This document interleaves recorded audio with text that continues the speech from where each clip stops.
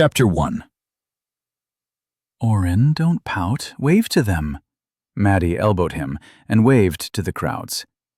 Only 2 weeks had passed since one of the members of the ruling class of Day had tried to kidnap Daniel, Oren's best friend, and the hero of the magical fantasy world they'd been summoned to. Now, Oren and Madeline Catanzano, the only members of their party who remained, were stuck on an open-backed carriage, being paraded around as members of the hero's entourage. Daniel, in front, waved at everyone, smiling. Oren slunk down farther into his cape, trying to avoid the cheering. Maddie's father, Silas Catanzano, one of the Lords of Day, had been preparing this celebration since right after Lord Wendell's fall from grace. His argument had been that the people needed something positive to focus on. The fact that a hero was in Day had become common knowledge overnight. At first, the people revolted when they found out that a Lord of Day had been killed.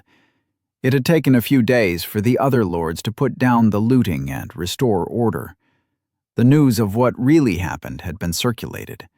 Wendell had tried to attack the city, and the hero had saved them all. Nobody talked about the attempted kidnapping or the monster the younger Wendell had set loose on the city. Nobody talked about the dozens dead or maimed. Yet the entire city whispered for days before the parade, and almost everyone turned out to witness the event. Oren had tried to get out of this. He wanted to remain incognito. Silas had ignored him. Maddie had ignored him. Even Daniel hadn't fought too hard against the rising popularity. "Stop trying to hide," Maddie hissed. Oren groaned and leaned against the side of the carriage. They'd already been up and down 4 streets. The city guards were marching behind and in front, mostly wearing the Catanzano colors.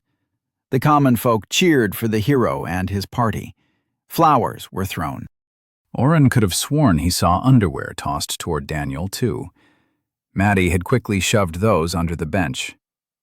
An hour passed, and when the driver waved, Oren leaned forward to hear his conversation with Daniel. "To go around again. The people are pushing and climbing over each other to see you. Is that okay?"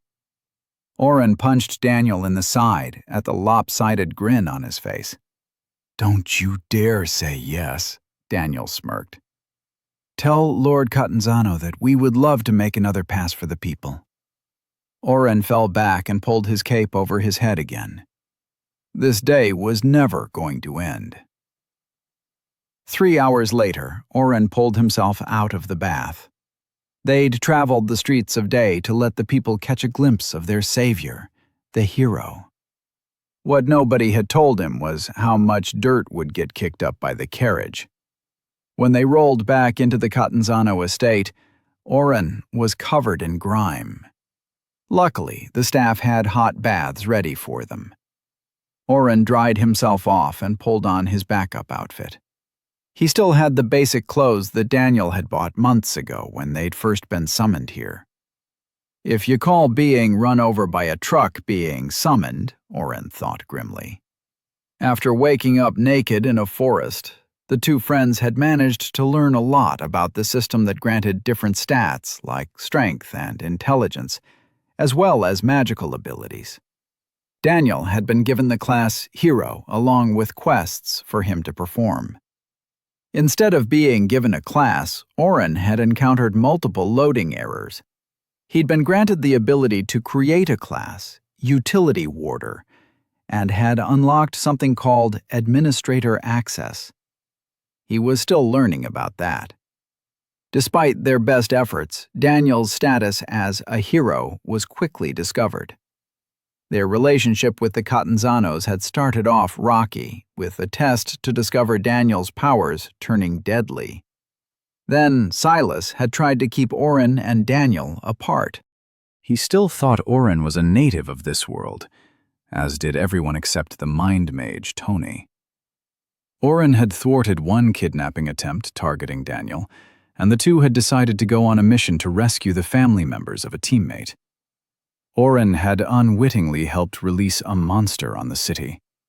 The culprit behind the scenes had been unmasked, and the lords and lady of Day had an epic battle in the streets. Daniel's status as a hero became common knowledge, and already emissaries from Veskar and Odrana had arrived to give gifts and assurances that the hero was welcome and expected to make appearances before all the ruling members of the two countries. Oren looked at his status. In his efforts to rescue Daniel, he had used a new ability. By sacrificing a point of his own constitution, he had stolen 10 points from an opponent they'd had no chance of beating. He'd had to use that skill twice. Oren Utility Warder, level 13, 380 out of 4,000. AP, 14. HP, 70 out of 70. MP, 380 out of 380. Strength, 9. Constitution, 7. Dexterity, 9. Will, 28. Intelligence, 11. He had yet to figure out a way to gain Constitution with his administrator access skills. Of course, he hadn't had too much time to himself to experiment until recently. The only good thing about being thrust into the limelight was the leveling. Each of the Lords of Day had sent Oren, Daniel, and Maddie out with a full retinue of guards to take down monsters. Oren had been carried an entire level in only 3 days. The downside was that it was getting harder to go out. Everyone, from the local baker to the stable boy, wanted to witness the great hero Daniel take down a monster. They hadn't been able to go out for days now. Oren started working through his list of daily chores. He used Analyze on himself while cycling the smallest amount of mana he could muster. Just as Tony had promised, he was starting to see some results, including a new counter of how much daily mana he'd used. Mana use, 320/??. It was both exciting and disheartening to see the progress. He could expand his status screen to see a full rundown of useless information about himself, his age, height, and even his weight. However, he knew how far he still had to go. At least I'm making some progress with my project, he thought with a smirk. The mana ticker had only appeared 2 days ago and still gave no indications that it would eventually tell him anything more useful, but Oren had a good feeling that he was on the right path. Maybe he could even control how much mana he could cycle. Tony had theorized that he could work out his daily mana capacity like a muscle, pointing to mages from rich families who gained the ability to drink an extra potion a day. They usually had to drink their weight in mana potions to be able to do so. But they don't have my blood cycling. One of Oren's skills, blood mana, allowed him to exchange his health points, or HP, for mana points, or MP, on a 1-to-1 ratio. He also could heal himself for less than the difference, giving him a seemingly infinite mana glitch. Except using that much mana in 1 day would kill someone. Enter Oren's second skill, Mind Bastion. The system-given skill was a blessing and a curse. The ability made him more in control of his mind and thoughts, allowing him to analyze and process situations and outcomes without emotion. It also delayed the backlash of using too much mana, something he'd had to suffer through multiple times already. If he hadn't found Tony when he had. Overall, the 2 skills let him use spells without care of the cost. He'd already spammed his current spells to the maximum multiple times, something that took regular people years to do. Looking over the abilities, Oren started his internal debate again, the one that had kept him up at night more than the impending parade. I can't level anything, Oren muttered as he pushed his screen around. Should I get something new or just keep focused on what I'm doing? Using his math skills, Oren had figured out that he could stretch his 380 MP pool into a little over 1,000 total points a day without any side effects. He'd pushed himself daily, using his own increase intelligence skill to make spells cost less and his experience for each spell go further. In the end, Oren had been able to add over 17,000 points of experience across a few spells. Level 3, 5,740 out of 10,000. Level 3, 3,370 out of 10,000. Level 3, 5,950 out of 10,000. Level 3, 1,945 out of 10,000. Level 3, 1,945 out of 10,000. 3, 1,620 out of 10,000. Level 2, 2,210 out of 10,000. 150 out of 1,000. He had made good progress, but Oren knew it would be another few weeks before he was able to max out his spells, something most mages would take years to do. But still, he was pissed at his prodigious rate of growth. Oren heard talking from downstairs. Someone had worked Maddie up. With a sigh, Oren looked around the room to make sure he had everything packed away in his dimension hole. The ability to store everything he needed in a magical subspace was probably still the coolest thing to him. He'd annoyed Daniel more than once by just making things appear from his pockets. Oren opened the door and started down the hall. Maddie and Daniel were standing in the entryway with a young boy, a messenger, most likely, judging by the clothes he wore. "What does this mean? Why does the guildmaster think she has the right to demand Daniel's presence?" Maddie all but screamed at the poor teenager who had delivered the message. He stumbled back from the fury of the daughter of the Lord of Day. I just delivered the messages, ma'am," the boy said, clutching his satchel and backing toward the door. "I don't know what's in them."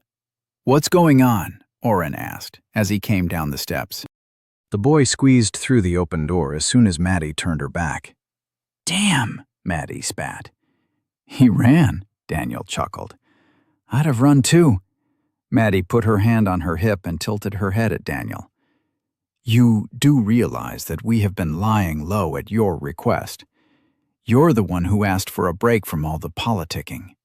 Daniel's smile faded. "Can I see the letter?" Oren reached out a hand. Maddie practically threw it at him.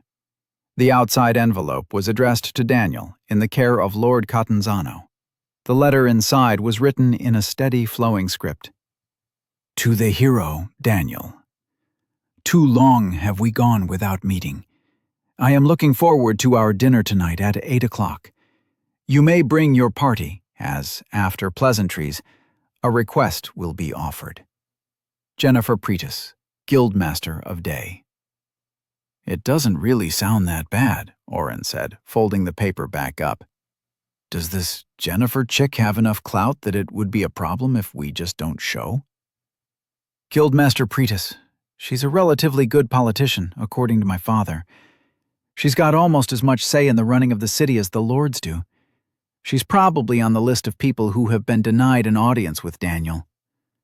Daniel stood with his back against a banister, looking off into space, the hallmark of someone reading their own status, completely oblivious. "Are you even listening?" Oren kicked his friend in the shin. "Hmm?" Daniel didn't react to the kick. "Oh, sorry. So, we have to have dinner with the leader of the guild, right? Can they give us a quest to do? I want to get out of the city for a bit." Oren slapped his forehead. "You think everything will just work out that easy?"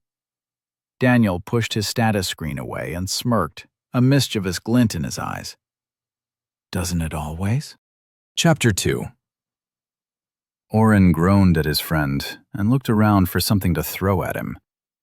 Maddie noticed his gaze and stepped closer, calming him with a hand on his arm. "I'll speak to my father and try to find a way out of it for you," Maddie smiled. She smiled at Daniel and Oren more these days, but Oren noticed the sadness and anxiety on her face too. He sighed. "No, If Daniel is going to make an ass of himself, we should be there to rein him in a bit, I guess.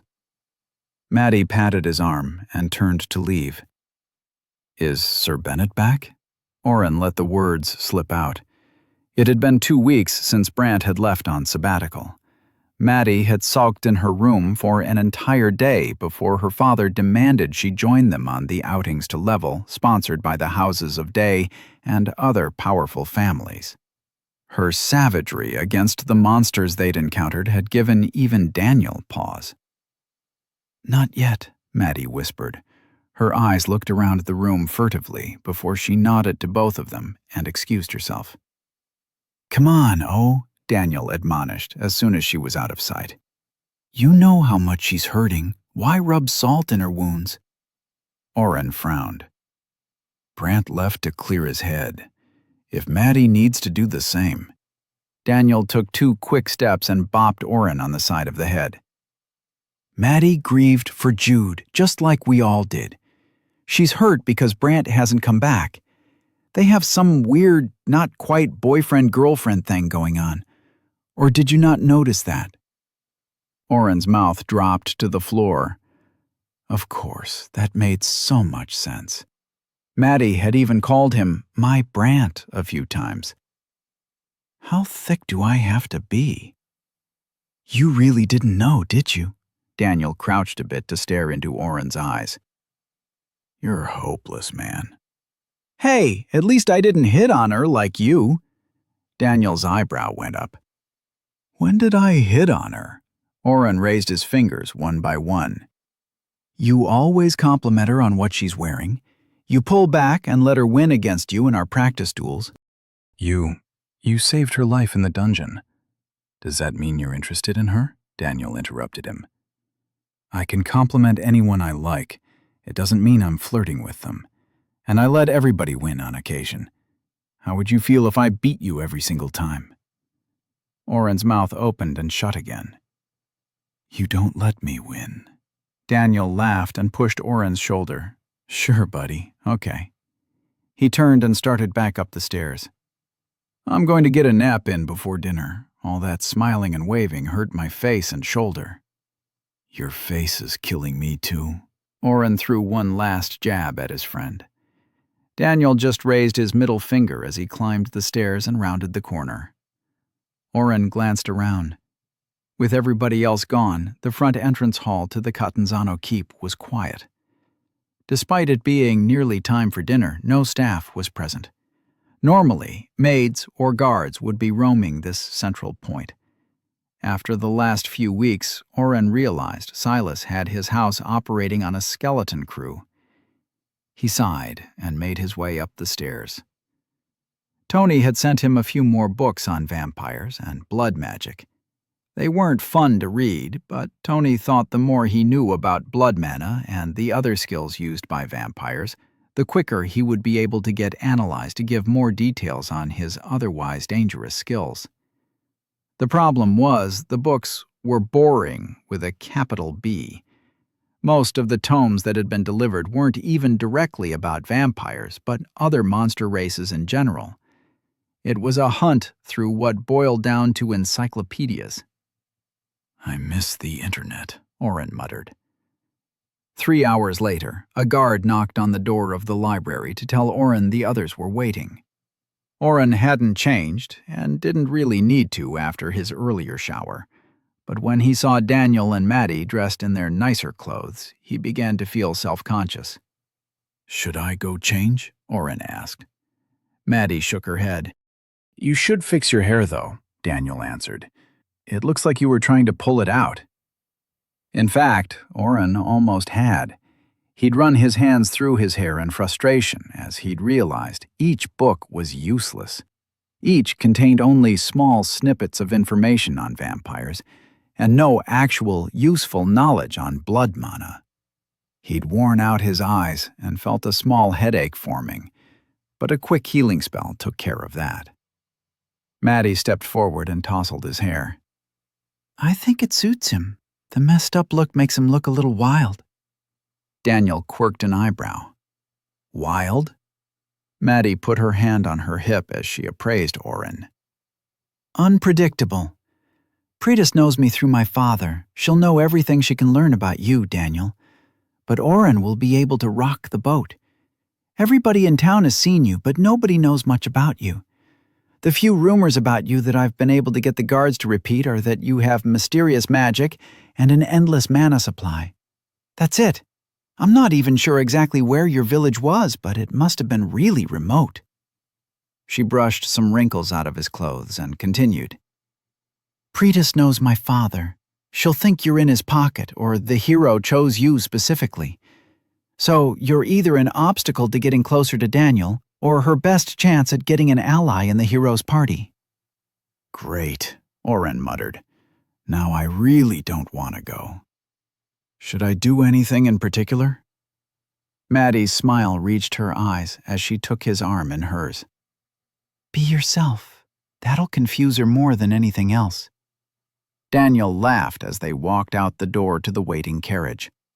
Oren could only grumble as they made their way to the guild. The short trip was filled with Maddie's suggestions to Daniel on etiquette and the best way to not get swept up in guild drama. The guildmaster is a bit of an enigma, Maddie explained. She is obviously a high-level adventurer, but she's been able to hold her own in the political arena as well. So just keep your mouth shut and let Maddie do the talking, Oren summarized for his friend. She's the smarter one when it comes to this political shit. Daniel stuck out his tongue. Maddie sighed. That might not be possible. From everything I've heard, she's clever. Everything she does or says will be a test. She loves to learn and has a knack for drawing out information from others. My father warned me that we should get in and out as quickly as possible. What about dinner? Daniel asked. I didn't have anything because I thought we were eating with her. Maddie shook her head and ignored him. Stepping out of the carriage, Oren realized how long it had been since they'd been to the guild. Everything was always taken care of for the hero and his party. The dungeon run had taken care of their need for the monthly quest requirement, and Silas had been creating quest requests for them based on whatever backdoor deals he made.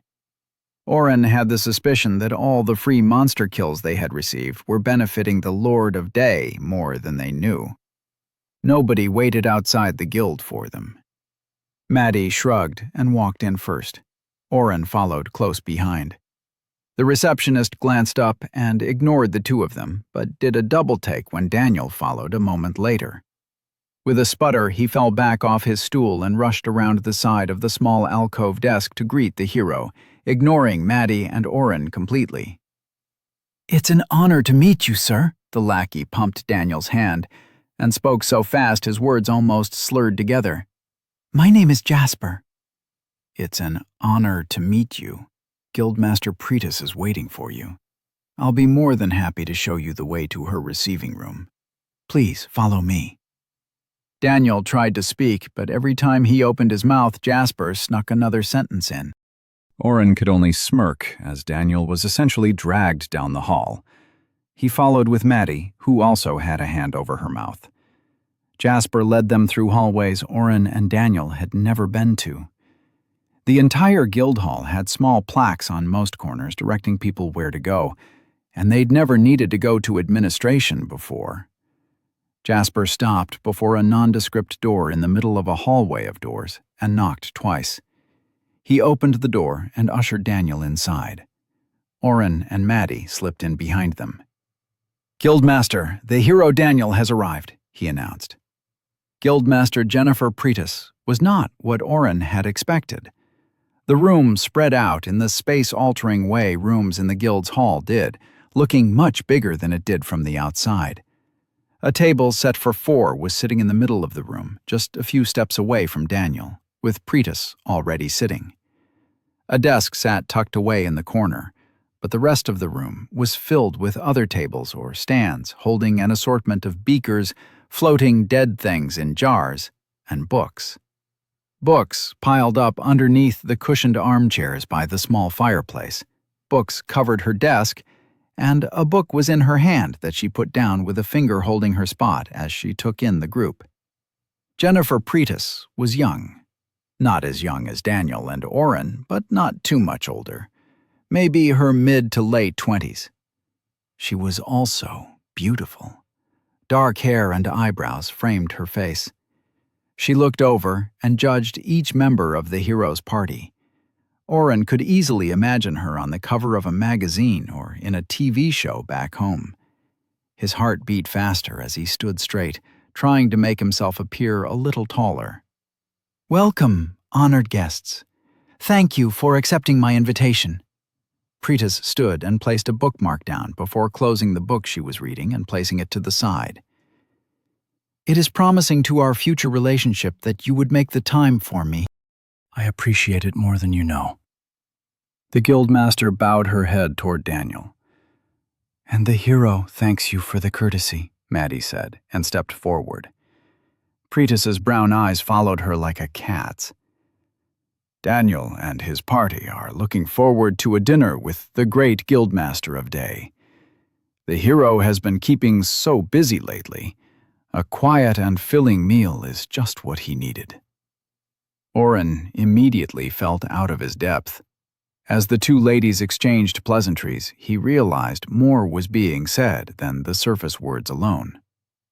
"Of course, we are all in his debt for unveiling such a heinous traitor in our midst.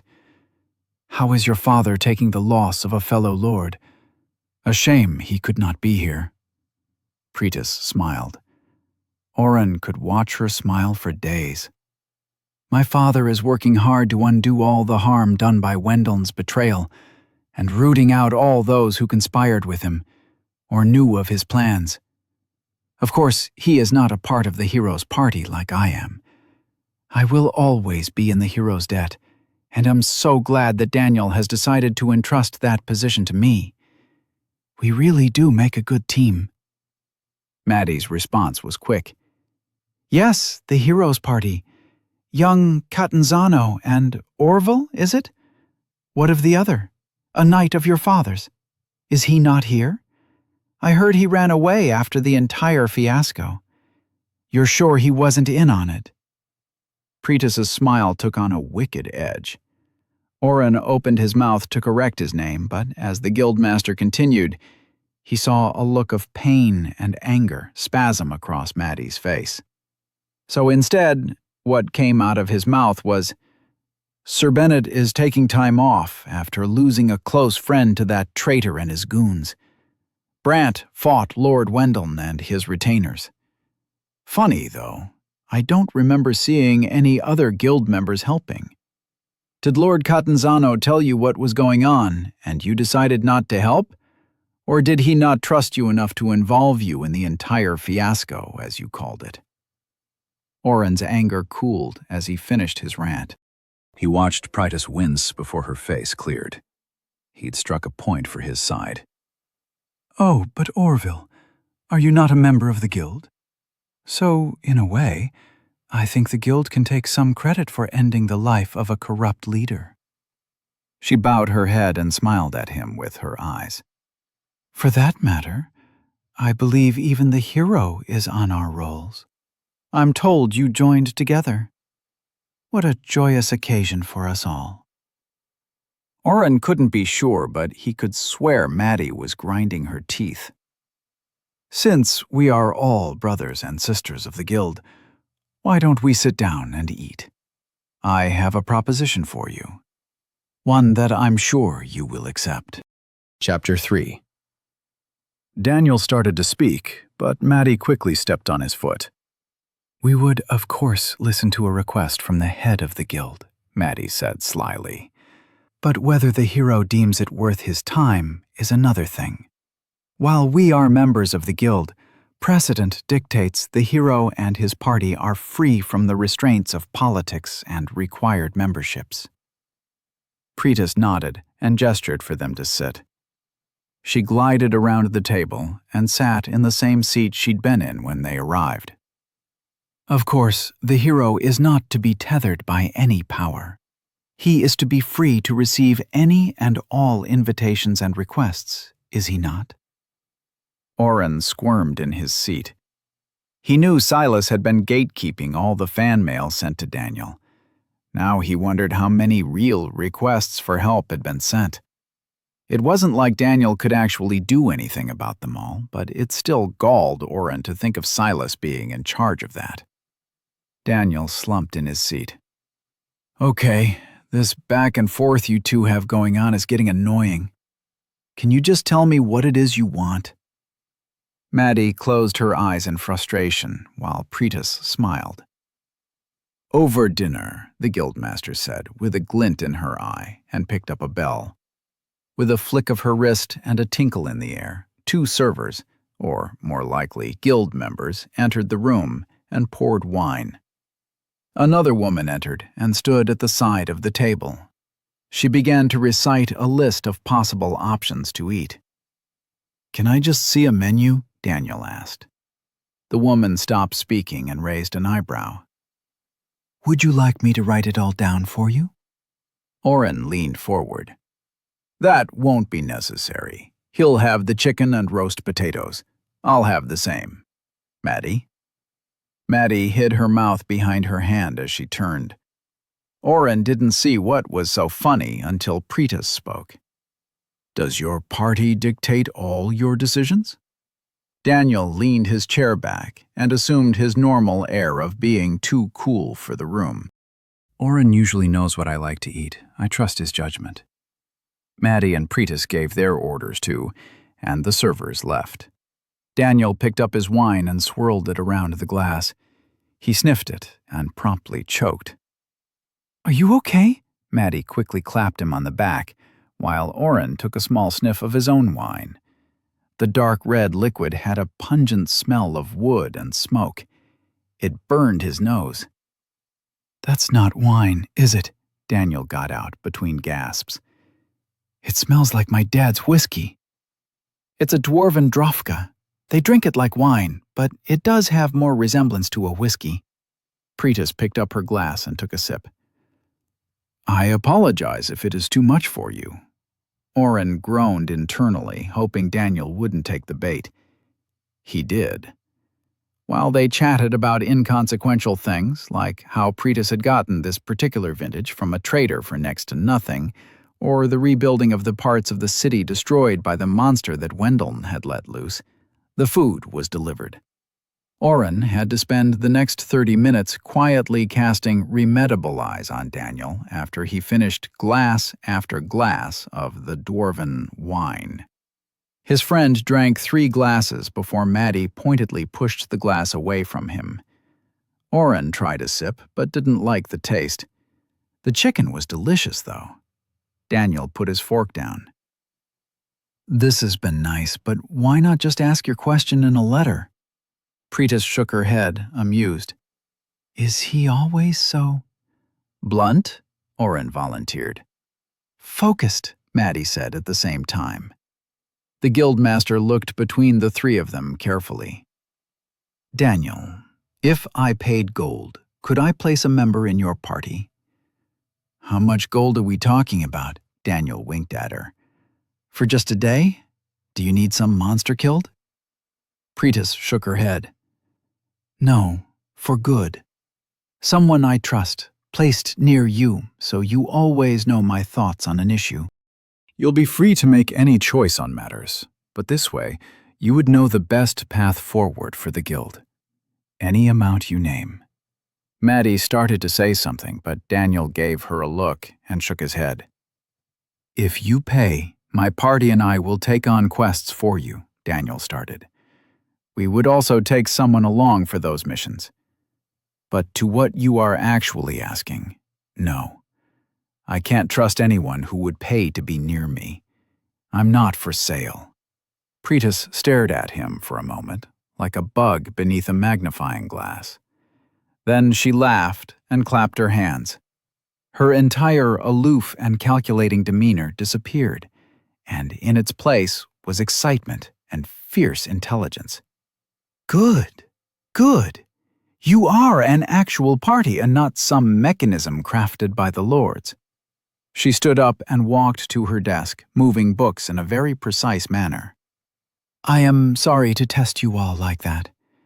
Madeline, I'm trusting you, as a member of the Heroes Party, to not betray anything I'm about to tell you, or that I can be more than a cold, emotionless statue of a woman.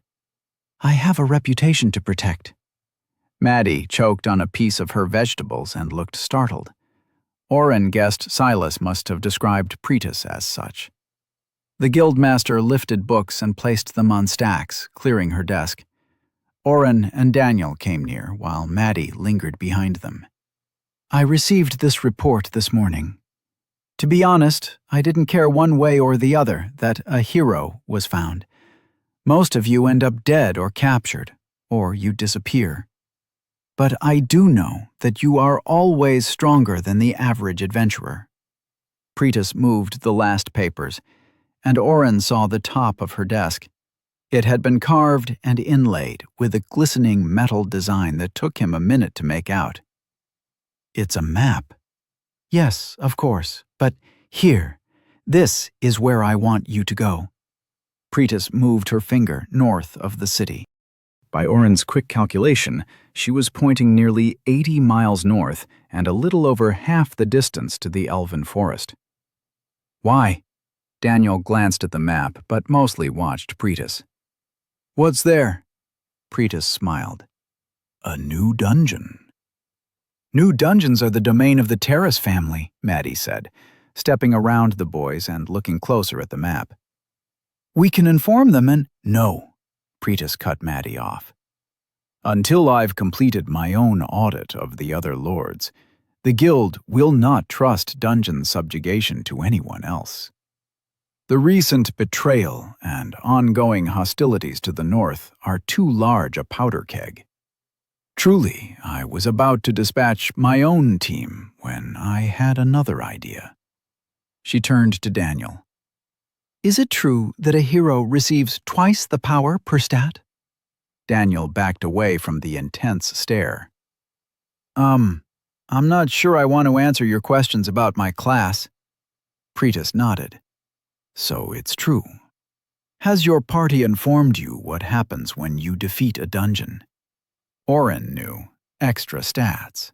They'd completed their research on dungeons before visiting the Aqua Chambers. "I know once the core of the dungeon is crushed, the party gets a set number of points to a random stat." "Is there more?" Daniel asked. "That's the gist," Pretis waved her hand. "But since 1 point in anything would be worth more to you than anyone else, I thought I would give you the chance first. It's a newly spawned dungeon. The outbreak was contained by members of the guild out on patrol. Nothing more than level 3 appeared. Based on the statistics of dungeon growth, that means only 1 decaset." She paused. 10 levels with 1 boss. Any party at level 20 could take it out in a week. "And you are going to give it to us out of the goodness of your heart?" Maddie asked incredulously. She crossed her arms and glared. "Of course not. In return, the hero will agree to take on a certain number of quests for the guild." "I'd also like to fill out the other 2 members of your party for the subjugation." Maddie narrowed her eyes. "So that they can report all of Daniel's skills back to you." Pretis smiled. "Naturally. I mean no harm in wanting to know the pieces on the board and their power. I can be a great ally in the coming months. Surely you don't think Odrana is done. They made a move on Day. Day is the guild. They've done everything but actually declare war on us." Oren wanted to hit himself. He knew that Wendeln had been working with Odrana. He knew Odrana was fighting with the elves.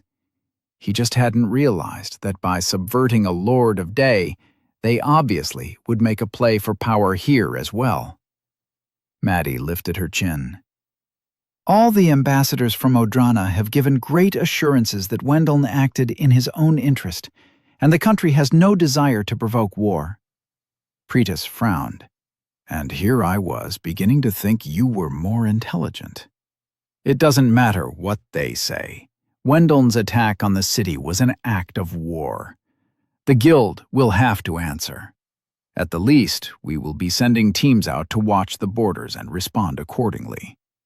Oren realized Pretis hadn't been filled in on who'd actually released the monster. Excuse me. Pretis and Maddie turned as one.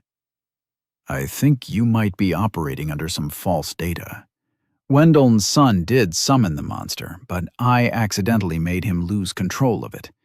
That's why it attacked. I don't know if Wendell meant to attack the city in any way. He just talked about the elves and the power they have. He seemed to just be trying to kidnap Daniel, Oren explained, his thoughts tumbling out on top of each other. Pretis held up a finger and grabbed a notebook off a stand. She turned pages and then began to write.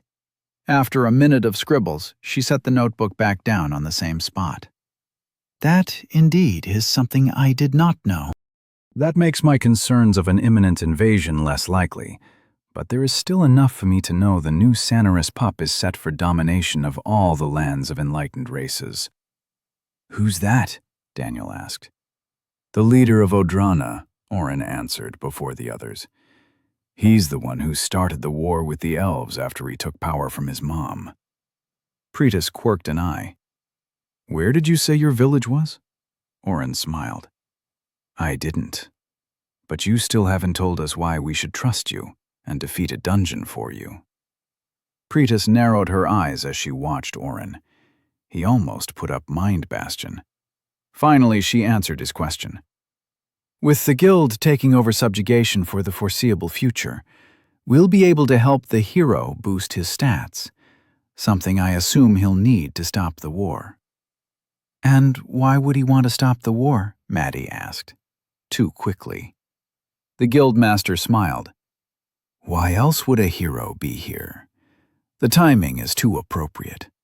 The simplest answer is usually the correct one. She turned to Daniel.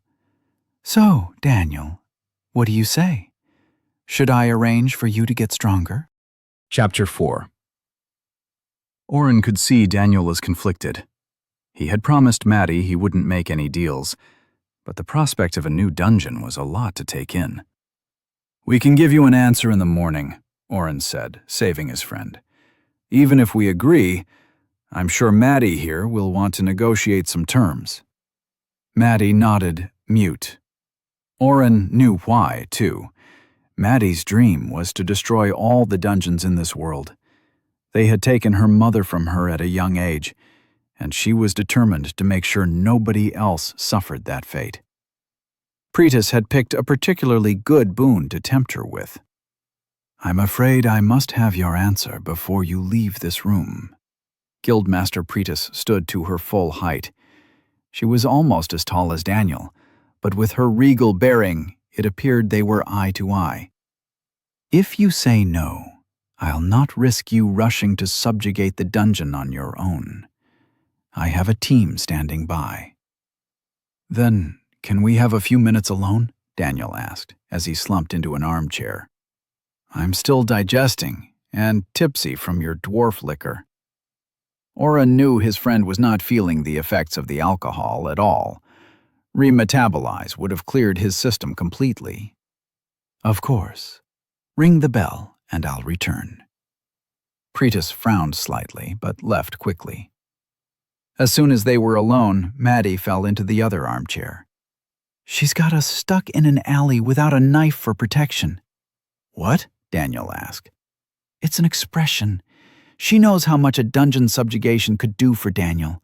We have no real political clout to throw around. Basically, we are fucked. Maddie, I don't think I've ever heard you curse, Oren exclaimed, in mock outrage. You two are a bad influence, she muttered, putting her head in her hands. The problem is, I want this. I've dreamed of crushing a dungeon my entire life. If she really can get us to a new dungeon, I'll... She trailed off. She said she'd just want a few quests done. Oren shrugged and started leafing through the book Pretis had left behind. We have to do some each month anyways. Why not just make sure we have the option to decline anything crazy? She also wants us to take her people with us into the dungeon, Daniel said, as he put his feet up on the small table and leaned back in the armchair, stretching. Damn, this chair is comfortable. Yeah, I think that might be the bigger ask, to be honest, Maddie said, as she also sank into her chair. Oren continued to wander the room, looking at the books. The majority were treatises on subjects ranging from animal husbandry to high-level magical theory. Political essays and history books were mixed in as well. There appeared to be no rhyme or reason to the stacks, and every book had a scrap of paper or bookmark in it. So, we refuse, Daniel shrugged. I trust you two, but I get the feeling she isn't going to let us wait around for Brant to return. Do you think the three of us would be enough? Maddie shook her head. Even a newly formed dungeon isn't going to be easy at our level. Without Brant, or... She took a breath and continued. Jude, we are going to need some heavy hitters. Oren peeked around at the jars filled with monster parts and asked, Do you know anybody in the guild that you would trust? We could demand certain people. The only other people I know in Day are Tony and a bunch of shopkeepers. He stopped in front of a vial with tiny floating red flower petals. They reminded him of someone, and his eyes went wide. Actually, that's not true. I met some guild members once who asked me to be part of their party. I'm not saying I trust them, but at least I know them a bit. Maddie sat forward in her chair, resting her chin on her hand.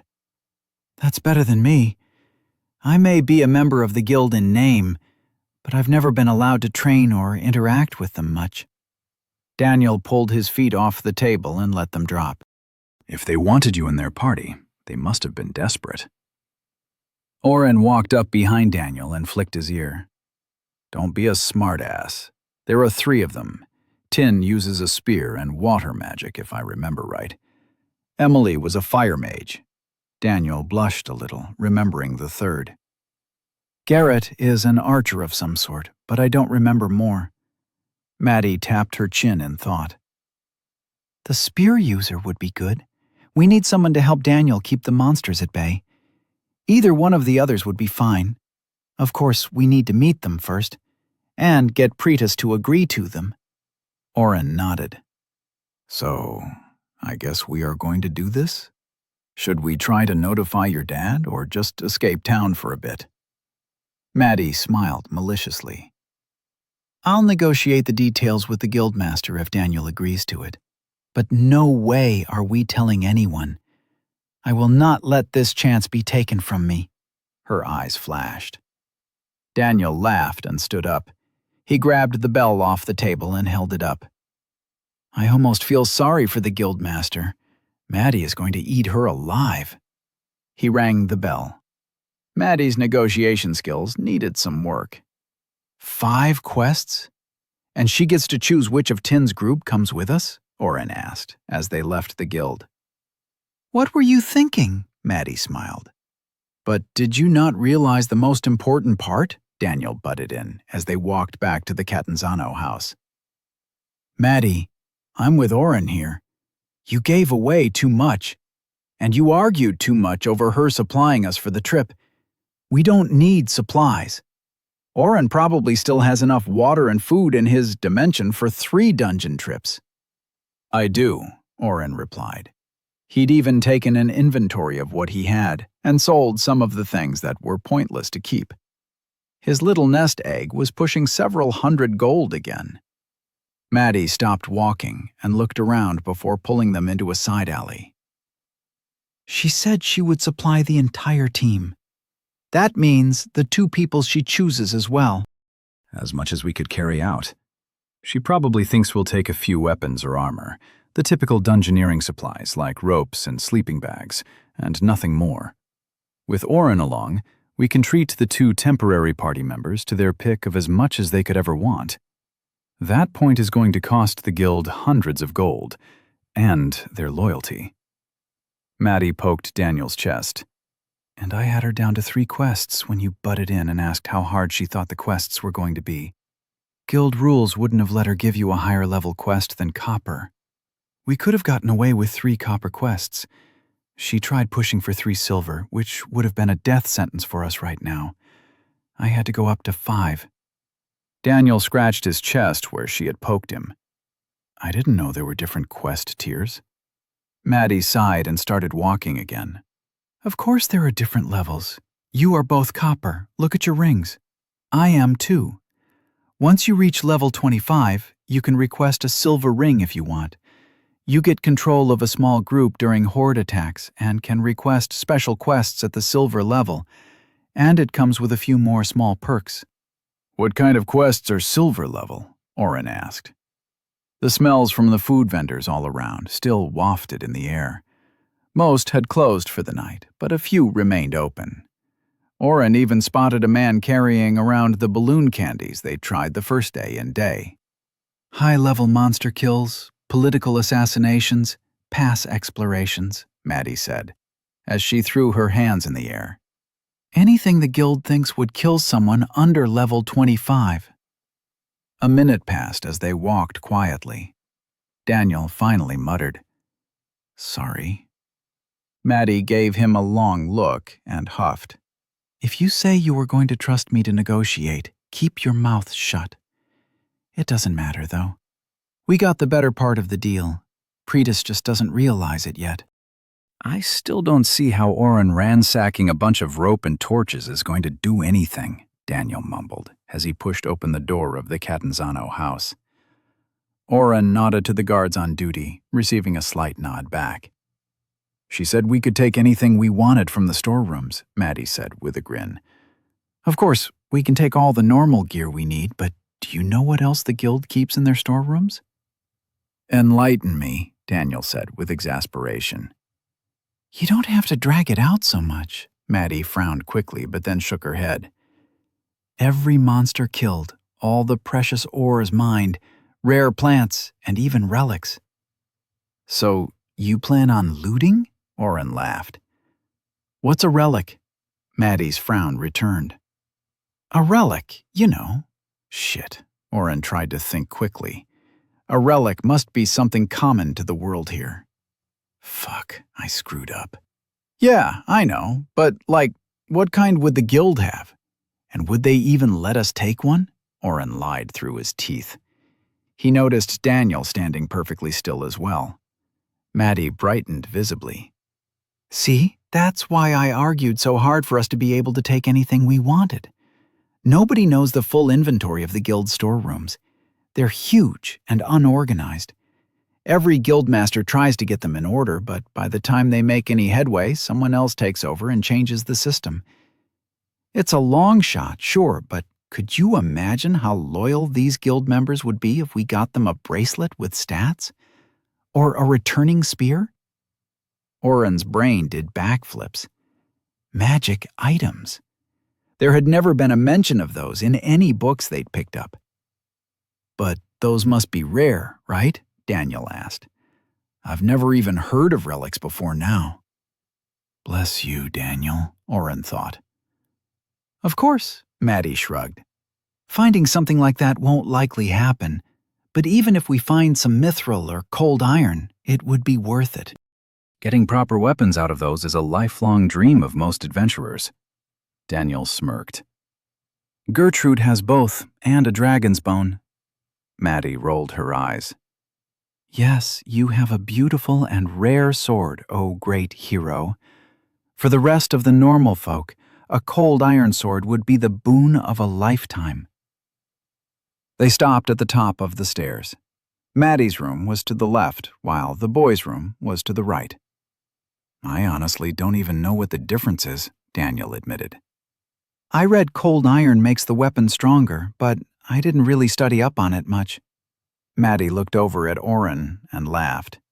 He's so ignorant, I don't know how it took me so long to figure out he was from another world. Oren laughed along while simultaneously breaking out in a cold sweat. Yeah, I keep waiting for him to ask me how to use the bathrooms. Maddie's smile grew wider as they picked on Daniel together.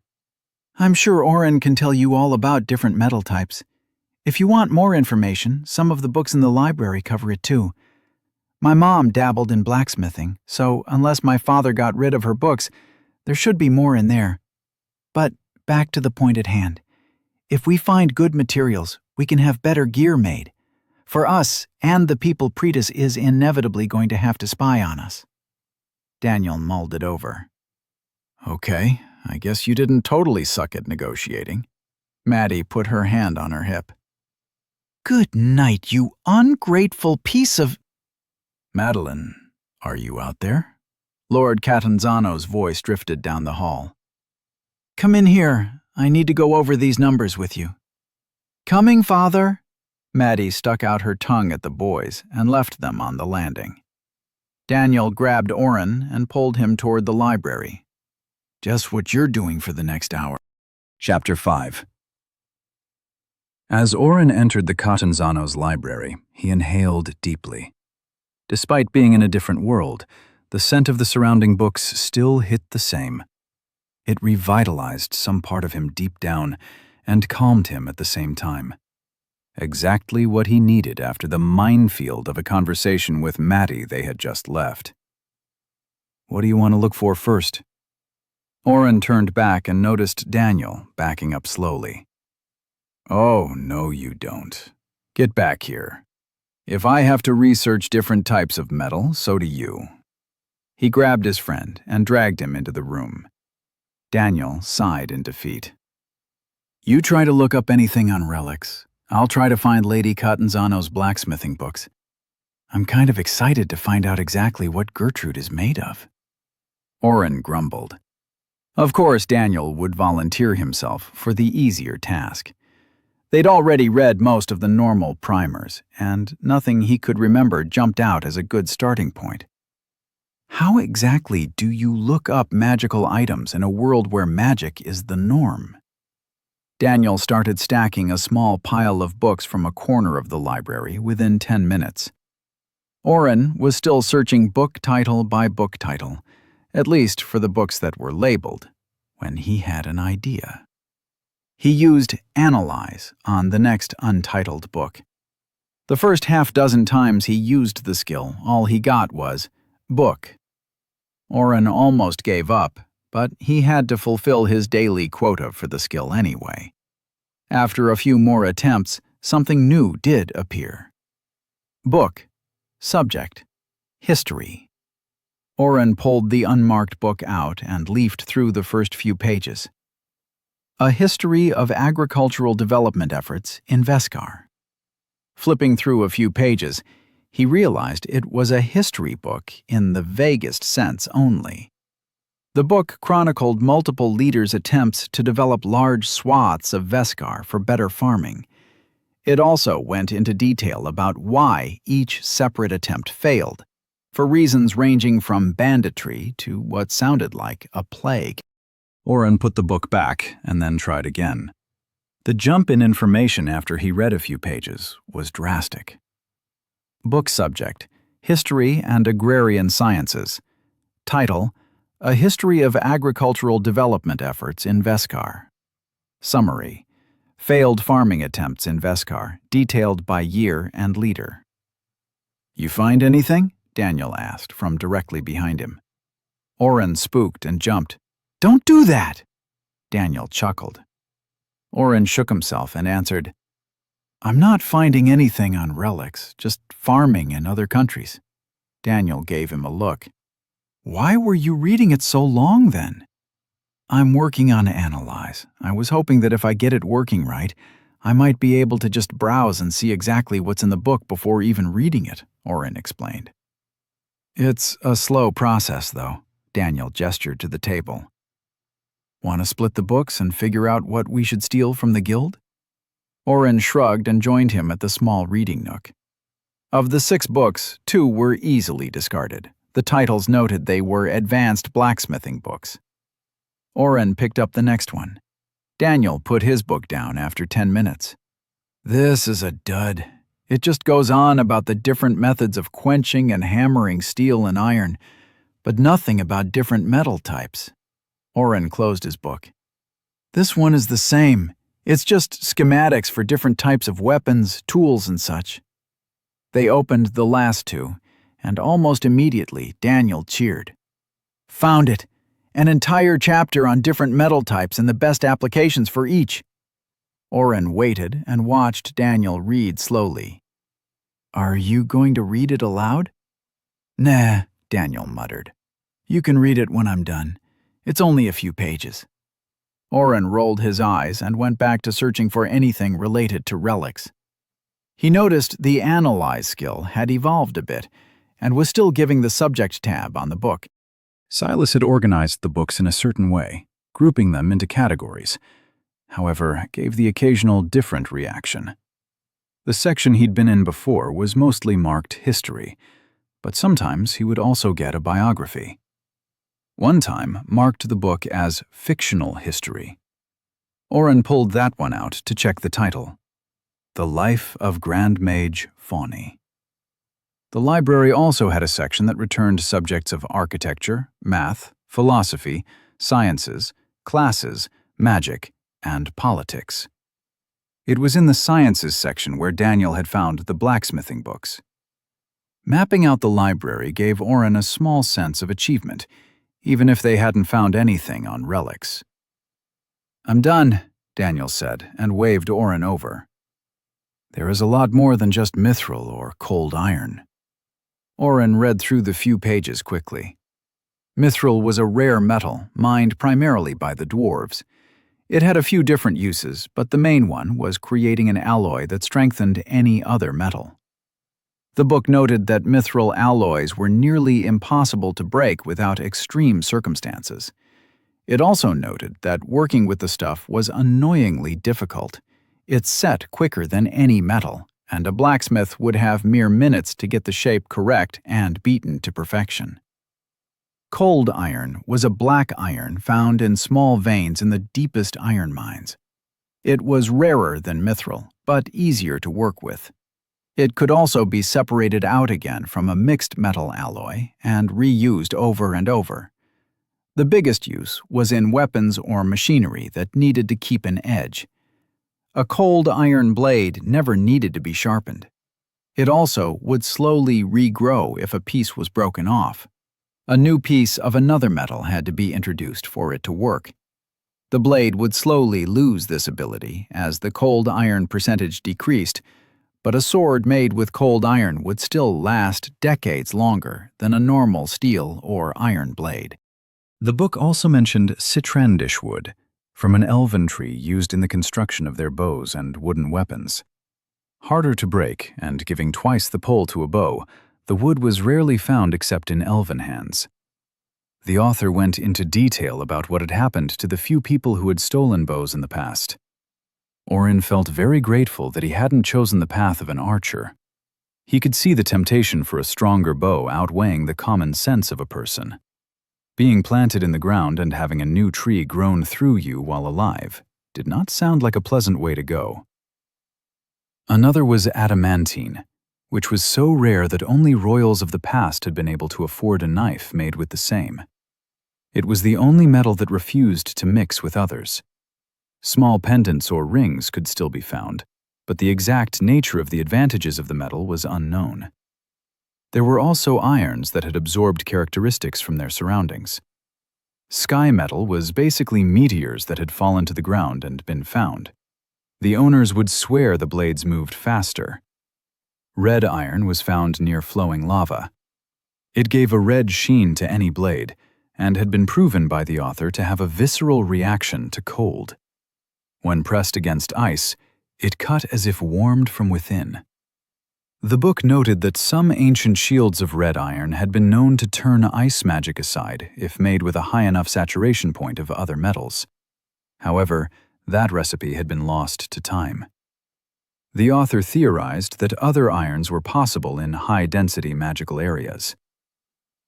So, your sword won't break and doesn't need to be sharpened, Oren said, as he finished reading and looked over the chart of saturation points and mixture percentages for different metals.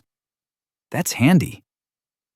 She'll also regrow if I chip her on something too hard, Daniel added. Like if I tried to hit your head? Oren rolled his eyes. Good to know, I guess. Nothing that would help either of us too much, though. Daniel shrugged. You need to keep learning all the things you can if you don't want to tell Maddie. I can get away with the I'm ignorant act, but unless you come clean and— No, Oren cut him off. I trust her a bit, but that's too big a secret. Just pay attention. You saved me today. Keep that up. Daniel picked up the books and moved them back to the shelves. So, tell me more about the people we are going into this dungeon with. Oren leaned back in his chair and closed his eyes. It had been a long day, and using Analyze wore him out. He was getting better at pushing the skill further and further, but he still felt a small wave of exhaustion hit him once he used it too much. Physical skills suck, he thought. Tin is really nice. She was the one who answered my request to find you back when— He trailed off. Anyways, she invited me to lunch and introduced me to the other two, Emily and Garrett. You'd like Tin. She's good people. Emily is more reserved, but smart. You can tell just from talking to her. She also has an evolved class. She found some magic item that let her upgrade from Fire Mage into something else that I can't remember the name of. Honestly, I think if she's on the team, she'll be the easiest to convince to use our strategy of working together. What's Tin's class? Daniel sauntered back over and plopped in the other chair. The Fire Mage I worked with before was powerful. She uses a spear and water magic, I think. Oren looked up as he tried to remember the conversation from weeks ago. Water spear, maybe? She'd be good at the front line with you. And the third one? Daniel asked, pulling at a string in his shirt. He wrapped the thread around his finger once and yanked. Oren remembered the flirtatious archer. Garrett. He's an archer with earth magic. I didn't really get too much about his skills. Daniel looked up. Why are you blushing? Oren stood quickly and went back to searching the library. Not blushing, it's just hot in here. Where do you think we can find more on relics? Daniel followed right on his heels. It's not hot in here. Are you sick? Oren ignored him. Oren, what is it? Daniel asked, with genuine concern. You didn't cycle too much, did you? I thought you had a better handle on your limits. Oren sighed. He kind of hit on me last time we were all together. Daniel blinked twice and then laughed. This is why I didn't tell you, Oren muttered, and pulled another book out from the magic section. It ended up being a list of different types of obscure magic used in Veskar. Daniel put his hand on Oren's shoulder. Buddy, I'm sorry. I thought you liked my sister. Oren threw up his hands, knocking Daniel's hand off. I do! Did. I don't know. I've never had someone hit on me. It threw me a bit, and I'd just rather not think about it. Daniel gently placed his hand back on Oren's shoulder and turned him until they faced each other. You know I'm your friend no matter who you like, right? Oren nodded. Daniel's face turned evil. Is he hot? Oren boosted his own strength and pushed Daniel. He rolled backward and came up laughing. I'm going to bed, Oren announced. He stormed out, with Daniel's laughter echoing behind him. Chapter 6. Oren woke up before the sun. Daniel was snoring lightly as he pulled on his clothes and made his way downstairs to the small training yard. None of the guards were up and training this early, exactly how Oren liked it. Using one of the tables set out for equipment between bouts, Oren started to clear out his dimension hole. He sorted the junk he'd accumulated into 3 piles: food, survival supplies, and loot. He'd already cleared out most of the random monster parts that he had gathered since Daniel and he had woken up in the forest. He had a little food and 2 barrels of water as well. That pile could stay here until they left for the dungeon. In the survival pile went his multiple vials and some peanut drop clippings, along with a dwindling supply of alchemy ingredients. He had his bedroll, rope, a hand axe, and a few knives left over from Daniel's original bracer of daggers. His original clothing, and a few new changes. He had a myriad of other useful items as well, including blankets, candles, torches, chalk, matches, flint and steel, a water skin, and even fish hooks and a line. Maddie had gotten him a few small jars of ink, a fountain pen, and a small blank book when he'd mentioned he wanted to make some notes and plans. Those went in as well.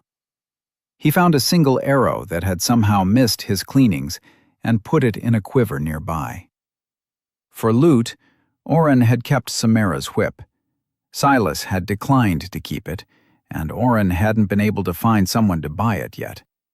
Everything else had been sold, and the multiple pouches of gold, silver, and copper he had were a testament that Oren could probably retire and live quite comfortably if he wanted to. He'd split the money as evenly as possible with his friends. Daniel had spent a lot of his original gold from sharing quests with Maddie on his weapon. Oren hadn't gone on any such spending spree, if you didn't count the small library of books he kept.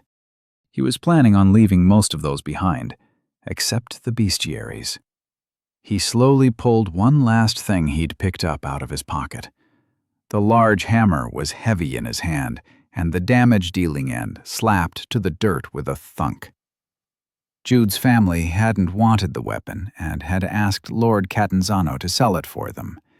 Oren had paid double the going price in an effort to help his late friend's family. "What am I doing lugging you around, though?" Oren asked the hunk of metal. He wasn't trained to use the hammer and didn't plan on learning any time soon. He knew he would need to leave the hammer when they went to the guild storerooms.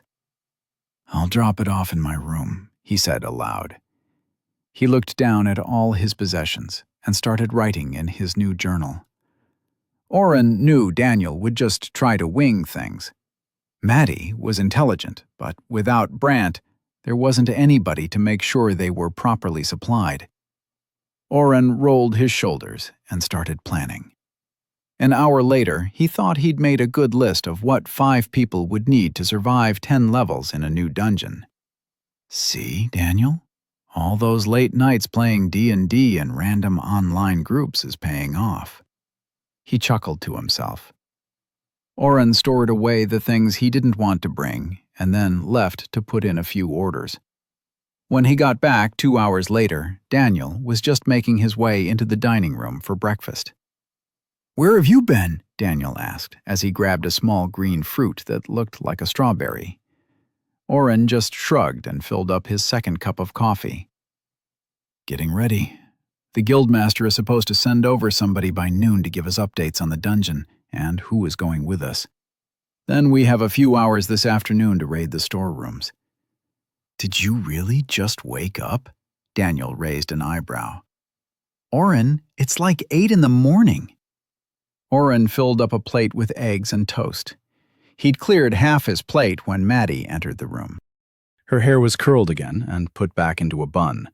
Her normal battle clothing was gone, and she wore an elegant suit with a longer coat that almost doubled as a dress. She had applied some light makeup as well. "Off to war?" Oren joked. Maddie flinched. "Yes, actually. I have to attend a meeting with my father for the next few hours. I'll be back before lunch. Don't even try to start without me." "Everything all right?" Daniel asked from his seat. Maddie sighed. "Yes, it will be. We've had to take over Wendell's accounts, and the other houses are fighting over the proper distribution." Daniel turned back around. "Sounds easy. Just give an even split." Maddie sat down, pulled Daniel's plate toward her, and started to eat his food. "And what about the debts already owed to each family? Or our own debts owed to Wendell? Should we all start from zero? What about the fact that the Timpy house is taking over most of his duties? What about the guards he paid for?" Daniel put his hands up. Okay, I get it." Maddie smirked. "That's only half of it. Entire coffers were missing. We don't know if they were stolen by some enterprising guard or if Wendell was cooking his books." "Or paying off kidnappers," Oren muttered. Maddie nodded. "My father wants to hammer that point. Wendell used city funds to try to kidnap Daniel. We spent manpower and resources. It's going to be a long and boring meeting filled with math and lots of arguing." Sounds like Oren's favorite pastime. Daniel grabbed a pastry off his plate before Maddie could eat it. "Maybe he should go with you." "I've got places to be," Oren responded. "I ordered some extra alchemy supplies, along with a few things I thought might make our trip into the dungeon easier." Daniel perked up. "Like what?" Oren started counting on his fingers. "Small tents for the rooms between floors. Nobody should have to hear you snore. A barrel with a tap so we don't have to keep pulling water out the top with a ladle. A grappling hook in case we need to climb. A crowbar and climbing pitons. Extra blankets and bedrolls for the new members." "Do we really need that?" Daniel rolled his eyes. "They should have their own, right? And what's a piton?" "Climbing spike. Hammer it in and run a rope through it. Then if you fall, you won't die." "Again, do we really need that?" Daniel asked.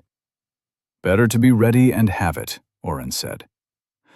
"Well, I'll leave you boys to it then." Maddie mopped up the last of Daniel's breakfast and stood. She reached back and bobbed her bun on her head. "Do I look presentable?" "Absolutely," Daniel said with a smile. Maddie grinned and nodded at them both. "Wait for me," she demanded again, and swept out of the room.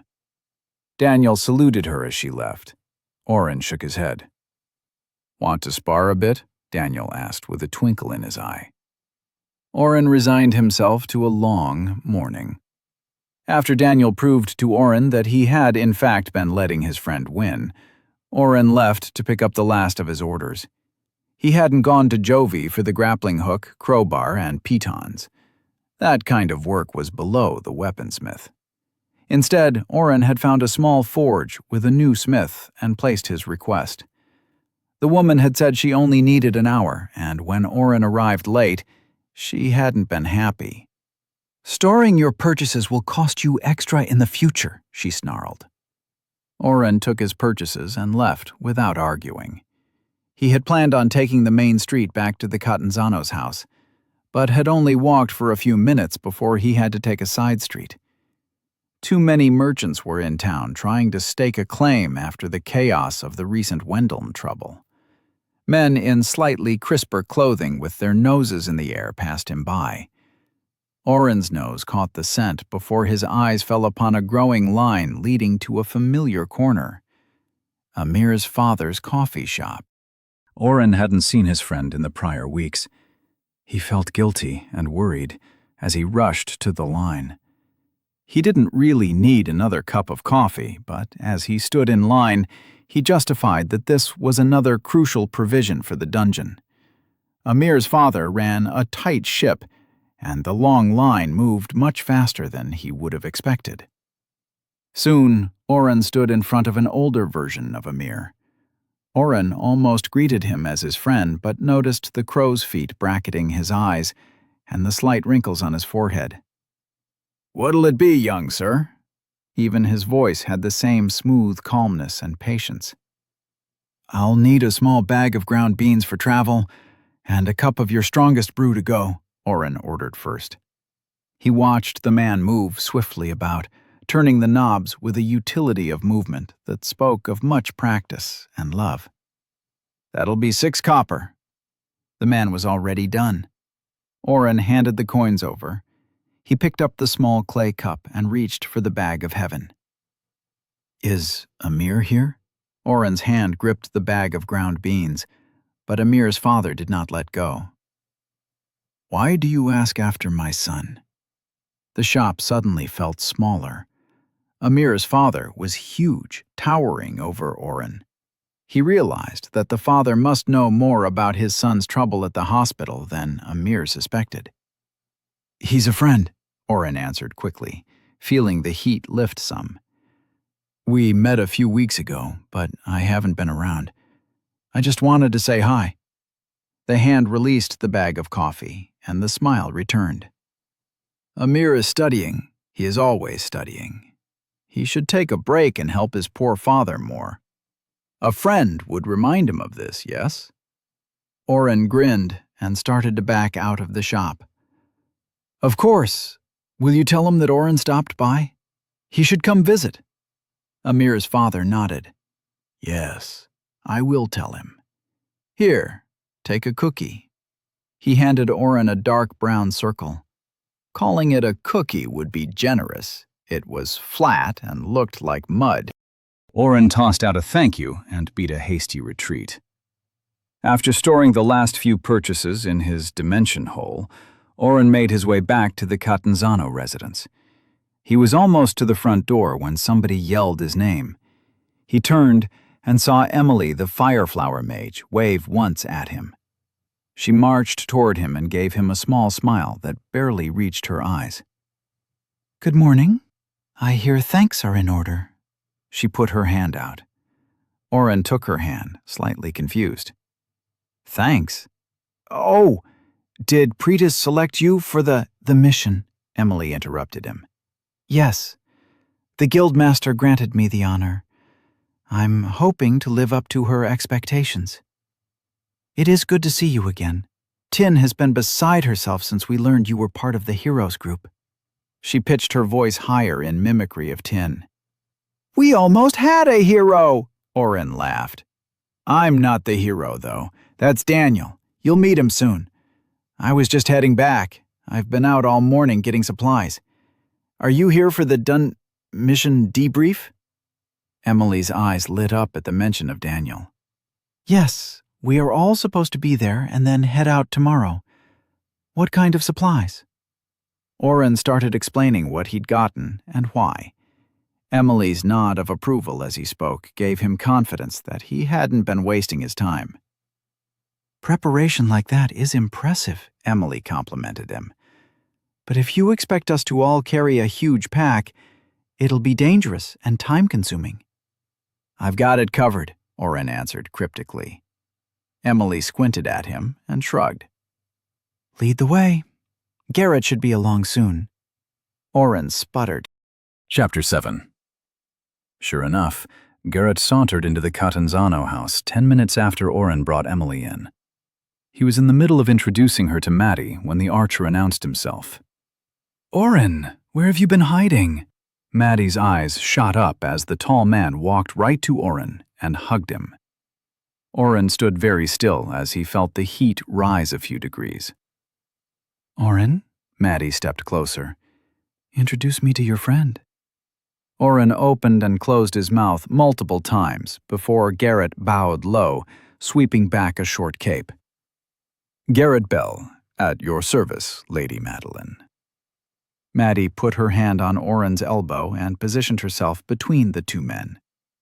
I'm assuming that you are to be our 5th member, along with Ms. Emily here. Garrett nodded and waved at Emily.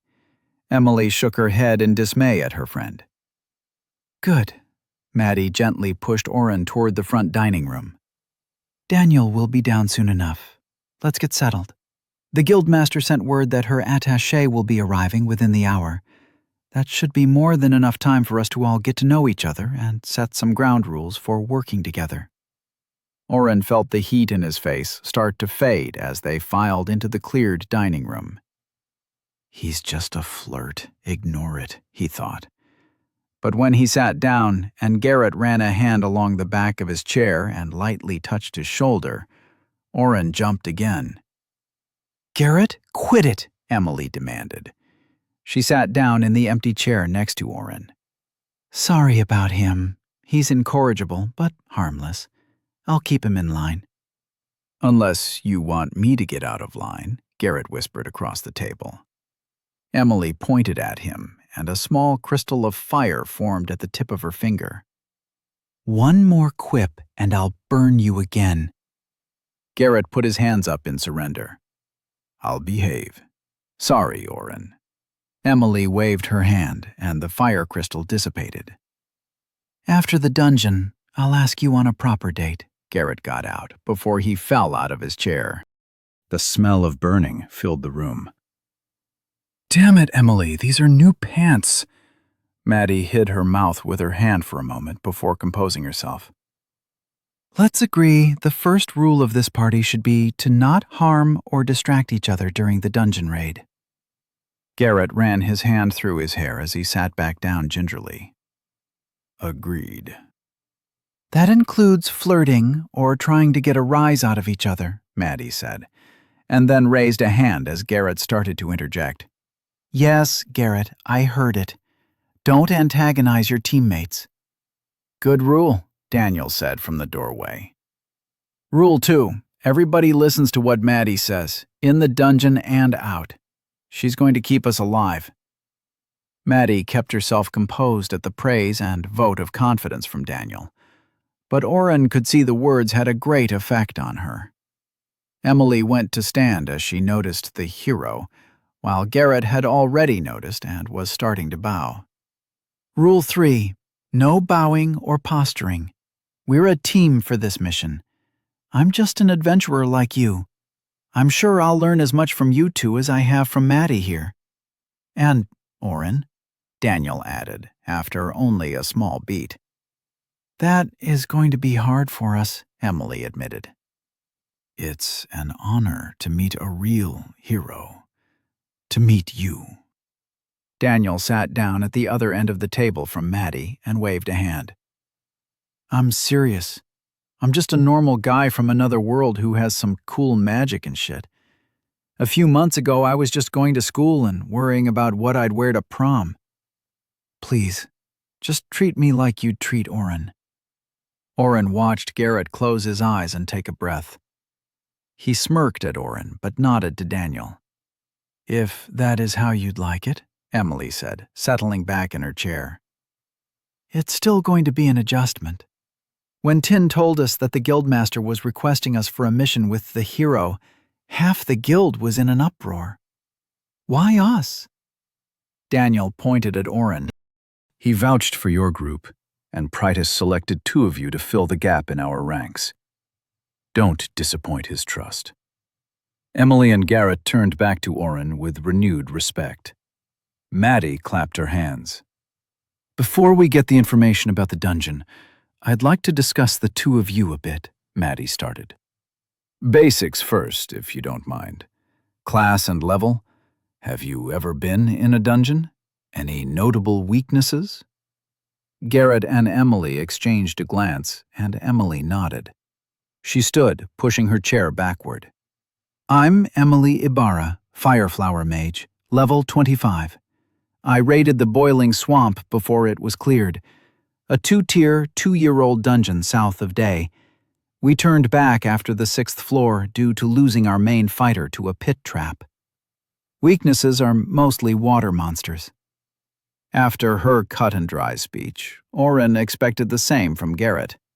Instead, I'm Garrett Bell, Earth Archer Extraordinaire. I'm level 19, but teetering on the edge. I've not raided a dungeon, but I've helped turn back enough hordes and fought enough monsters to know the game. I have no weaknesses, unless you count a beautiful smile or good time a weakness. Maddie sighed. Does your class allow you to take damage? Garrett shrugged. I stay on the edges of fights. I've got a trump card if I need to avoid a big blow, but if the party does its job, I should be able to take down any monster quicker than most. Emily spoke up. He's not just bragging. His arrows hit hard, and he has a knack for trapping monsters. He usually outkills me and Tin combined. Maddie nodded, taking a few notes. We'll discuss our strategy later, but know that we don't care how hard you can hit individually. We work as a team. If you don't think you can take orders and go against the normal adventurer code of most damage output possible, you can leave now. Emily frowned, but didn't move. Garrett laughed. Are you saying you want me to not kill the monsters? Daniel hit the table loudly. If Maddie says to not kill a monster, you listen. If you can't do that, we can't trust you. Garrett's smile disappeared. Whoa. I'm not saying I can't follow directions. It's just... Why? Oren raised his hand, and Maddie nodded at him. He stayed in his seat, not trusting his legs while having to give the same speech he'd originally given to Brant, Jude, and Maddie so long ago. It comes down to strategy. If every one of us just goes full out at whichever monster we want, the chances of success go down. Instead, we'll work as a team. Daniel can usually keep the attention of a few of the monsters and stay up while we take down stragglers or more dangerous prey first, depending on the situation. Maddie and I have worked out a good system of giving directions during a fight. We'll explain it all later. By picking our targets, we can concentrate our damage and increase our odds with every kill.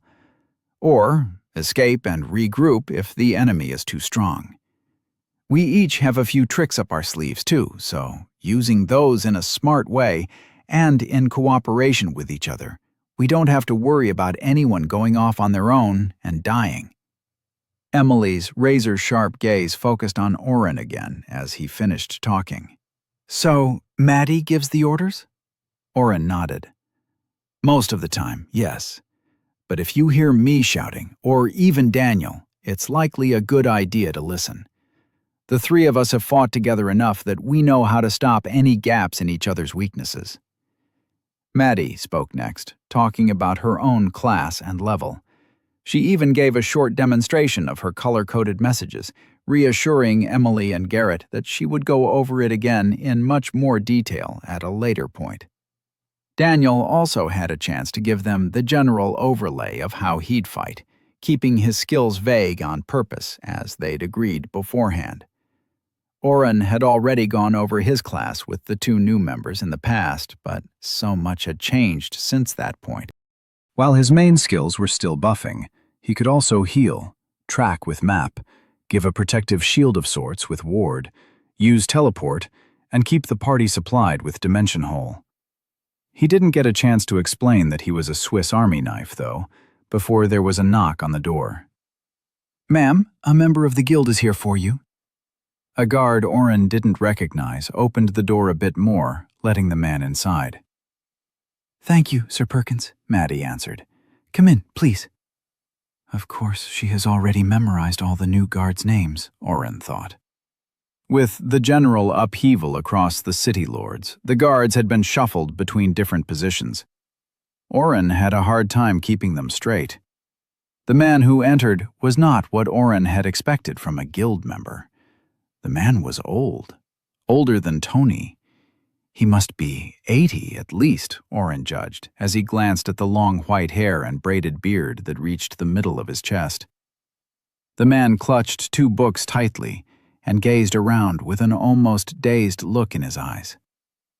"Guildmaster Pretis has sent me to prepare you for a dungeon foray," the man said. "I'm Kalek Ewing, guild assessor." "An honor to meet you, sir," Maddie bowed her head. "Thank you for meeting us at my home. We hope to not take up too much of your precious time." Oren glanced back at Maddie, who was using her politician voice and flowery language. Who is this guy? "What's an assessor?" Daniel asked, still sitting. "Do you want a chair, Mr. Ewing?" Kalek glanced around and seemed startled to find Daniel sitting so close to him. He jumped back a step and almost tripped, but righted himself at the last moment. "What's an assessor? You must be Daniel, the new hero. Your power level has grown, young man, but you are still ignorant of the ways of our world. You should spend more time learning, or else you'll die of that ignorance, as so many before you have." Daniel, an assessor like Kalak, is something of a historian. They study trends and information on different topics to give us predictions on what might be, Maddie explained. Oren itched to ask more questions. If Kalak had a class geared toward information gathering, he could use that to their advantage. Maybe he could take the skills himself and figure out a way to get them home. Unfortunately, Daniel didn't ask any more questions, and Oren felt too many eyes were in the room to risk asking what could be common knowledge. "Please, sir, have a seat. What can you tell us of the new dungeon?" Maddie motioned to an empty chair, which Kalak shuffled to. He sat, still clutching his books to his chest. They waited. Kalak watched each of them in turn. Daniel, Oren, and Maddie watched him back. Garrett raised an eyebrow at Emily, who shrugged. This party has a 23.2% chance of clearing a Tier 1 dungeon. As the exact specifications of the dungeon type are unknown, an extra 10.3% was taken off. While I would make recommendations, the Guildmaster has assured me that this is the group you have decided to stay with. Is that correct? Everybody took in a collective breath. 23% chance of succeeding? This is our party, yes, Daniel said, with an edge that Oren recognized. Daniel did not like being told he couldn't do something. That prediction probably pissed him off, Oren realized. If you fail to clear the dungeon, there is a 71% chance of 1 fatality, a 64% chance of 2 fatalities, a 52% chance of 3 fatalities, a 38% chance of 4 fatalities, a 24% chance of 5 fatalities, a 12% chance of 6 fatalities, a 4% chance of 7 fatalities, a 1% chance of 8 fatalities, and a 0% chance of 9 fatalities or more. Stop, Daniel said, with an authority Oren hadn't ever heard in his friend's voice. There is a 100% chance we clear this dungeon and survive. I don't want your predictions. I want information on the dungeon. Kalak's eyes blinked rapidly as he looked at Daniel. Sorry. I get lost in my numbers. He looked down in front of him and realized he still held the books close. Reverently, Kalak placed each book next to the other and opened the smaller one first. Initial dungeon break was 3 days ago. 50-odd level 2 monsters of various types, including poison, water, and steel, appeared and were contained.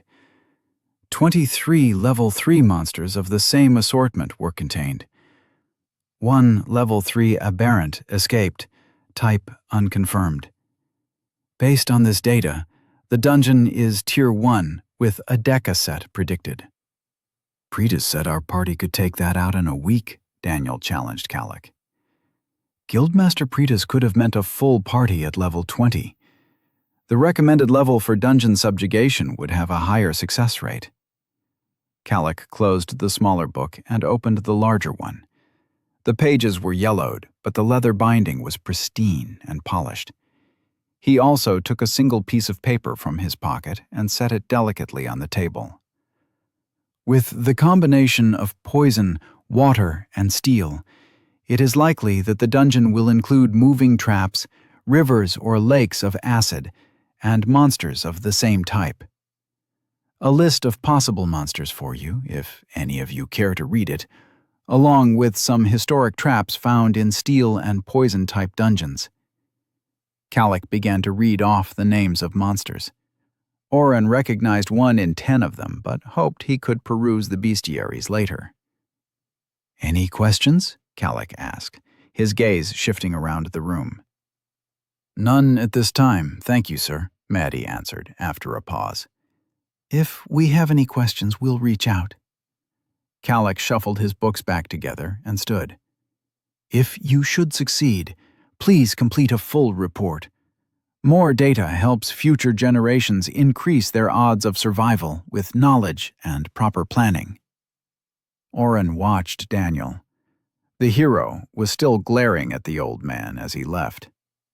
I'm not saying I'm not willing to go, but 1 in 4 chances that we succeed isn't the greatest, Garrett piped up as soon as the door closed.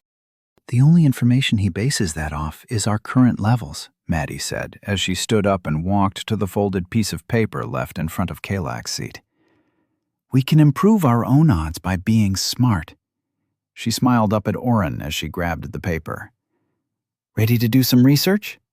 Oren smirked. Let's defeat a dungeon. Chapter 8.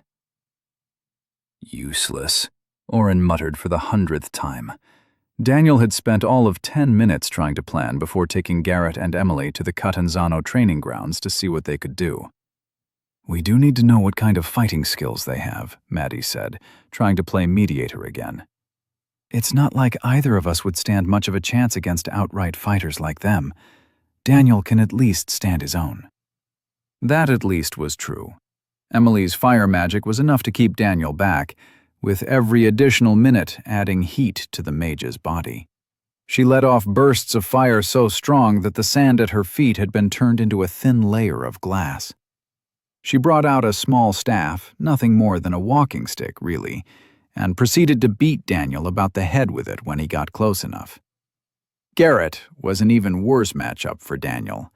While they liked to close in for a fight, Garrett skipped back and loosed arrows that just appeared in his hands.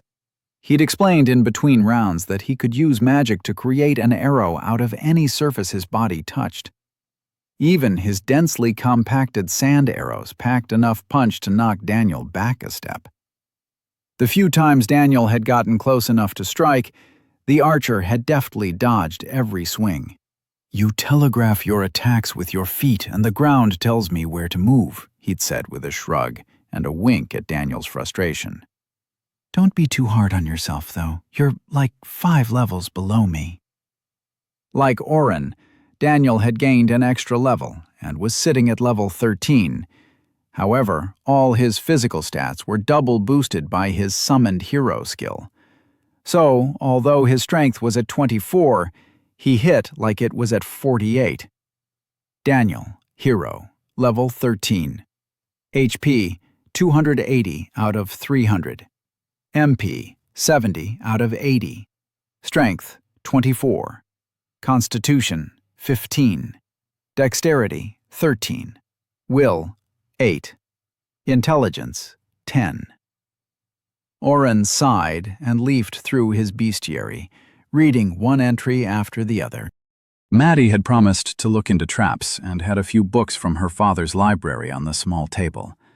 However, she had stopped reading a few pages in and watched the spectacle of the Daniel getting trounced.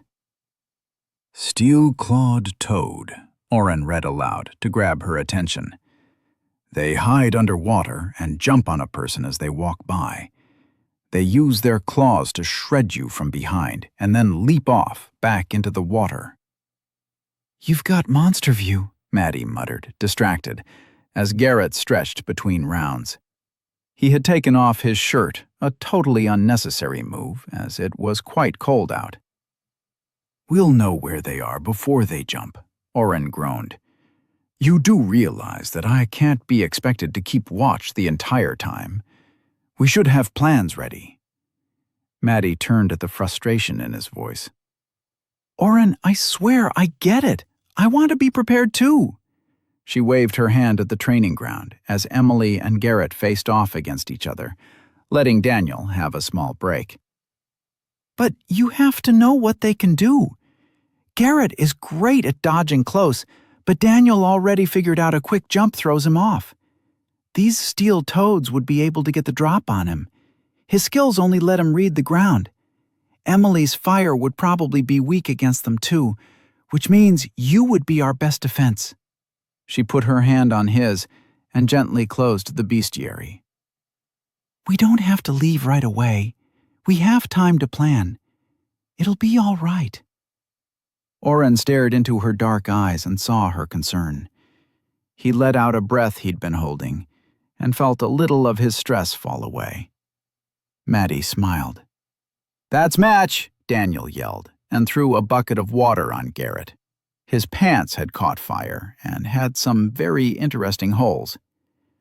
"Damn it, Emily!" Garrett's normally smooth voice was hoarse from the smoke.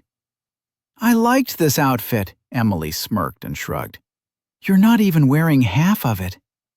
Oren let out a laugh. Garrett's eyes narrowed and he pointed his bow. "I think it's time for some new opponents." Daniel raised an eyebrow. "Maddie isn't much lower in level than you. She's decent with her spear, too. Are you sure?" "No, Oren." Garrett winked and crooked a finger. "Want to go around?" The past few weeks had included a lot of downtime. Daniel's incessant need to prove himself meant Oren had been used as a training dummy. He had started to develop his own style in battles. He ran away. His fighting was subpar, and without wasting some points on a weapon skill, he wouldn't have a chance of holding his own against his friend. So he'd cheated. Of course, Daniel still won the fights, but Oren counted getting away for a minute or two as a win. He didn't need to take down the things they fought, only to survive until someone else did. Oren is more support, Daniel chided. He's there to keep us going and help us hit faster. But I don't think let's do it, Oren spoke over Daniel, feeling a wave of heat go down his back. It's probably best for them to see me in action, right? He turned to Maddie. She smiled and nodded. Daniel threw his hands in the air. Why does no one listen to me? I'm the hero, right? That should count for something. Despite his muttering, Daniel moved out of the training yard and sat at the table next to Maddie. Emily stood close by and watched as Oren moved out onto the sand. Weapon? Garrett quirked his head.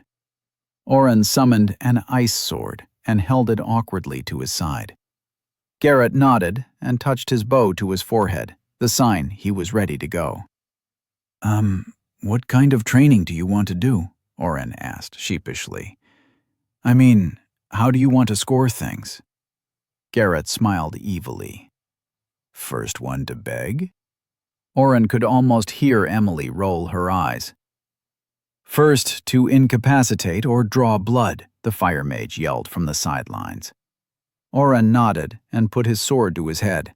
Fuck, that's cold. Garrett tapped his head with his bow and darted back, pulling a sand arrow out of the air and firing it at Oren. Except Oren had cast, and with a hop to the side, the arrow missed. Garrett growled and shot 2 more arrows, one glancing off Oren's arm. The ward he'd put up swallowed the damage. I could some dexterity debuffs and try to put him down, Oren thought as he jumped back and forth dodging arrows. Garrett's skills didn't make the arrows fly any faster, and Oren had had the foresight to boost his own stats before agreeing to the fight. His body moved quickly, and he was gaining a little more familiarity with his body's increased reactions after all the practice Daniel had put him through. I can still see you when you land, Oren. Garrett pulled his bowstring back and waited. Damn, that spell hurts my eyes. I know, right? Daniel said from the table. He was reading the bestiary. Oren was stunned and took another arrow to the chest. Hit you, Garrett said triumphantly, letting his bow dip down. That should have drawn blood. The round is mine. Oren canceled and held his arms open, brushing some sand from his shirt. Sorry, I'm still in it. Was almost gone. That hit had been really strong, and with his low constitution, it was actually a bit worrying. But the shock on Garrett's face was worth it. Oren cast and watched the archer take the hit without flinching. He frowned and pulled back for another shot. Oren didn't give him the chance. He ended the fight with what Daniel called cheating, and inversed Garrett's dexterity until the man slumped to the ground.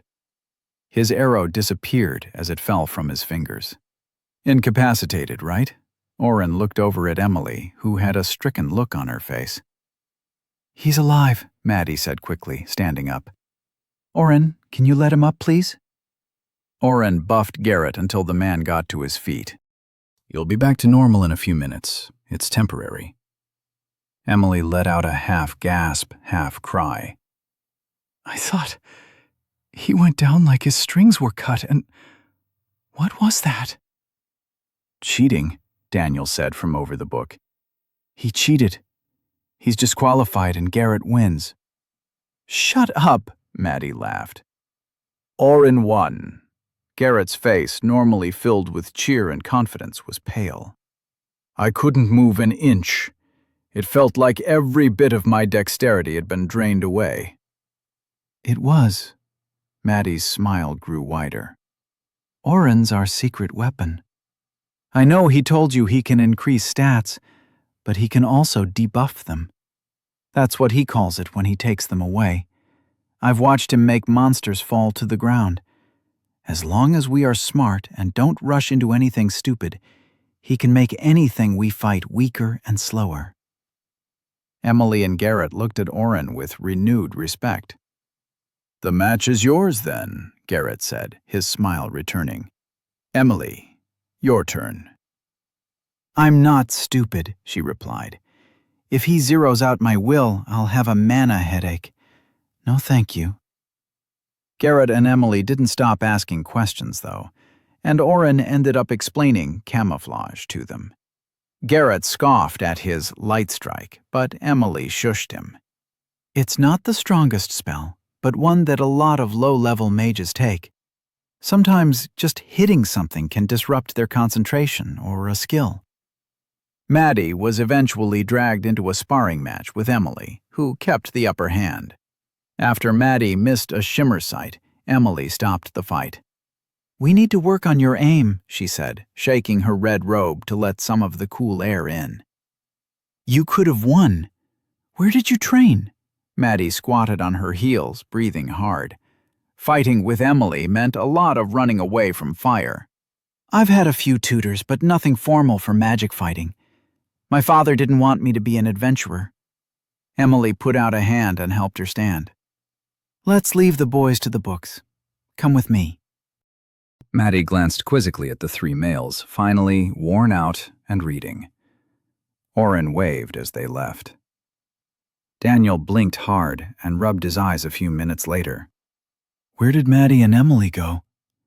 Garrett shuffled a few pages of notes on the growing stack in the middle of the table. Oren took a peek and saw the flirtatious man's research skills were quite good. "Emily is probably bragging about her formal training and giving vague and unhelpful hints on how she can improve her magic," Garrett said, as he stretched his arms over his head, cracking his back. He smiled when he caught Oren watching. Oren ducked his head back into his book, reading about the Venostamen, a 2-foot-tall walking flower with teeth. It could blend into its surroundings and would strike once a target was close enough. The venom it injected could take down a level 20 adventurer in a day. "Why couldn't she tell us, too?" Daniel asked, completely missing Oren's blush to his relief. "Not that I use too much magic, but it could be helpful to know." Garrett grabbed a pitcher of lemonade from the middle of the table and refilled his empty glass. "Emily is weird about what information she gives out. She trained at the Soneris School for 4 years. The rumor is Odrana will send somebody after you if you try teaching their secrets." "Will they really?" Oren looked up from his book. Garrett took a few loud swallows before answering. "No idea, but Emily still won't give me any help. I think she helped Tin, though." He stood up after finishing his drink. "Listen, this has been fun, but I'm expected elsewhere this evening and I need to change." He gestured to his burned outfit with a smirk in Oren's direction. "That's fine," Daniel said, and leaned back on his chair. "Oren's probably going to make me read all night. You should swing back by in the morning. I think that's when we are going to hit the guild's storeroom." "I know Maddie explained it, but try and think of some stuff you might want to pick up." Garrett tapped the table and let a wooden arrow appear in his hand. "I'm usually pretty sufficient on my own. See you 2 in the morning." Oren frowned in thought as Garrett left. Daniel caught the look. "What?" I think I have an idea to make Garrett more powerful." Chapter 9. "Spill it," Daniel prompted. "What's the idea?" Oren took a few scraps of paper from around the table and fanned them out. Pointing to each piece in turn, he said, "Stone, sky metal, red iron, some mithril alloys. Whatever else Garrett thinks is best." Daniel looked at the paper and then back at his friend. "Oren, that's paper." Oren reached up and flicked Daniel's forehead. "We'll have a necklace made, or maybe like a shirt. It will have all the various types of things he creates his arrows from. He'll be able to pick the right tool for the job." Daniel's eyes lit up as he caught on. That's actually genius. He complained during our matches that all he could really use was sand and wood. I think he wanted to show off his stone cage thing that he brags about, but I wouldn't let him get near enough to the walls. Oren nodded. This way, he can just tap his chest if he needs something specific. Of course, this all might be useless. There's probably some sort of limit or rules about what he can use, but it's worth a shot. Daniel thumped his friend on the back. It also gives us an idea of something valuable to look for in the guild's storeroom, anything that Garrett might make into an arrow. I wonder if he could make an explosive arrow if we found C4 or dynamite, Oren whispered. Nobody's around, Oren. No need to whisper. Daniel started scooping up all the notes. Anyways, are you really going to make me go through all this? Oren glared. Fine, fine. Daniel raised his hands in defeat. But you know as well as I do that come fight time, you are going to be the one yelling the details for every monster we encounter. Oren crossed his arms and leaned against the table. While that might be true, don't you think it might be a weight off my shoulders if you help out a bit more? This isn't the same thing as you writing your English paper the night before it's due and still getting an A. This is life and death. Remembering what something can do before I have the chance to yell it out could save everyone's lives. Daniel frowned a bit. I know it's dangerous. I'm helping, aren't I? Just because you have this need to research every facet of an issue before starting something doesn't mean the rest of us aren't pulling our weight. Maddie has been putting together supplies for you to carry in your magical bag, getting recipes for items that take up less space but have double the nutrition. He continued, standing up and leaning over the table a bit. And while you might not have noticed, I was testing out how both of our new party members react to different scenarios and fight patterns. Did you even realize that Garrett over-relies on his ability to read my attacks from the ground? He should never try to get close to me, but he thinks it's all a game. He actually laughed when I hit him. Emily's the complete opposite. Her magic is strong but takes forever to get set up. If something gets the drop on her, I'm not sure she'd have anything to react with. While you were reading about the monsters we might fight, I've been trying to figure out how to fight with the party we have. This is going to be completely different from the dungeon we did with Brant and Jude. We don't have their experience or leadership. I'm going to be the only real frontline fighter. You heard what that guy said. There's a 70% chance someone dies in there. Daniel became very quiet and let his head hang. What if he's right? What if you die? We keep getting caught up in these stupid adventures. We were going to go visit the elves, remember? Maddie told me they live for thousands of years. I'm sure one of them would know if any other heroes had ever made it home. Even a hint that it's even possible. He trailed off. Oren's anger at Daniel's seeming avoidance of research cooled. He walked around the table and put his hand on Daniel's shoulder. Of course it's possible. We don't need the elves to tell us that. Plus, all I remember was somebody saying there was a 100% chance we destroy this dungeon and everybody lives. He jostled Daniel and waited for his friend to look up. If you want, we could try to make our way farther north after we crush this new dungeon back to wherever it came from. I'm not too sure visiting a nation at war and asking for their help is the best idea, but I'm willing to try if that's what you want to do. Daniel's eyes were watery, and his voice cracked as he responded. I'm not sure what I want to do. It's too much sometimes, you know? Oren nodded, and, without telling Daniel, released a small, calm mind spell on him.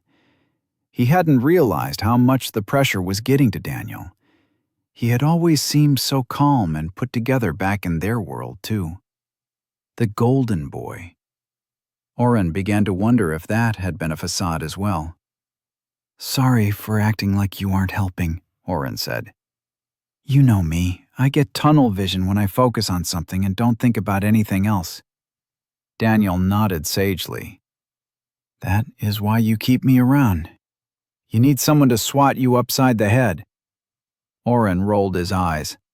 Daniel moved to bop him on the side of the head, but Oren had anticipated the move and increased his dexterity a few times. They laughed together in the courtyard, with the sunlight throwing shadows along the walls. No way! Maddie shook her head and sat down at the library table, pulling out Kalak's list and checking for any missed entries they hadn't investigated yet. It's reckless, and we need a lot more supplies for a trip like that. Daniel tried his best smile and slid into a chair next to Maddie. But we can plan all that now. Oren can store more than enough food. We'll already have most of what we need for the dungeon raid, and we'll be heading in that direction anyways. It just makes sense to go now. Oren stood by the door and kept an eye out for anyone who might be walking, or rolling, by. They'd made their way into the Catanzano house proper after another hour of researching, only to find that Emily had already given a short lesson to Maddie and left. Daniel was trying to get Maddie on board with skipping out on the 2 guild members after the dungeon was defeated and going straight to the elven forest. Surprisingly, she was resistant to the idea she had previously agreed to. I said no, Daniel, Maddie huffed. I think it's a terrible idea right now.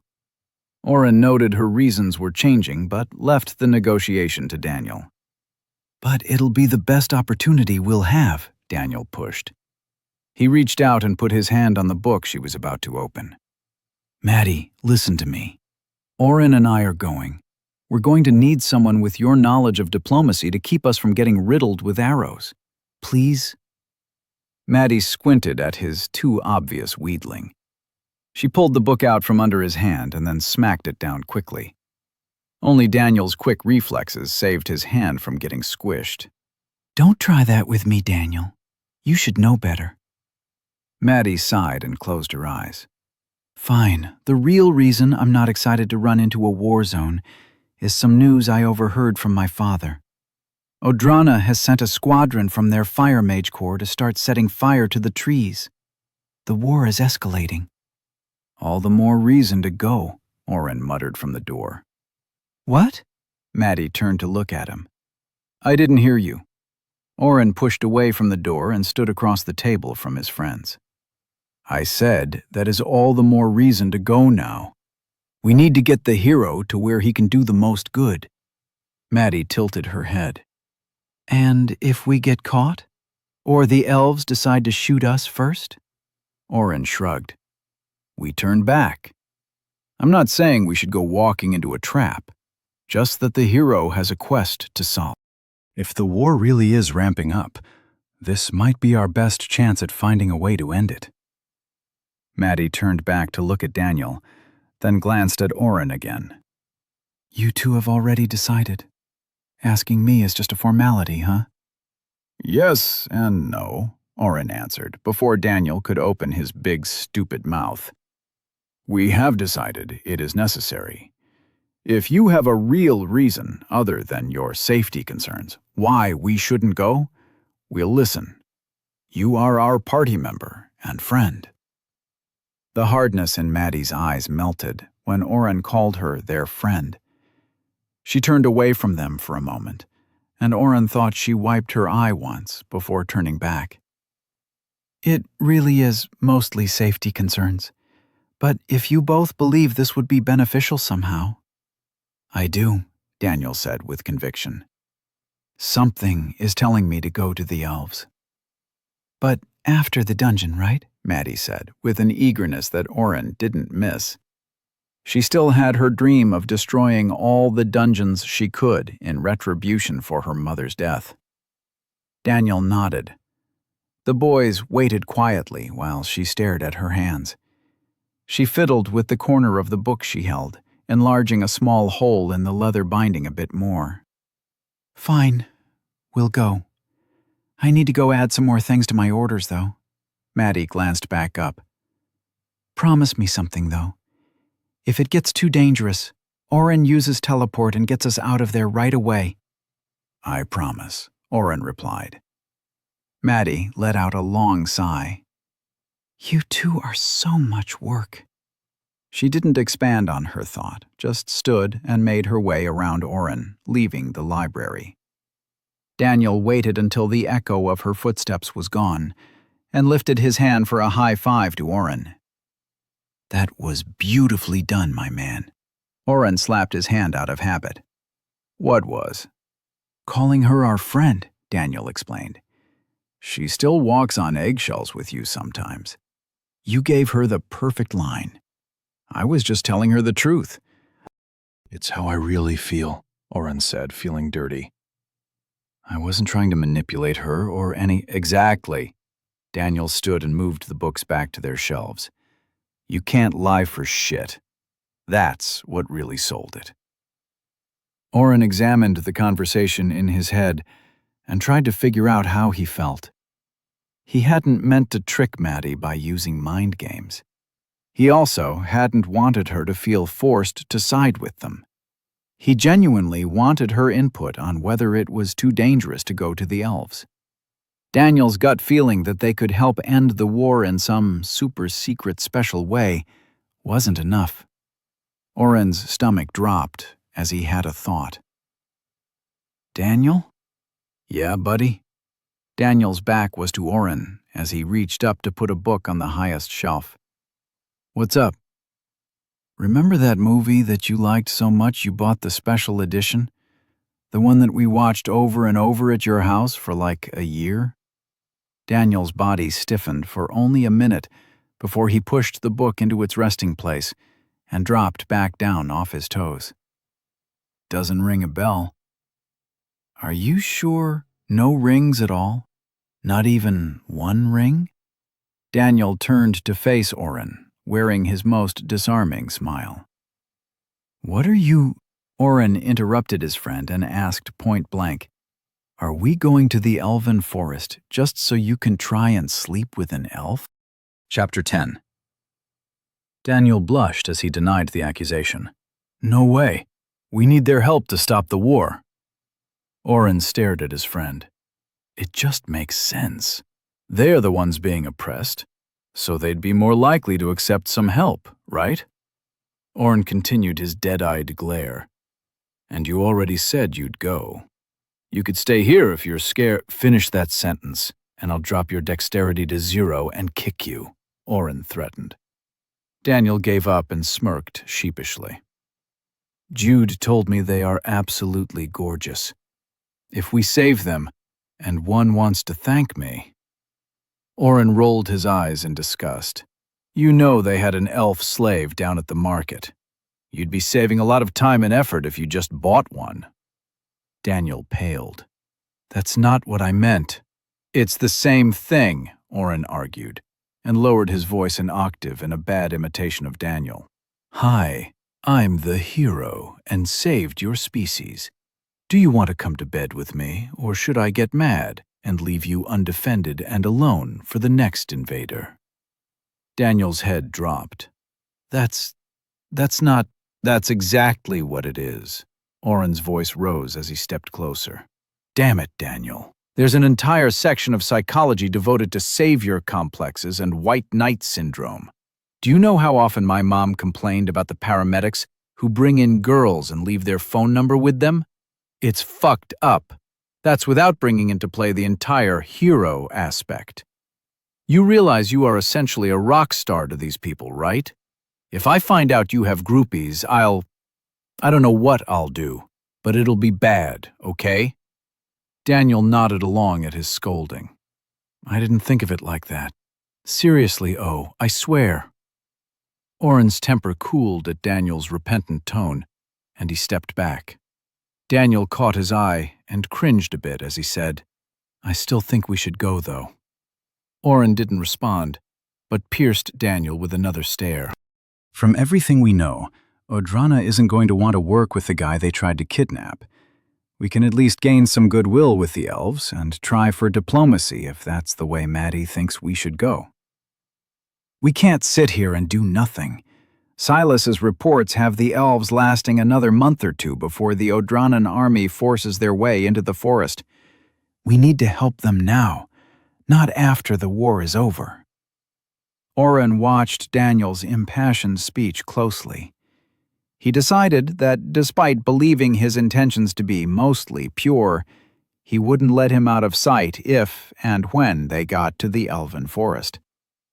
However, all he said back was, "Fine."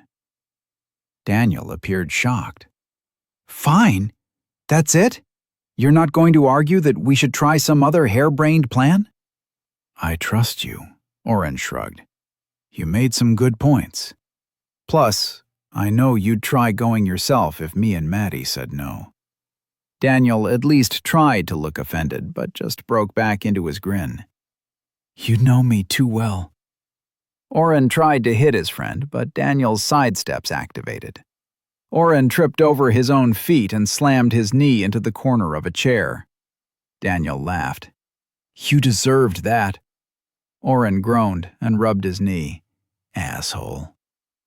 After Oren felt that he had gotten all the work from Daniel he was going to, the boys gathered up their notes and returned to their room. Daniel fell asleep, obviously worn out from his sparring all day.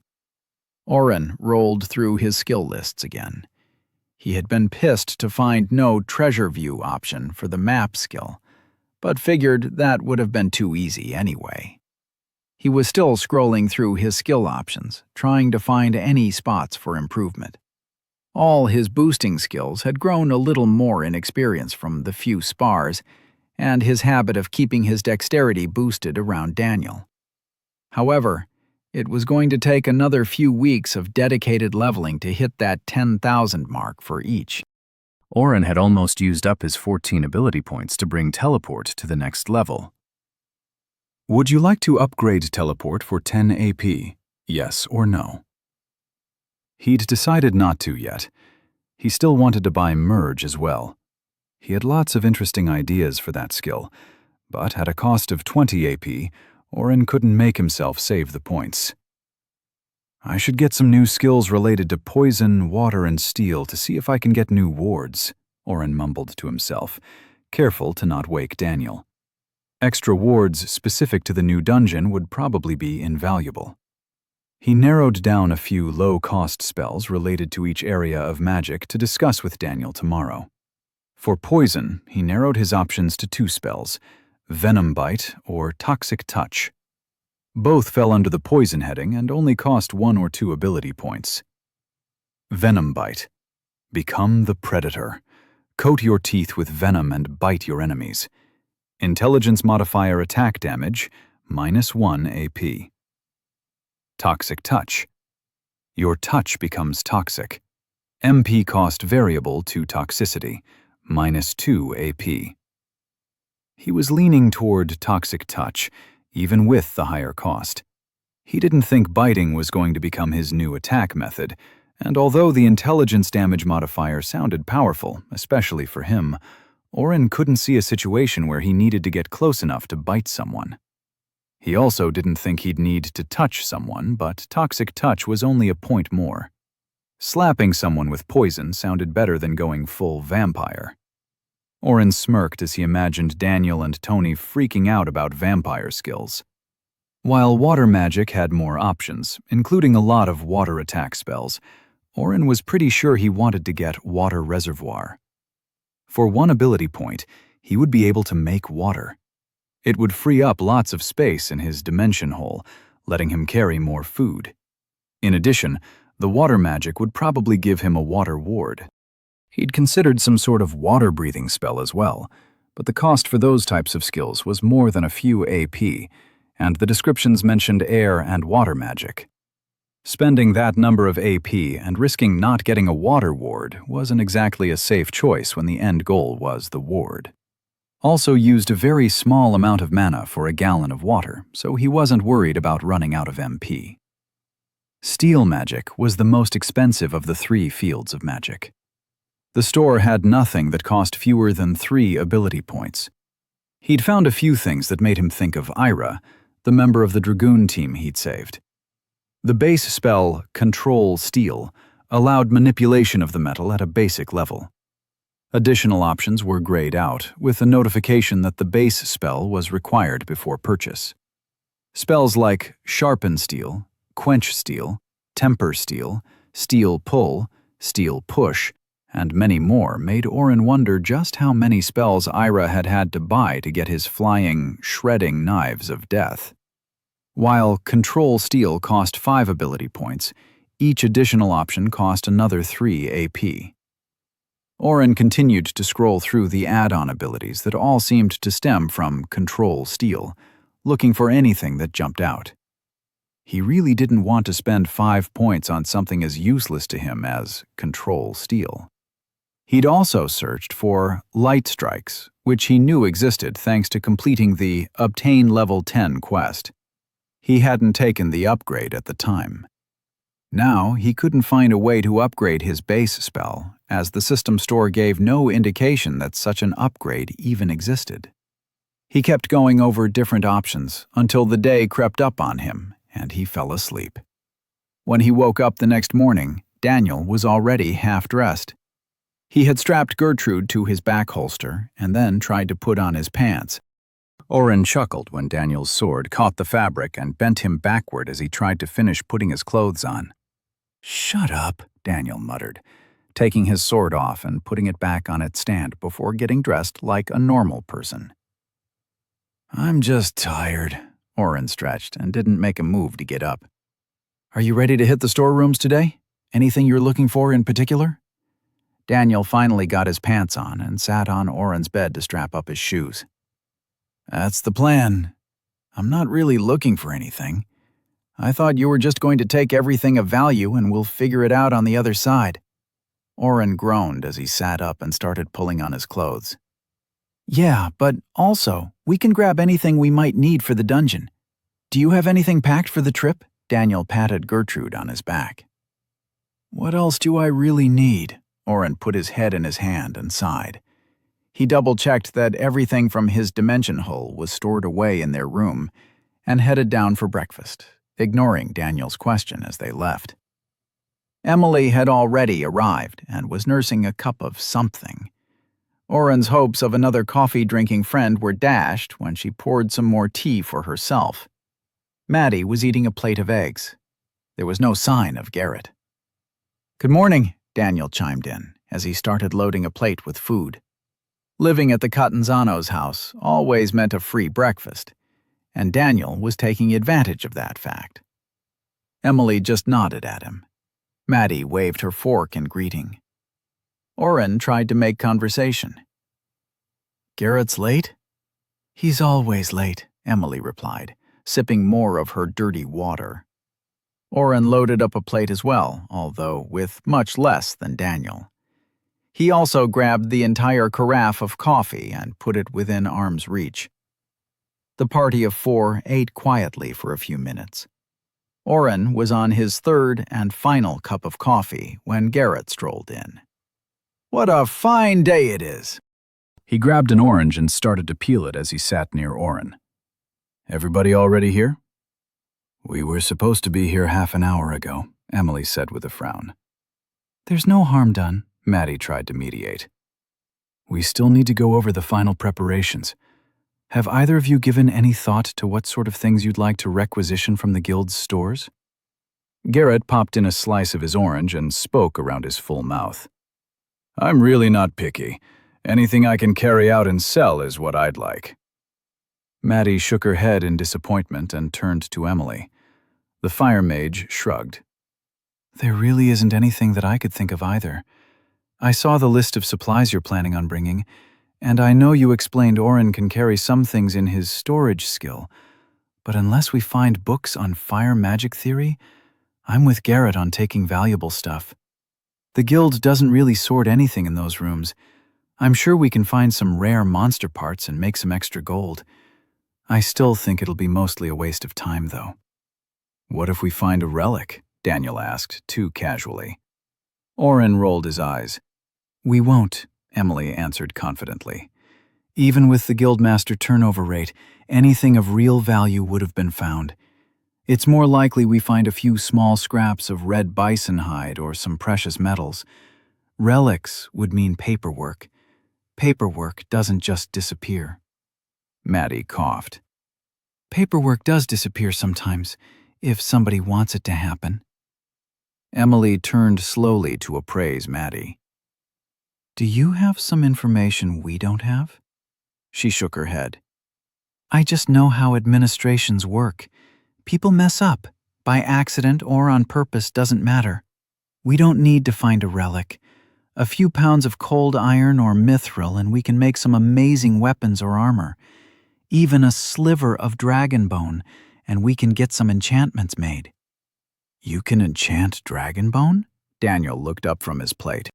Gertrude has dragon bone. Why did nobody tell me this? Maddie turned to Oren and raised an eyebrow. You didn't tell him? Oren was thankful he had just lifted his cup to his face. A large gulp of coffee and a shrug were enough for Maddie to roll her eyes. Dragon bone can be etched with a rune and store mana for later use, she explained. Maddie put her spear in its short form on the table.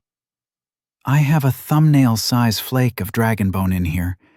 I can compress the length about 100 times before it needs to be charged. Just some mana at the end of the day and it's all good to go again. What kind of runes? What are the options for enchantments? Where can I get this done? Daniel asked, his food forgotten at the prospect of upgrading Gertie. We can worry about that later, Oren interrupted. At the end of the day, we get the supplies on our list and then search for anything of real value. Then we can worry about enchantments and getting stuff made. Garrett slapped his legs and stood up. All right, everybody ready? Chapter 11. Daniel officially invited Garrett and Emily into the party, and the 5 of them made their way down the streets of Day to the guild. It was still early enough to not be too congested, and the walk felt nice. While the sun was out and hot, a cool breeze from the south swept across the city. Oren's cloak rippled in the wind until he pulled it close. Garrett, Oren had an idea about making a metal shirt for you to summon arrows from, Daniel said, after a stretch of walking in silence. I'm sorry, a what? Oren sighed. I thought maybe if we get a few tiles of different materials, you could wear them to be able to summon arrows whenever you need them. Garrett caught on quickly and nodded along. Yeah, it's not a bad idea. The problem is that whatever I use to make the arrow has to have enough mass to make an arrow in the first place. It's why some archers with Create Arrow carry around a quiver full of different arrow types. So a shirt probably wouldn't work, he said with a laugh. Damn, Oren muttered, trying to think of another way to get the same result. We could try and get you a quiver and arrows like that. Garrett shook his head. And ruin my look? I appreciate the thought, truly. If I'm going to be fighting something specific, I'll plan ahead and bring a bar of steel. But the way my skills work, unless I had a bunch of sky metal or red iron, nothing else would really be worth my time. What do you think you'll use against steel monsters? Maddie asked, taking an extra quick step to keep up with the longer legs of Garrett and Daniel. Oren found himself hurrying along as well. Emily's robes made her look like she was floating, so he couldn't tell if she was also doing a half jog to keep up with the 2 taller men. Stone works well against most types. Water monsters can usually be displaced too. Look, it's not that it's a bad idea to have a few options. It's just bringing a few bars of steel, granite, or some other materials I've used in the past would mean one more thing we'd have to lug around in the dungeon. Garrett waved his hands as he talked. Oren could probably make room for some, Maddie started. We're here, Daniel said as they rounded the corner to the guild. Let's get looting. When Daniel told the receptionist they were there to raid the guild's storerooms, the man almost had a stroke. After Maddie smoothed the situation out and presented the letter from the guildmaster declaring that they could take as much as they could carry, the man sent for a guild clerk. A bored-looking teenager, probably a few years younger than Oren and Daniel, walked up a few minutes later. He looked at the letter and waved his hand over the top. The guildmaster's signature glowed for a minute, and he shrugged. Without introducing himself or even talking, He walked off again. When nobody followed, he finally opened his mouth. "Come on then, I haven't got all day." Daniel exchanged a look with Oren and chuckled. They followed the clerk as he led them through a series of hallways, opening 3 locked doors before arriving in front of a nondescript wooden door without a handle. He pointed dramatically at the door and handed a small square of paper to Maddie. He didn't say a word as he began to walk off. Daniel grabbed his shoulder. "Do we just knock the door down or what?" The boy looked at Daniel's hand on his shoulder and smiled. Daniel let out a gasp of pain and pulled his hand off quickly. "Please don't touch guild employees. The door cannot be knocked down. Put your guild ring against it and it will swing open. When you leave, I'll know and be back to escort you out." Despite his age, the boy's tone hinted that he was used to being listened to. "What was that? Lightning? That's awesome!" Daniel's excited grin disarmed the clerk's imperious attitude for a moment. The haughty smile changed quickly, and Oren saw the young boy underneath.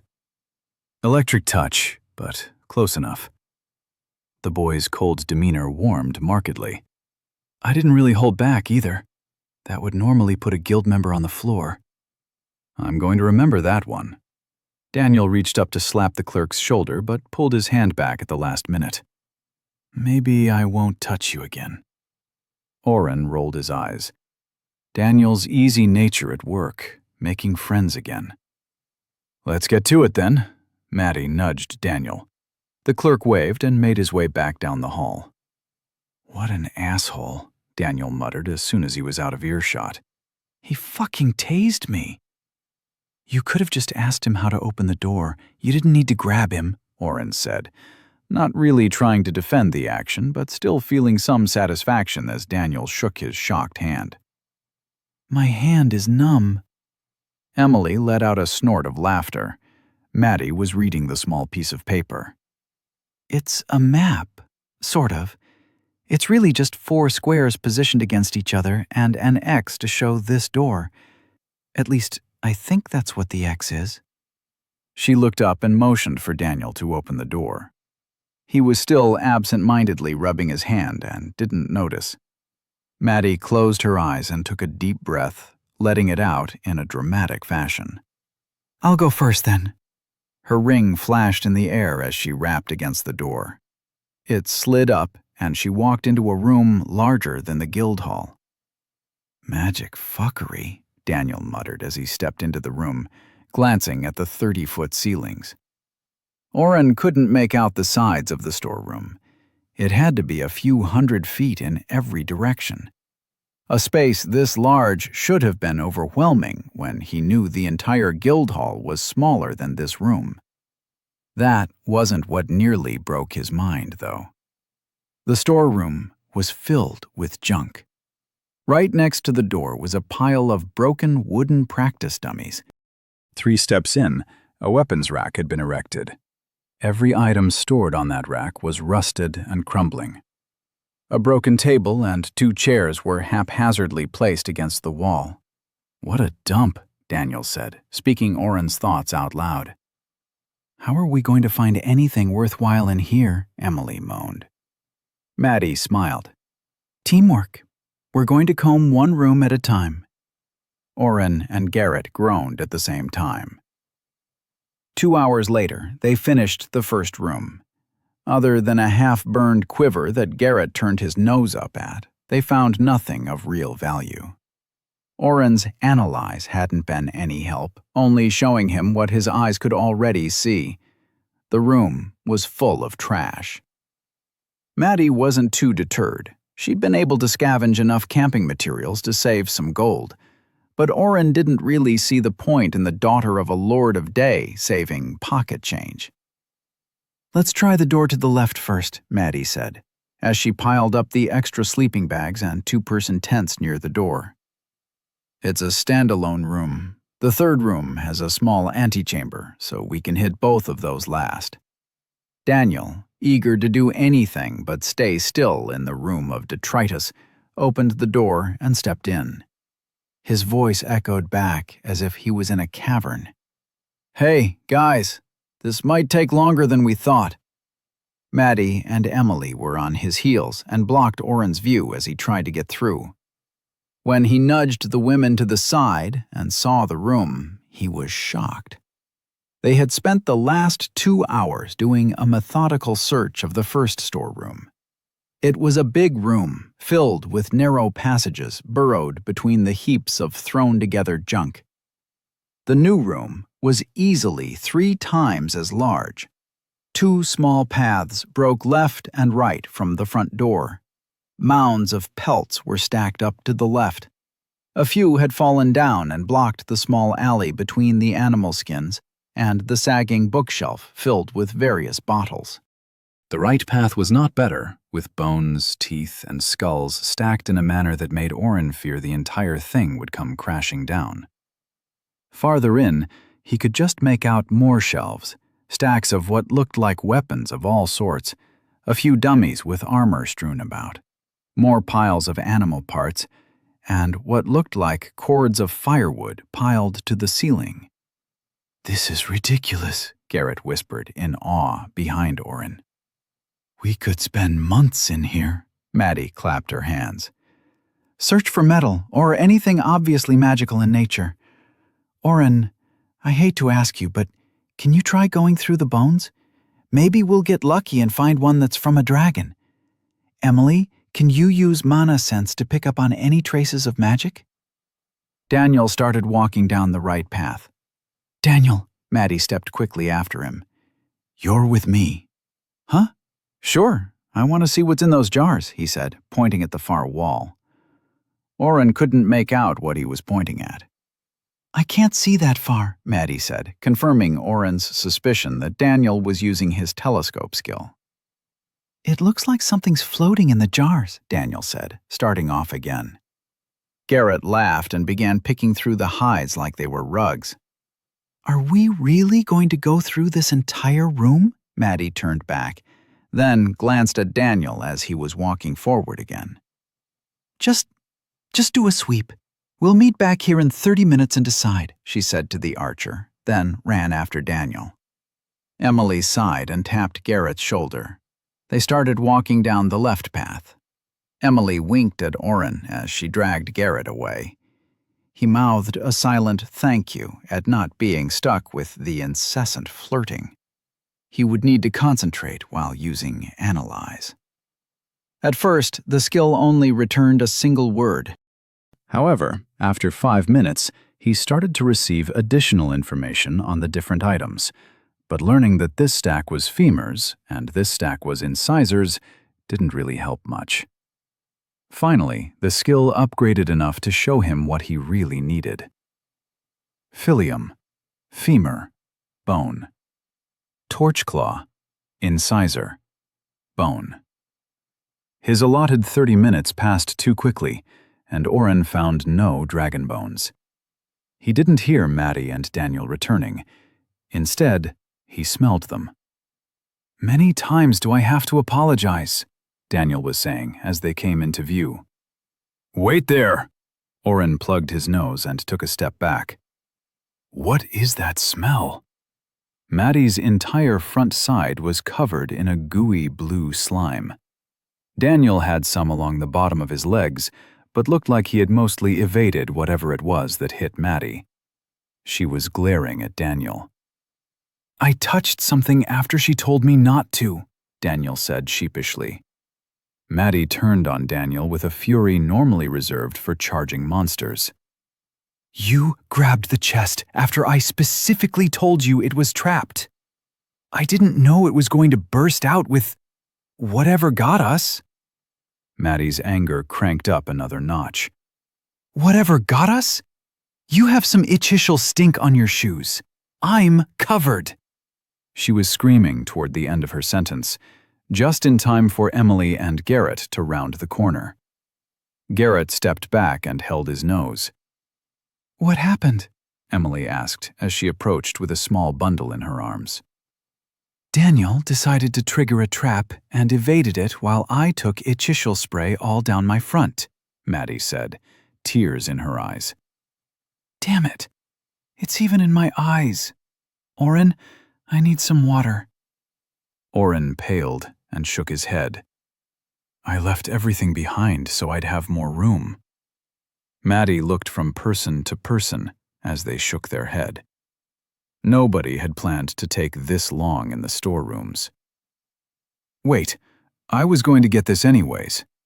Oren remembered his planned skill purchase right before Maddie started to cry in despair. Create 1 gallon of water.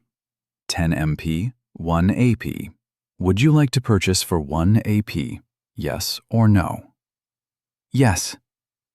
Oren looked around for something to hold the water and found a large concave skull. He cast the spell. The water overfilled the skull, and he handed it to Maddie. She took the skull and dumped the water over her head. The slime washed off slowly, but did start to puddle around her feet. She held the skull out in question. Oren refilled it 4 times before the stink started to evaporate. Did he just buy a water creation spell? Garrett asked as he crept forward, smelling the air until he got too close to Daniel. Oh, you should get his feet too. No, he can keep stinking, Maddie said petulantly. Oren ignored her and filled the skull before handing it over to Daniel. Seriously, did you just waste ability points on water? Garrett asked again. Oren glanced at the look on Garrett's face. I was planning on doing it anyway. I can save a lot of room in my storage if I don't have to carry gallons and gallons of water into the dungeon. Garrett just looked stunned at the perceived waste of AP. Oren realized something. Hold up. You said you found a chest? Was there anything in it? Daniel grinned and held up a small ring. It was behind a stack of books that were placed differently than the rest. It wasn't bigger than my fist, but we found something at least. Oren tried analyze. Ring. Do you know what it's made out of? Oren asked when his skill failed. He tried again, but nothing changed. Nope, Daniel said proudly. But, if there was one trap in here, there might be more, Oren said with a hungry grin. Chapter 12. Oren pulled up and used The room gleamed with yellow dots, including one on the bone pile he'd been working on. There must be 10 traps set in this room, Oren murmured to himself as he used zoom on the nearby snare. He stepped a few feet down to a stack of monster skulls. When he couldn't get the blinking yellow cursor to get any bigger, he squatted down and peered into the empty eye sockets. I think there is one here, but I can't figure out what it is. Emily put her hand on Oren's shoulder and motioned for him to step back. She closed her eyes and sank into a seated position with her legs crossed. Small rivulets of fire grew from where she sat, spreading out among the skulls. They crept along at a snail's pace, but once they disappeared under the skulls, more mini lines grew up and out to each bone. They spread at an alarming pace, and Oren almost shouted for her to stop. Don't worry, it's not destructive right now, Garrett whispered, having snuck up behind Oren, who jumped. Emily's fire only burns when she wants it to. She can explain it better later, but her fire has its own mana pool that she has to replenish by feeding it stuff. She could make everything that those little lava flows touch go up in flame, soaking it all up for her fire. But she can also use it to get a sense of what's in the next room or around the corner. I bet she'll find the trap before we... Snap! A dozen skulls filled with razor-sharp teeth, making up the middle row of the stack Oren's face had been inches from before, suddenly snapped shut, only to reopen and slam shut again. They continued to click like a chattering teeth toy, but much more deadly. Emily's fire flared, and the moving bones were incinerated. The small avalanche of bones that fell around the party clattered loudly. Emily stood up. The ones I destroyed had some sort of magical trigger on them. As soon as I touched one, they all started chomping away. I felt something wooden in the middle of the pile, though. Digging through the bones, Daniel pulled out a padlocked chest the size of a basketball. No key? Oren asked, kicking a few stray bones back toward the main pile. Daniel shook his head. Emily sighed and put her hand on the metal. Her hand flared, and the metal grew red before dripping to the ground. Handy, Daniel cracked. Nobody laughed. Come on, get it? Hand. Shut up and open it, Dee, Oren commanded. With a long-suffering sigh, Daniel placed the chest on the ground and opened it. Inside was a red velvet cushion holding a white bone about 4 inches long. Oren used Analyze. Bone. Come on, he thought, and used the skill 3 more times. Bone, bone, tailbone. Tailbone, Oren muttered. That's all I can get so far. If it's a tailbone, it could be from a dragon, Maddie commented hopefully. It was guarded. Oren stored the bone in his dimension hole.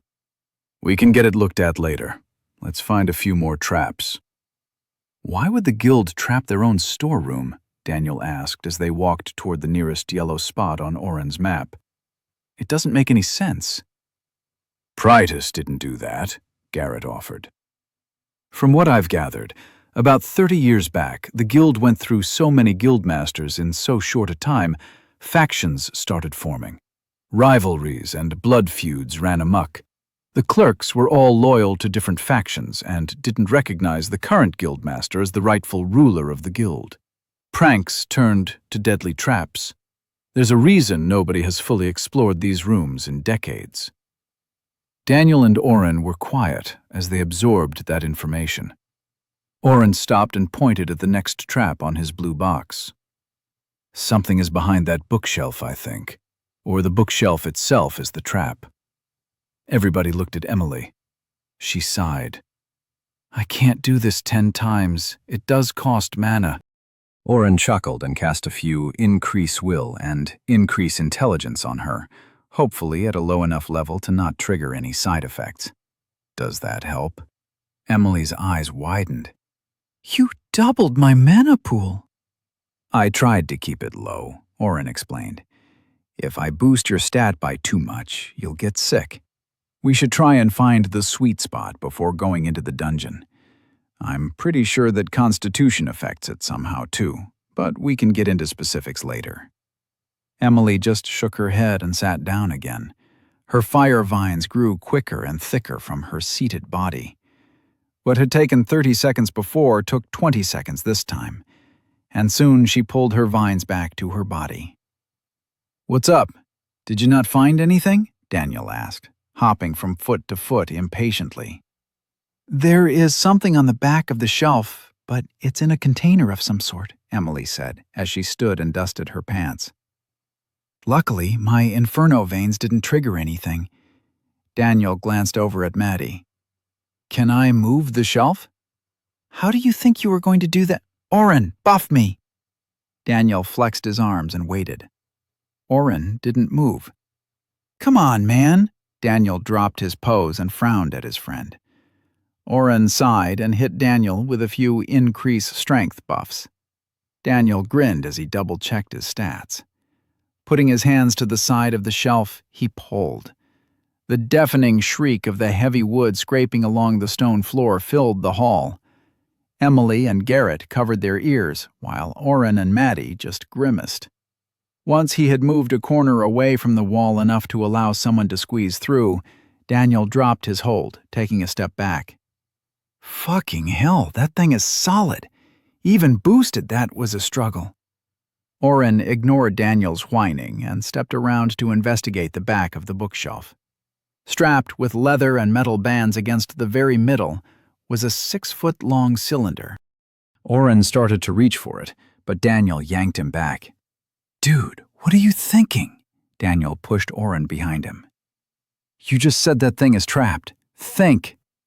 Oren turned red as he realized his boneheadedness. What do you think we should do then? It's strapped to the shelf, but the leather looks a bit worn. Maybe we could just cut that bit? Daniel disappeared behind the shelf and then popped back out. The metal runs down the entire side of the straps. We might need Emily to burn the metal again like she did with the lock. Emily groaned but stepped forward. Wait, Oren said, putting a ward on the mage. Okay, you're good to go now.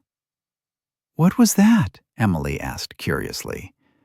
I saw you cast something on me, but I didn't take any sort of damage or alert. That's odd. Oren shrugged his shoulders. I've got a spell, ward, that gives you an extra layer of protection. You should be able to take... Oren paused and double-checked his mana point pool. A little less than 400 damage before something deals actual damage to your health. Emily raised an eyebrow in disbelief. He's serious, Maddie interjected. Still, be careful though. We don't know what kind of trap we're dealing with. Emily took a peek around the corner and stared at the metal canister. I'm seeing very strong fire magic on that thing. It might be best for everyone to back up a bit. Maddie, Daniel, and Garrett crept back along the makeshift path, standing a few dozen yards away. Oren cast a ward on himself and ducked behind a small chest close by. Emily gave him a very unimpressed look and pointed toward the group. I can heal you if it does too much damage. He answered the unspoken question. Fire does a lot less damage to me than it would to you, Emily retorted, but didn't argue further. She stepped behind the shelf and, starting at the top strap, began to burn away the metal and leather with a glowing finger. When the fifth and penultimate strap fell away, the canister tilted and slipped down through the last fastener. Emily reached out her hand to grab it, but the metal bottom struck the stone floor before her fingers could close around the container. Boom! Oren couldn't see anything over the dust cloud. He heard coughing from Emily and assumed she wasn't dead yet, at least. He darted from behind his perch and began readying at level 3. The bookshelf had been shattered and sent flying. The various books and small boxes on the shelves had been propelled off like so many pieces of detritus. Avalanches of weapons, extra supplies, and small pieces of furniture tumbled all around them. A darkened patch of soot in a 5-foot radius around Emily showed the level of explosion from the trap. The front of her robe had burned away in patches, giving Oren a brief glimpse of her body underneath before she turned her back to him. Please step away for a moment, Oren, Emily asked with a slight cough. I can heal you. I'm fine. I just need a minute for my robe to mend itself. Oren nodded at her back and went to check on the rest of the party. Dude! Daniel was practically bouncing. That was amazing! The bookcase just exploded and sent shit flying everywhere. Is Emily all right? Maddie and Garrett stood well behind Daniel. Garrett's eyes were wide, and for once he didn't have anything to say. She's fine, Oren answered loud enough that everyone could hear. She just needs a minute. Her robe took some damage. Maddie immediately pointed back toward the first room. There were some old robes and clothing near the other door. Should I go get something for her to wear? She said her robe can mend, Oren said with a shrug. What did we find? Daniel asked, trying to peer over Oren's shoulder. We'll find out when Emily is ready, Oren said, putting his hand on his friend's chest. Let's try and be patient, yeah? A few minutes later, Emily returned with her dress still in tatters, but with more coverage. She held the canister gingerly and placed it on the ground. I didn't want to open it until we were all here, she explained. The magic it was giving off is gone, but I thought maybe Oren should examine it for traps again. With a nod, he brought up his map. Nothing showing up anymore, he confirmed. Emily carefully ran her finger along the bottom of the cylinder. The metal dripped, and the lid fell with a clang to the ground. She looked inside and frowned. It's just a bow, she said dejectedly. However, as she pulled it out of the container, Garrett let out an excited squeak. That's not just a bow, he gasped. That's an elven Citrandish longbow. The archer reached out and caressed the wood, pulling it from Emily's hands. Holding it horizontally to the ground, he inspected every inch. Oren thought it looked the same as the bow on the man's back, but he decided to keep his mouth shut.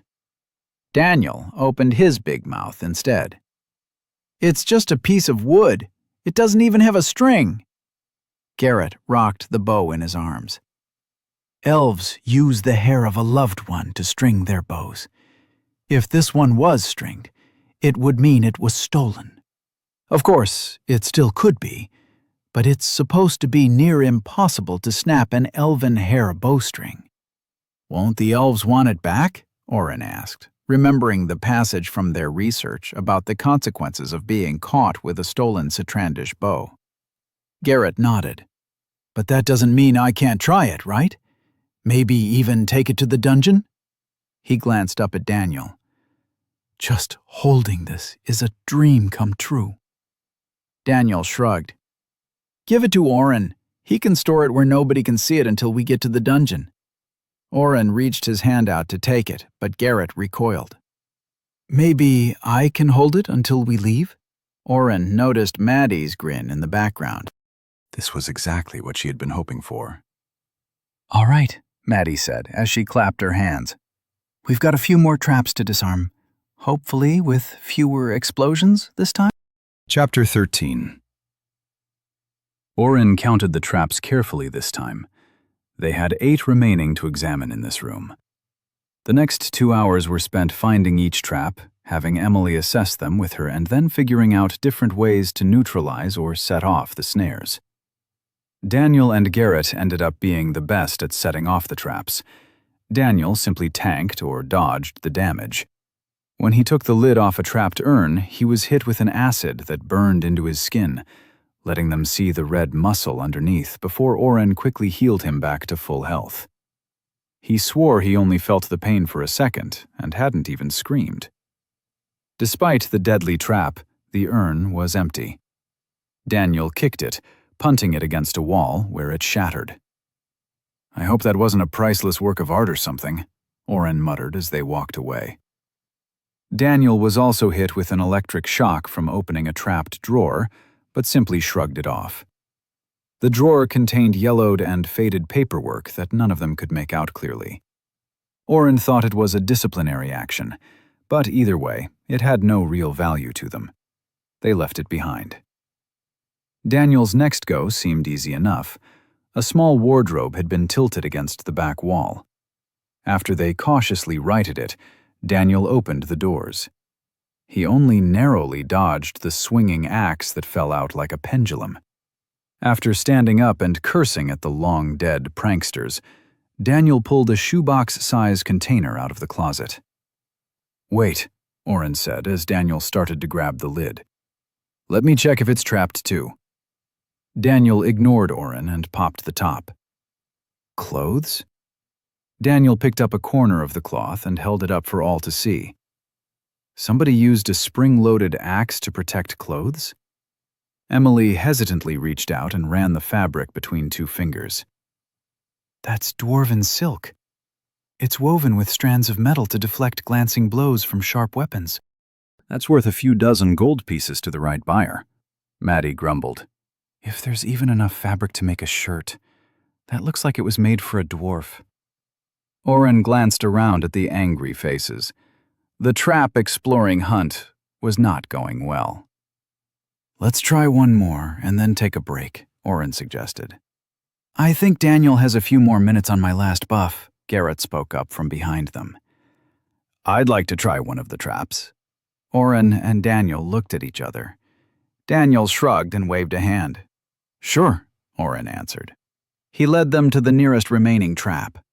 After Oren pinpointed the exact trigger, a small bust of a bearded, noble-looking male, Garrett pushed them back until they were almost out of view. The arrow he summoned was of the same stone they stood on, but when he released it, the stone dart flew with the speed and precision of a normal arrow. The 8-foot-tall block of spiky black ice that exploded from the sculpture would have been a nightmare to deal with. If Emily hadn't simply waved a hand, turning the entire thing to water. "Ice magic has almost no effect on fire," she said with a grin. Oren almost summoned an ice sword to test that theory, but figured he could always do it some other time. The group was flagging a bit at this point. "Is there anything?" Maddie asked with a sigh. Garrett picked up the bust from its pedestal. Surprisingly, his arrow had not knocked it off the 4-foot marble stand. "This is too heavy," Garrett murmured, before turning to the group. "The marble is a facade." "Break it?" Daniel suggested.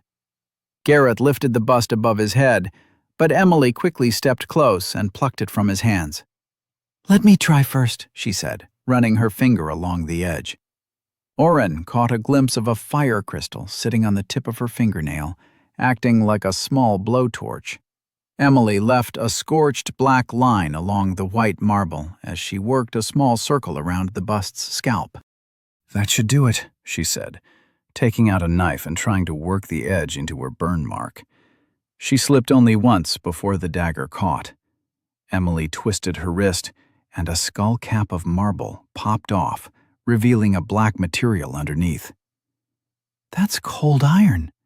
The entire bust is cold iron," Emily said with delight. She began burning away more of the marble with a sparkle in her eyes. "Don't waste your mana," Maddie admonished. "We can clean the rest of the marble off later. Check the pedestal, too." Regrettably, the pedestal was marble throughout. "There are 4 traps left," Oren counted them off. 2 were close to each other. "Should we take a break?" "No," all 4 members of his party said in unison before bursting into laughter. "I think we've been properly incentivized," Maddie said with a chuckle. "Which way to the next one?" "Next 2, Oren corrected. "There's a pair of them close by, over this way." Oren directed the party to the westernmost wall, on the opposite side of the door. At least, he thought it was the western wall. He'd gotten a bit turned around on the walk in. The first trap was a coat rack covered with fluffy fur jackets. About 10 feet away was a couch. The area between the 2 traps was clear of any other items. "A couch and a bunch of coats?" Daniel asked in disbelief. "Should we just leave these? You know there isn't going to be anything of value." "At least Emily can reach both at the same time," Oren commented, having gotten a better idea of the fire mage's ability. "At least I can investigate her and Garrett's powers while in here." Emily just nodded and sat directly between the traps. The rest of them backed away a few steps. Those few steps were not enough. As soon as Emily's fire magic touched the coat rack, the fur jackets flew off their handles and swarmed after the party. Maddie's spear extended and tore one jacket into 2 pieces. However, the separated garment wrapped one half around her arm, and the second circled her legs, pulling them taut. With a frustrated yell, she was swept off her feet and pulled to the couch. After a moment, her yells were muffled as several more fur and heavy fabric coats assailed her. The couch cushions stretched and morphed, wrapping her even tighter. Oren and Garrett didn't even react. They were both watching Emily at the wrong angle and were quickly knocked down and tied up by the clothing. The couch hugged them closer, pinning their arms and legs down. Daniel lasted longer. He swung Gertrude faster than Oren had ever seen. He dodged and used his skills to their full effect, but in the end, ripping and cutting the clothing only made more strips of cloth. He was overwhelmed and tossed to the couch as well. Only Emily was spared. An inferno blazed around her, making her appear as nothing more than a dark silhouette against the rising flames. Oren caught glimpses through the scratchy wool blazer that had partially wrapped around his face, as she simply burned her way through the attacks. The floating cinders of charred clothing settled around her, and within half a minute, she had destroyed the remaining foes. As they didn't seem to be in mortal danger, Oren resisted the urge to teleport or buff his strength. He waited patiently as Emily pulled at the straps of cloth holding them all down. She pushed her fiery hands through the fabric of the couch until she reached the wooden frame. They heard a snap, and the couch sagged in the middle, broken. The cushions eased their hold, and Oren popped off the seat, stomping on a few rags that had lost their magic when enough of the garment was burned. "I told you," Daniel huffed. He'd sliced the coat rack in two. "Total waste of time." Emily started laughing. "What?" Daniel asked gruffly. "The look on your face when you were yanked back." Emily started laughing harder. "I just kept imagining having to explain to the guildmaster how the hero had been killed by a fur coat and a couch." Daniel pursed his lips and then blew out a burst of air. He began to chuckle, and then joined Emily in her full-on laughter.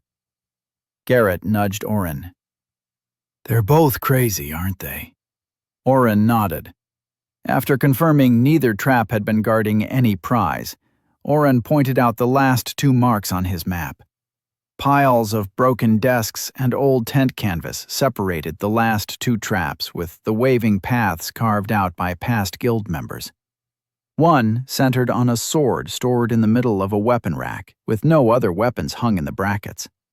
It was situated against a row of wooden dummies that had rusted armor and small buckler shields, but no weapons. The second was a tapestry hung on a wall just a stone's throw away, but not within sight. They examined both from a distance before heading back to the weapon. "Even with Oren's spell, I'm running low on mana," Emily explained when asked to examine the sword. "I can get maybe one more Inferno veins off, but then I'll need to rest. With how much we've explored, I'm guessing we'll come back tomorrow?" Maddie grimaced. "The deal was a one-time entry," Oren added. "I have a few mana potions if you really need one." The party glanced at the sword and weighed the options. "We can always spend the night in the first room," Daniel suggested. "We found those tents and can put something together to be comfortable. Pretis can't complain if we don't leave, right?" Garrett grimaced. "I'm not sure I want to sleep on old monster skins." "You can leave the bow with us when you go home," Maddie said, with feigned indifference at Garrett's stricken look. "If Emily is up for it, that is." The fire mage shrugged. "This has already been a better haul than my last 5 quests combined." We can at least check out the other 2 rooms and see if Oren finds any more traps. I don't have to use my magic the entire time, too. Daniel seems good at avoiding them. Not to mention having someone in the party who can heal is a game changer. I still don't understand your class, Oren. Oren turned his eyes down and hunched his shoulders, not wanting to answer more questions. He hadn't thought of how many of his spells and skills he should reveal. Healing Daniel had been a reflex. They already knew he could buff, heal, and examine objects. While the party argued whether to stay or not, Oren walked closer to the sword and tried to analyze it. Sword. Mithril alloy sword. "Hey, it worked!" Oren yelled, and turned to the group. They all looked at him with wide eyes. "It's a mithril sword, or some sort of alloy. My skill is finally starting to work a bit quicker. What is it? Why is everybody looking at me like that?" Daniel had Gertrude raised with one hand and was beckoning Oren with a slow and steady motion with the other. Emily's hands were burning bright red, and Garrett had a stone arrow nocked. Maddie's spear was out and extended. Oren could see the telltale sign that she was preparing shimmer sight as well. Oren turned and observed the sword was unmoved. The 5 wooden dummies were also there. However, the random armor pieces had floated off and reattached themselves into 4 complete spectral knights. Oren could see the ghostly apparitions of swords in each free hand, pointing at him from behind the bucklers as they took a defensive position. Oh shit. Chapter 14. Oren tried to roll back, but his increased dexterity had worn off. Instead, he fell on his butt and scrambled to the party line with no dignity. He gathered his intent and cast a few buffs on himself, Daniel, and Garrett. Their working strategy against monsters was to let Daniel take the brunt of close combat, while the rest of them worked the edges. Daniel hadn't moved yet. "What are you waiting for?" Oren asked as he summoned an ice sword. He pointed the tip at the floating armor. Daniel cocked his head and took a step back, which forced the rest of the party to move as well. The 4 armored ghosts didn't move. "I think they only protect the sword," Daniel said hesitantly. "Are you sure it's made of mithril? Maddie, what would that be worth to us?" Maddie closed her eyes for a second, and Oren watched her mouth move as she muttered numbers to herself. "Depending on the alloy and percentage of mithril, anywhere from 40 to 100 gold. Oren knew a single gold piece was worth almost $500 in his own money. A gold piece could be earned from a solid copper-level quest, but that could take a day or 2 of work. The sword was worth a month to almost 3 months of daily quests. Nonetheless, he asked, "Should we leave it?" "I think so," Maddie answered. "No way!" Garrett yelled at the same time. Emily held her answer in reserve, but stood closer to Garrett. Daniel turned and looked at Maddie. "It's your call, Maddie. I think Oren triggered it when he passed that point." He pointed to a nondescript stone. "But I have no idea if they'll follow us once we attack." Maddie glanced at Oren. "Can you see what they are?" Oren used Identify. Phantom Chevalier. HP 200/200. Status: Spatial Restriction.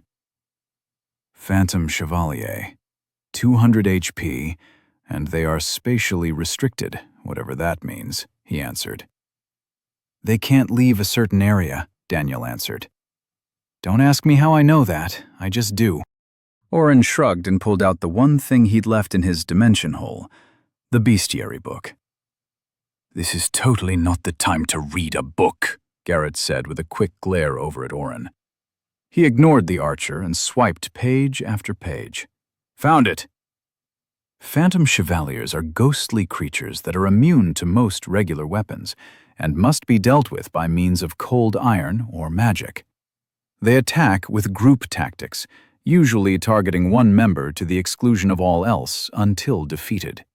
If a spirit caster or similar class is present, it is possible to capture. Please see Ghost in Volume 1 for tips on capturing and using for security. "Only cold iron and magic will damage them," Oren called out. "They'll pick one person and attack them only," Daniel shrugged. "Okay, hit me with a ward and then I'll go in. Maddie and Emily, do what you can from back here. Oren, you too. Garrett, sorry we don't have any cold iron for you." "He could use the bust," Oren suggested. Garrett shook his head. "It needs to be longer, the length of an arrow at least." "Can you melt it?" Maddie asked Emily. "I could, but I can't shape it," Emily answered. Oren thought a minute and then began to summon another ice sword, and then another. "What are you doing?" Daniel asked. "Give me a minute," Oren said with a smirk. "This will either work and be brilliant, or I'll look like an idiot." He gathered 6 of the swords and searched nearby. He found what he was looking for and tied the ice swords together, creating an oddly shaped funnel. He stabbed the lashed-together swords into the top of a low side table. "I say, idiot," Daniel said, flicking the side of one of the swords. "What use is this against those?" Oren tried to wiggle the makeshift mold, but it remained upright. "Emily, how precise can you be when you melt the cold iron?" Emily glanced at the swords. "Those will melt as soon as the first bit of metal hits them." Oren glanced up from his work. "I'm not so sure. These aren't supposed to melt from fire." He pulled up the spell in his blue box and tossed it to Emily. "Ice Sword. Summon a sword of hard ice. Does minimal damage but will not melt in the hottest of fires. Each sword lasts 1 hour. 1 MP per sword." I'm not sure this means what you think it means, Emily countered. Do you mind if I try to melt one? Oren glanced up and summoned another ice sword, handing it to her. Emily inspected the blade and hilt, and then lifted a finger. The now common fire crystal sparked to life on the tip of her finger. She dragged it across the thickest part of the blade. It split with ease and fell into 2 pieces. A moment later, the sword disintegrated in her hand. Fuck, Oren cursed and stopped working. So, the system description is totally useless then, Emily let her spark go out. Not really. I'm sure regular fire wouldn't melt the ice, but magical fire does. It's something to keep in mind. I still might be able to melt the metal without the swords being destroyed, but if they fall apart, we are going to have an unwieldy glob of metal to handle. It's worth a shot, Maddie said, still watching the phantoms, which hadn't moved. If Garrett can do some damage to these things, we might be safer staying beyond their range. I vote we melt the bust. Seconded, Daniel added. He hadn't moved from his readied position. Emily shrugged and took the statue, turning it upside down. She spent a second burning the rest of the marble off, and then stood close to Oren. He felt the heat radiating from her hands as they turned red. I'm trying a lower temperature so I can hopefully control the flow a bit more, she explained. Oren kept turning away, checking on the ghosts, and so he missed the first drop of cold iron that peeled away from the top of the head. He did hear the hiss as it clipped the sword and began a slow descent into the funnel he'd created. The sword didn't appear to melt. This might actually work, Oren said with glee. They're moving, Daniel shouted, lowering Gertrude's tip. Daniel's warning was in vain. The phantoms, after finding nothing to attack in their designated assault zone, slowly drifted back to the wooden dummies behind the mithril sword. The armor pieces settled back exactly where they were before, and the spectral monsters dissipated. Well, that's convenient, Garrett muttered. Emily ignored everyone and kept working. Oren could feel the temperature turn up a bit as the slow drip turned into a more steady stream. Almost all the metal landed between the swords, but some still fell to the sides, splattering the stone floor with a sizzle. The seams of the swords weren't perfectly aligned, and some of the molten iron began to leak out toward the bottom. Oren used another sword to try and scrape the metal. That worked against them, freeing up more iron to flow. Let it escape. It'll cool in the air and still be a better shape for Garrett, Emily demanded, her hands nearly touching as the last of the metal seeped out of her hands.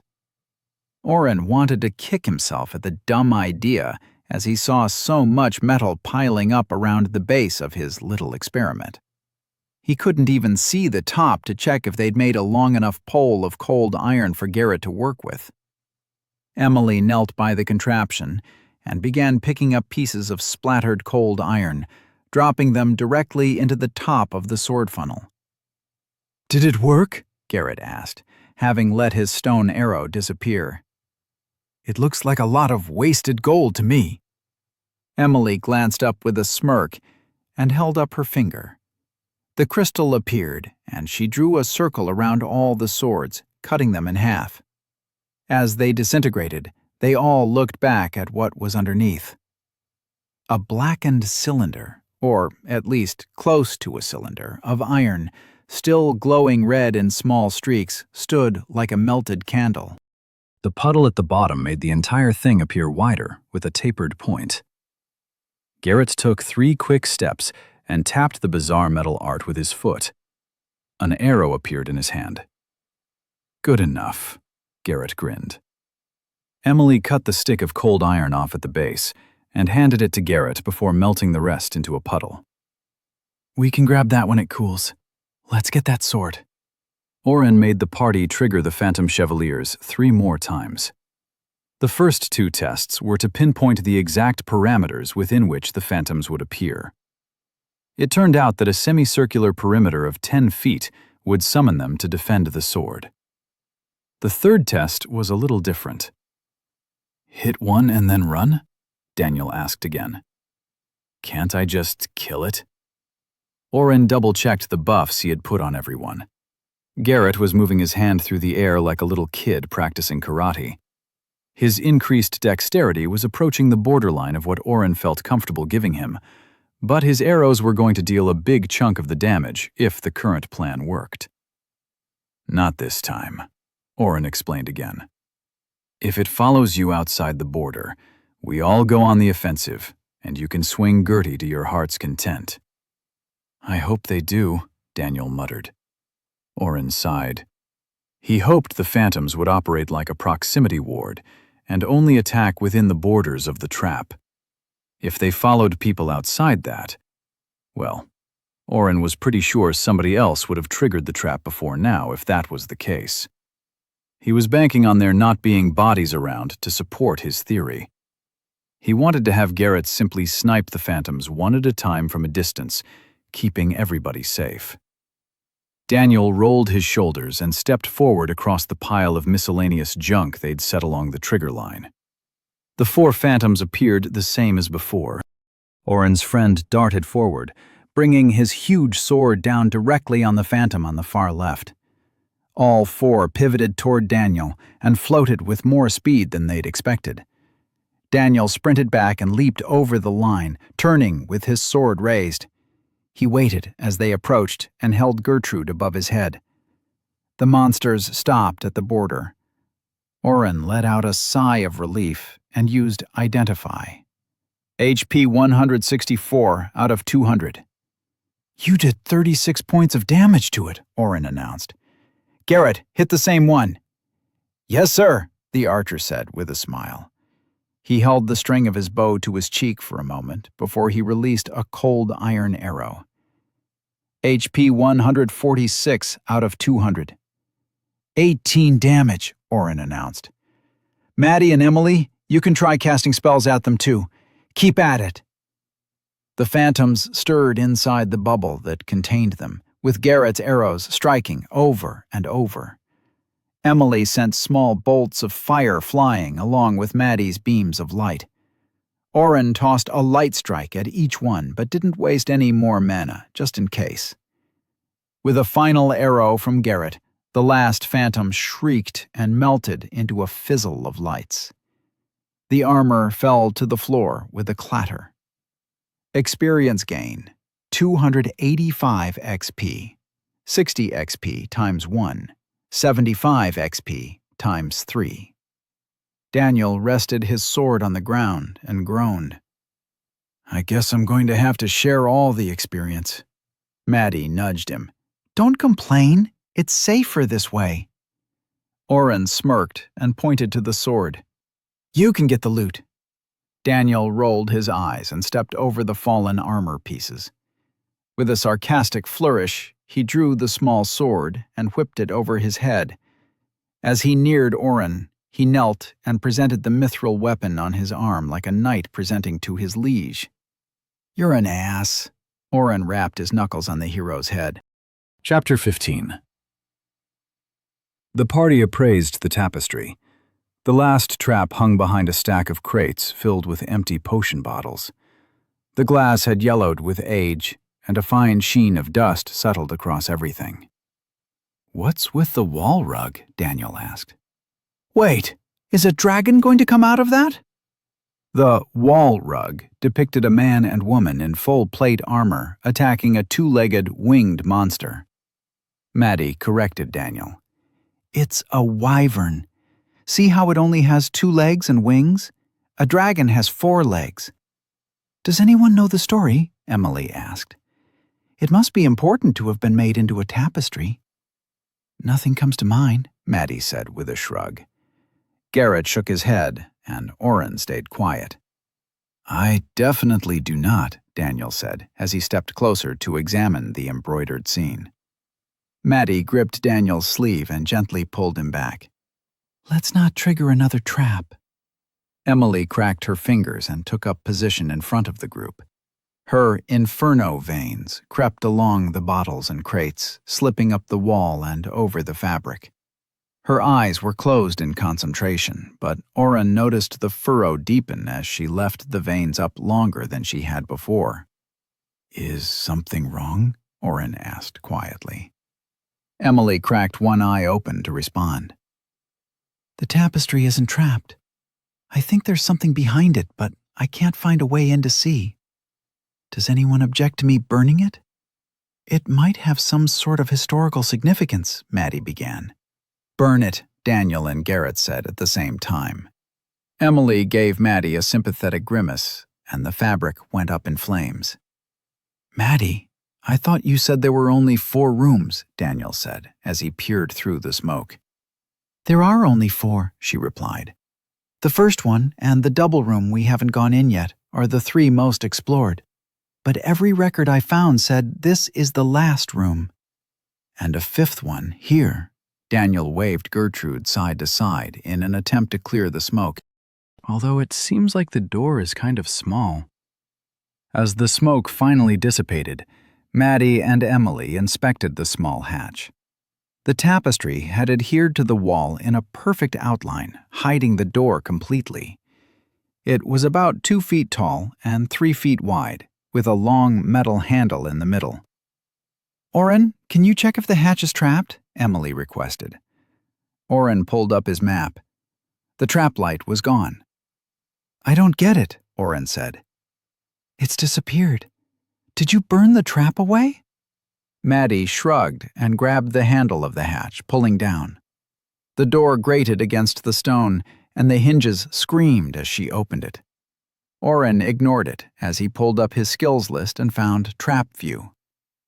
"Oh, Trap View lets me find hidden items too," he explained to the 4 backs of his party. "It's weird that I don't have some sort of different indicator between the 2. Are you all even listening?" Oren put his hand on Daniel's shoulder, and he glanced back. Daniel moved to the side and gestured. Behind the hatch, Oren gazed into a deep recess carved out of the wall. It reminded him of an oven, with a wooden beam separating the hole into 2 sections, except the wood had obviously rotted. Or maybe the weight of what was inside had been too much for the simple wooden support. Gold and silver. Ingots and bars of gold on top, with silver bars under the broken beam.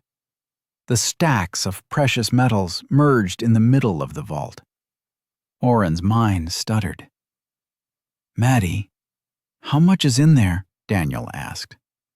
Maddie stayed silent, her mouth open as she muttered under her breath, counting. "If that's pure, and I'm not counting the silver, it's worth about 3,000 gold, probably closer to 3.5 with all the silver," she finally answered in a hushed tone. "That's about 500 to 600 gold for each one of us," Oren whispered. He hadn't spent all his money on a big, stupid weapon like Daniel, but that much gold would still significantly upgrade his purse. "I know I'm the one who made the deal with Pretis," Maddie said, still talking in a whisper. "But shouldn't we report this to the guild? That's a significant amount of capital they could use for the defense of Day." Oren didn't miss Garrett's glare at Maddie. "We should split it up before we go back," Garrett murmured. "Anyone who wants to turn in their share can." Emily pinched Garrett's arm. He yelped. "We're a party," the fire mage said with fierce determination. "We decide as a group." Garrett rubbed his arm and scanned the group. "Fine. I'm just saying, that's enough for a person to retire on." "Exactly," Emily retorted. "I'm not looking to settle down just yet. I'm with Maddie on this one. I say we turn it all over and see if the guildmaster wants to give us a finder's fee." Daniel picked up one of the gold bars. "It's much heavier than I would have thought." Garrett wiped his eye and turned away from his lost fortune. "I'm all for giving over some of it," Oren thought out loud. "Being pragmatic about it. We should keep a bar each. We did find it, after all."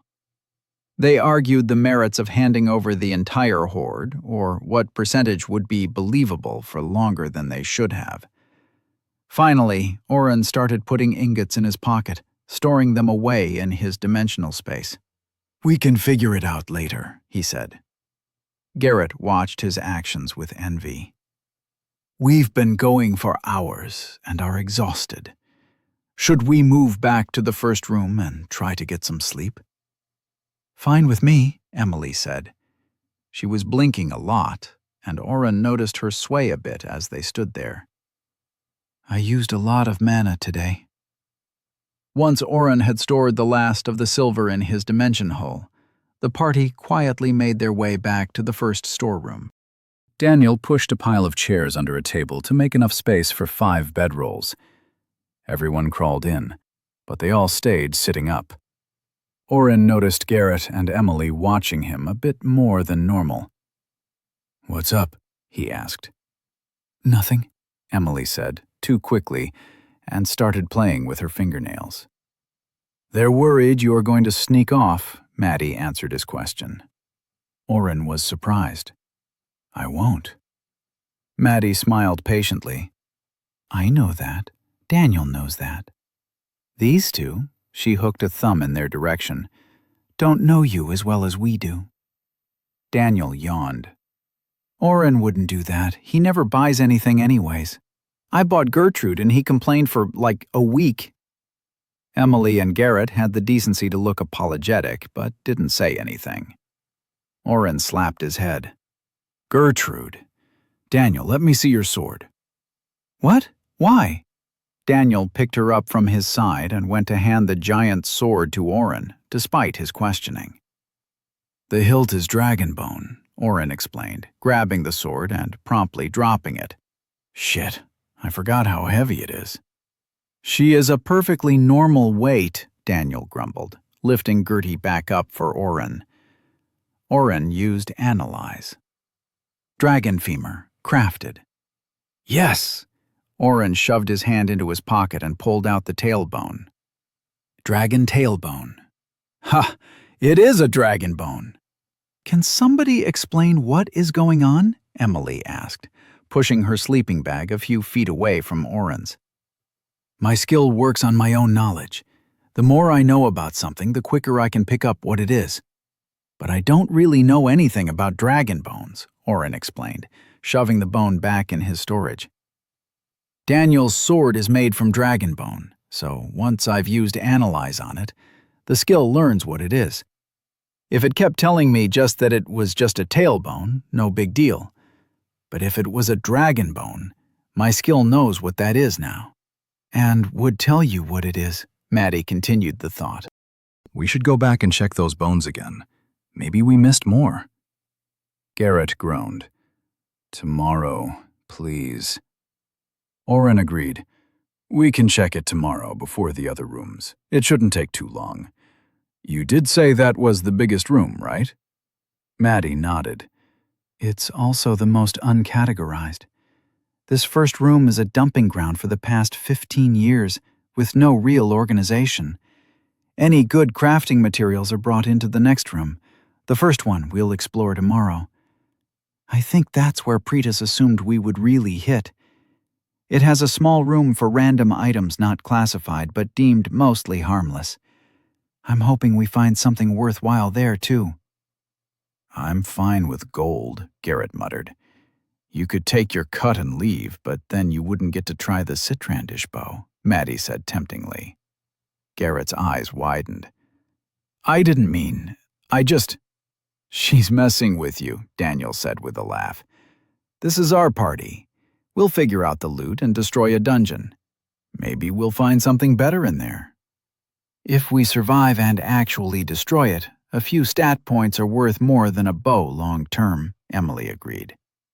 "You just don't understand how good that bow is," Garrett countered. "If half the rumors are true, I'll be able to hit twice as far and twice as hard." "How are the stat points distributed in a dungeon?" Daniel asked Emily. "You don't know?" The mage looked at Maddie. "You didn't tell him?" "He's from another world," Maddie said with a shrug. "I forget he doesn't know everything." Emily pursed her lips and put her finger to her chin. "Well, You know about the dungeon core, right? Yep, Daniel answered happily. Destroy it at the end and all, but what exactly is it, and what do you get? Emily looked at Maddie for help. I've never destroyed one either, Maddie said. What I've heard is it seems random. Nobody can ever predict exactly what stats you get or even how many. I know that Brant got... Maddie went silent for a moment, then continued. A guard I know received a few strength points from one. That's similar to what I've read, Emily said after a pause of her own. Some think that certain types of dungeons are more likely to give certain stats. Fire dungeons usually have a constitution bonus, supposedly, but I've never seen any real statistics to back that up. That still doesn't answer my question, Daniel said, leaning on one elbow. Does the core drop from the final dungeon boss, or does it just sit there at the end? Could we sneak by and destroy it? Emily smirked. No, you can't sneak by and destroy it. You know dungeons grow by 10 floors at a time, right? Well, every 10th floor has a floor boss. That I know, Daniel chimed in. Once you defeat the final floor boss, the last door opens to a final room. That room has the core. As far as I've heard, nobody has been able to open that door without the boss being defeated. That's also why the Silver Vaults and Aqua Chambers are still active. Each one has a floor boss that took decades to figure out how to defeat. From what I've read, the Silver Vaults still have a floor boss that is undefeated. Floor 110, Maddie whispered. My mother died fighting off a dungeon break after a team tried and failed over a decade ago. The vaults always set off a dungeon break after somebody fails at that floor. Oren watched quietly as the new party members absorbed Maddie's revelation. How could somebody go so long in a dungeon? Over 100 levels must have taken months. Daniel shifted on the floor. Maddie blinked and appeared thankful for the topic change. Parties that take on the vaults have to get permission to go that far in. That expedition was likely in the 60-level range. The first 80 floors or so probably took them a few days, maybe a week. Someday we'll get there too, Oren whispered. Maddie heard him. Yes, we will. She smiled, a firmness in her voice. They chatted a bit more about the plans for the next day before Daniel yawned again. I'm going to sleep, Daniel announced. Last one up tomorrow has to help Oren sort bones. Chapter 16. The next morning, Oren kicked Daniel awake. Ow, what the hell? Oren squatted and poked his friend. Last one up. I guess you have to sort bones with me. Daniel groaned and stretched. Yeah, that's not gonna happen. Maddie and Emily were already up and ready to go. Maddie had sorted through a heap of broken dishes until she'd found enough bowls and cups for them to drink some of Oren's conjured water. Garrett stood apart from the group, styling his hair in front of a shattered mirror against an armoire. Garrett tucked a stray hair behind his ear and glanced over at Daniel. You were the one who set that rule. I'll do it, Maddie cut in, forestalling the argument. Let's map out any traps in the third room first, and then we can backtrack for the bones. Oren pushed the party's gear into his dimension hole and followed Maddie as she led them to the far side of the room. They entered through the door. Daniel whistled. This is much more organized, Emily noted. The room was smaller than the two they'd already explored. Shelves had been set up around the perimeter of the room. The left half reminded Oren of a library, with see-through bookshelves in rows.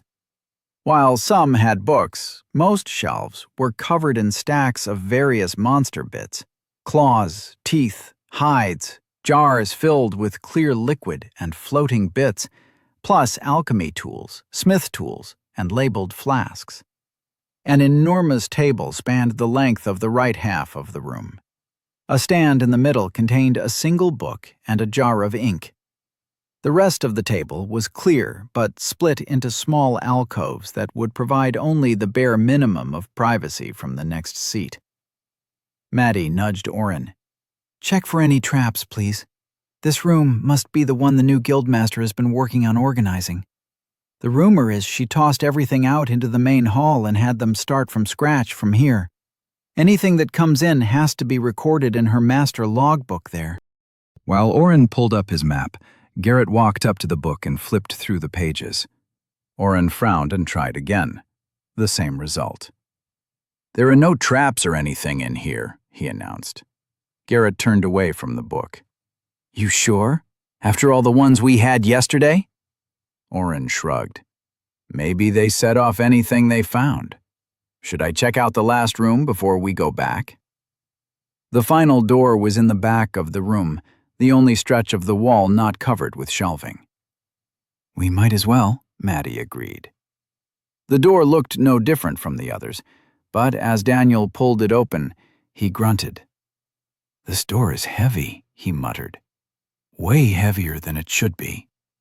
Daniel poked his head inside. "This is more of a closet than a room, Maddie." Maddie and Oren peered over Daniel's shoulder. The last room contained cleaning supplies on a single shelf against the back wall, with a broom and mop. "We could have just finished up last night," Garrett complained. "This room is organized, and we know what else we need. I could have been home in bed."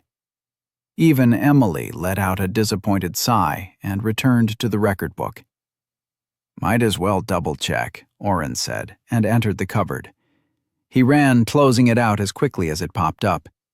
He paused and pulled it up again. Guys?" With all 4 of his party members pushing into the room with him, Oren was feeling a bit claustrophobic. After Emily had used inferno veins to search the single trap that appeared in the cleaning closet, they'd pulled the shelf out of the room, discarding the supplies on the table. She'd been adamant that no traps were present, only a concealment of some sort. "Maybe it needs a magic word to open," Daniel suggested. "That's the dumbest thing I've ever heard," Emily countered. "Obviously, there is a hidden latch or lever. I can't see through the stone wall, but something is definitely right behind here." She rapped her knuckles at waist height behind where the shelving had been. "Do you think it's more gold?" Garrett pushed in again, jostling Oren. "If we find 2 caches of gold, we are keeping one." "Can everyone back out, please?" Oren yelled. "I'm getting smashed here." He had tried using Analyze on the stone, but nothing appeared. As the rest of his party had started suggesting ideas, they'd also crowded in until they all stood in the shoebox-size room together. The other 4 stepped back sheepishly. "I think the best way might be to just break the wall," Maddie said, her finger over her mouth in contemplation. She snapped her fingers. "Oren, can you boost up Daniel's strength? I think I saw a hammer back there on one of the shelves." Garrett quickly bounded over to the other side of the room and returned with a small handheld sledgehammer. Oren threw his highest increase strength level 3 spell on Daniel, the maximum 5 times. With Oren's will at 28, the +4 increase became an 11-point increase. 55 extra points in strength put Daniel into the high 70s for strength. For whatever reason, Oren's buffs didn't affect Daniel or himself as they did everyone else. Oren had performed some testing on Maddie back at the Catanzano Manor, with only a few minor side effects. She could stand an increase to her stats of up to a little more than 20 points before she felt side effects. They hadn't found anyone else willing to be a guinea pig, but Oren had his theories. For now, he wouldn't increase anyone but himself and Daniel more than 15 points or so per stat. Daniel's eyes glazed as he watched his status screen. When Oren's final spell cleared, he smirked and held the hammer over his head with one hand. "I have the power!" Oren kept his face very still. Daniel smirked at him and then looked around. "You all would be laughing if you got that." He turned and disappeared into the closet. "Sometimes I forget he's from another world," Maddie stage whispered to Oren. "And then he goes and says weird shit and I'm reminded all over again how strange he is." "I know what you mean," Oren chuckled. I can hear you. Daniel's voice came from the room, along with the sound of hammer on stone. 2 minutes later, Daniel returned, covered in dust. It's books. Maddie stood up from the chair where she'd been resting. Oren pushed off the table he'd been leaning on. Garrett and Emily were going through the rest of the room for the predetermined supplies, but came back over when they heard the hammer stop. Books? Maddie asked, glancing behind Daniel. How many? What kind? I don't know, Daniel said. I didn't want to pull them out in case there was another trap. Oren punched his shoulder. That was surprisingly bright of you. Good job. Daniel's mouth turned up as if he'd bitten into a lemon. Surprisingly? Oren quickly ducked into the room. I'll just go check for traps. The cleaning closet was covered in a fine layer of stone dust from where Daniel had knocked a hole in the wall at knee height. Small chunks of the wall lay in a pile on the floor, and Oren could make out 5, maybe 6 books behind the wall. He pushed his trap view into the newly made alcove, but picked up nothing. It seems all clear to me, Oren shouted. I'm going to grab these few. Pulling the books out of the hole, Oren's eyes got wide as he read the titles. They're all skill books.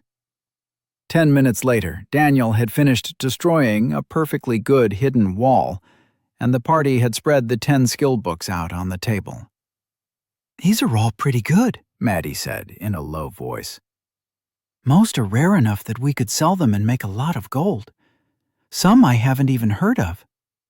Personally, I'll pay for this one. She picked up one of the spell books. The books were embossed with the name of the spell they'd teach, in this case, Sunbeam. This is a direct upgrade for me, she continued, holding the book to her chest. I didn't know that a spell book like this even existed. I could do more damage for the party and I'd be able to— It's yours, Daniel interrupted her. You don't need to pay us for it. Maddie shook her head. No, I will pay for it. This is too much. Daniel put his hand on her shoulder. It's not too much. Just make sure to save all our lives a few times. Emily cleared her throat. If we are allowed to use these, I wouldn't mind taking one of the Fire Bloom spellbooks. I had to pay dearly for mine, and I have a sister. Daniel nodded. Go for it. This entire thing was to make us all stronger, but family is family.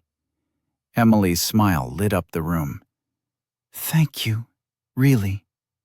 Now, if only there was a weapon skill book, Oren could finally be useful, Daniel said with a laugh. Garrett, do you want any of them? None of the spells or skills really do much for my build. I'm not sure what these two are, though. The archer pointed to the 2 Maddie had set to the side. The first had a dark green cover with gold lettering. It was heavy and looked expensive, with the title Life Tree. The second was well worn by time and had a dark blue cover with light blue stitching of the words Way of the Water. I'm not sure what those are either, Maddie admitted. Those are the ones I've never heard of. Oren pulled up his store in his status screen and typed in Life Tree. Life Tree is a druid spell. You can set up a magic tree that heals the local environment of most types of corruption or contamination. It's pretty mana-heavy to start, and drains as long as it's going, too. I'm not sure even I could keep that up for long, Oren said, summarizing the spell. What? Garrett and Emily were looking at him weirdly. Maddie also gave him a squinty look. How do you know that? She asked. Analyze. I'm getting better at it. The lie came so quickly, Oren surprised himself. The answer seems to placate them. Maddie held up the Way of the Water book. What about this one? Oren stared at the book like he was going to use Analyze, while secretly searching his interface store. Way of the Water. You are adept at the Way of the Water fighting style.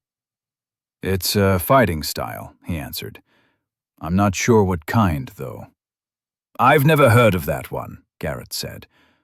But if Oren really doesn't have any martial skills, it might be worth using. Worst case, you have a skill book, learned fighting style you don't use.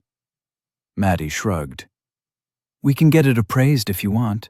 We might be able to get something better and more well-known. Oren shrugged. I'll take it by Bartholomew's after we leave. The bookstore Bartholomew's was where Oren had purchased Sidesteps, the first and only skill book he'd used.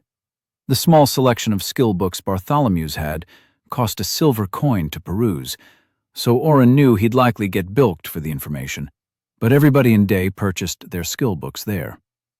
Oren swept the rest of the books into his dimension hole and looked around.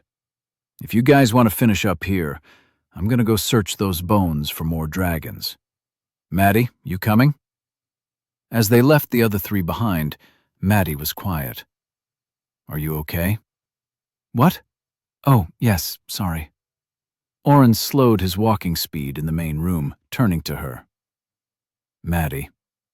She looked up from her feet. What is it? Sunbeam costs 30 ability points. It's not right that I take that, she said, still clutching the book to her chest. You heard Daniel, it's yours. We came here looking for good stuff. You set it up. If it's something you want, then use it. Maddie glanced up finally. Oren, my planned path wouldn't let me get this until I was in the mid-30 range, if I made it that far at all. Awesome, Oren smiled at her. I guess you'll need to revise your plan. I should really make a plan and stick with it. I know I'm going to pick up a few more specific ward spells for the dungeon, but I keep spending all my ability points before I can save up enough to buy the ones I really want to get. Maddie shook her head. I know that pain. Getting Shimmer Sight cost 15. I had to wait for 2 full levels without buying anything. I'm so glad you two found us on that road. I mean, obviously, I'm glad you two saved our lives, but my entire life has been turned upside down. I'm about to learn Sunbeam before I hit level 20. Is it really good? I didn't check it out. It's like my Light Beam, but with light and fire damage and way more powerful.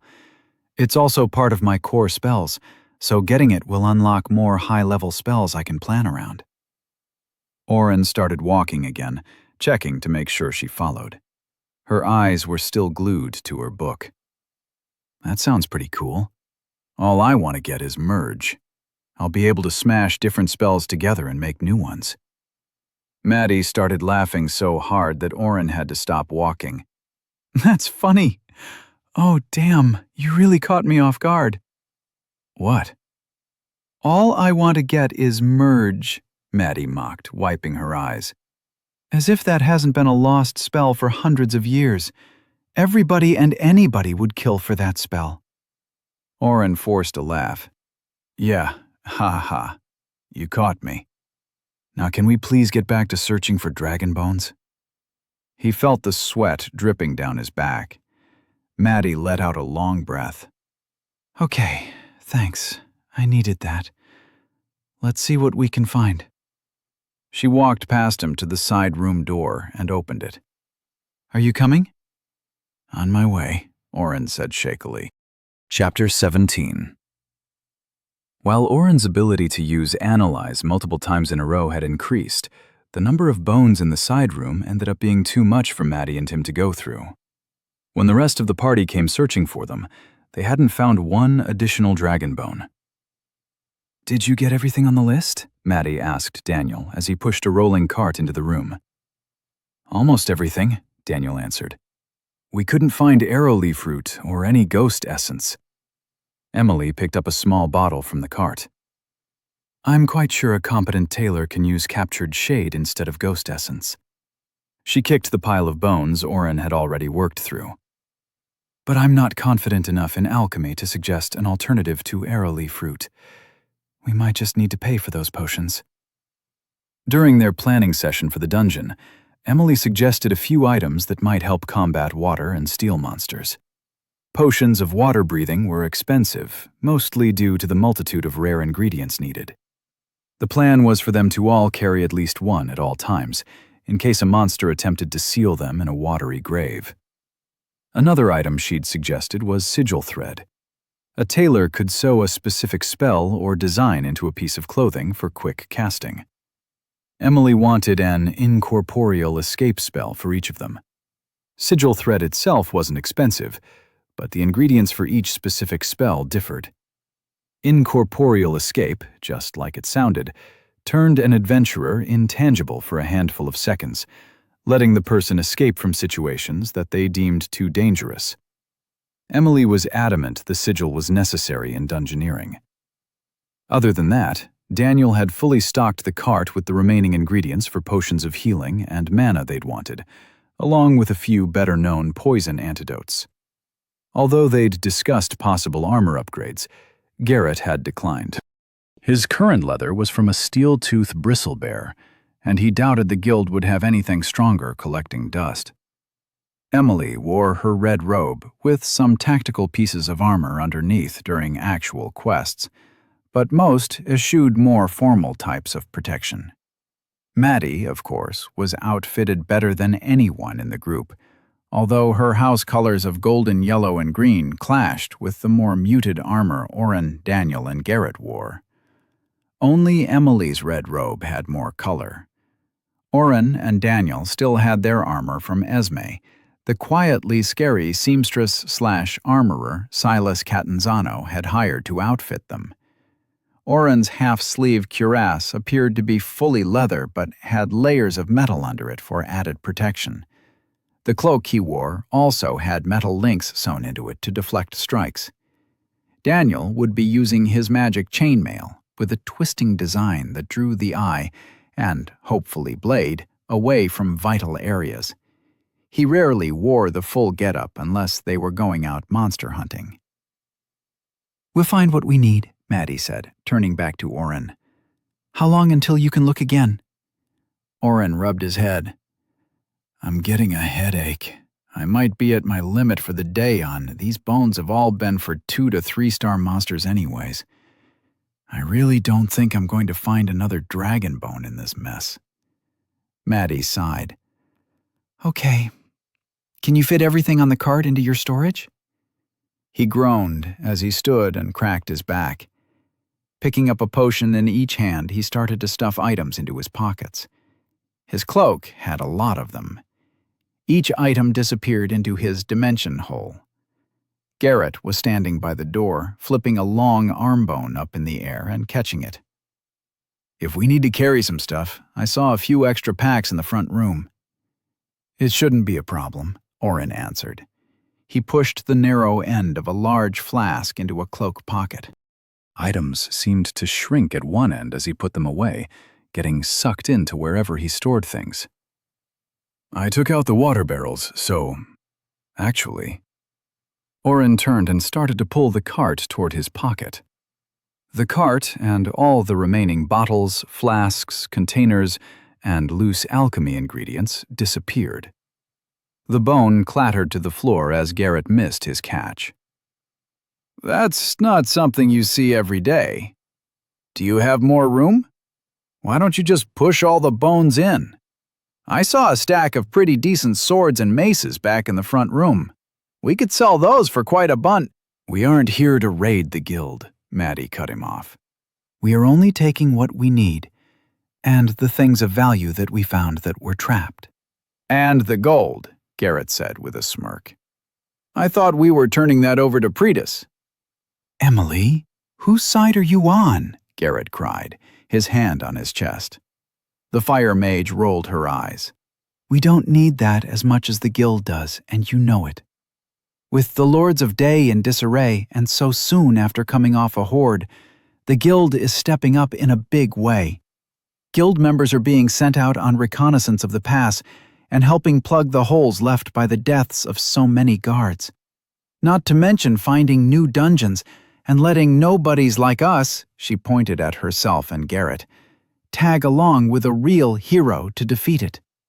Instead of complaining and flirting with the support members, how about you get your head out of your ass and realize how lucky we are?" Emily's more reserved nature built throughout her speech. Oren watched as Garrett backed up from her building temper. Daniel stood back with a smirk on his face, while Maddie bounced from foot to foot, ready to jump in and play peacemaker if necessary. Garrett looked at the group, abashed. "Sorry, that's just a lot of gold. It makes sense to turn it over." Daniel sauntered up to Garrett and put his arm around his shoulders.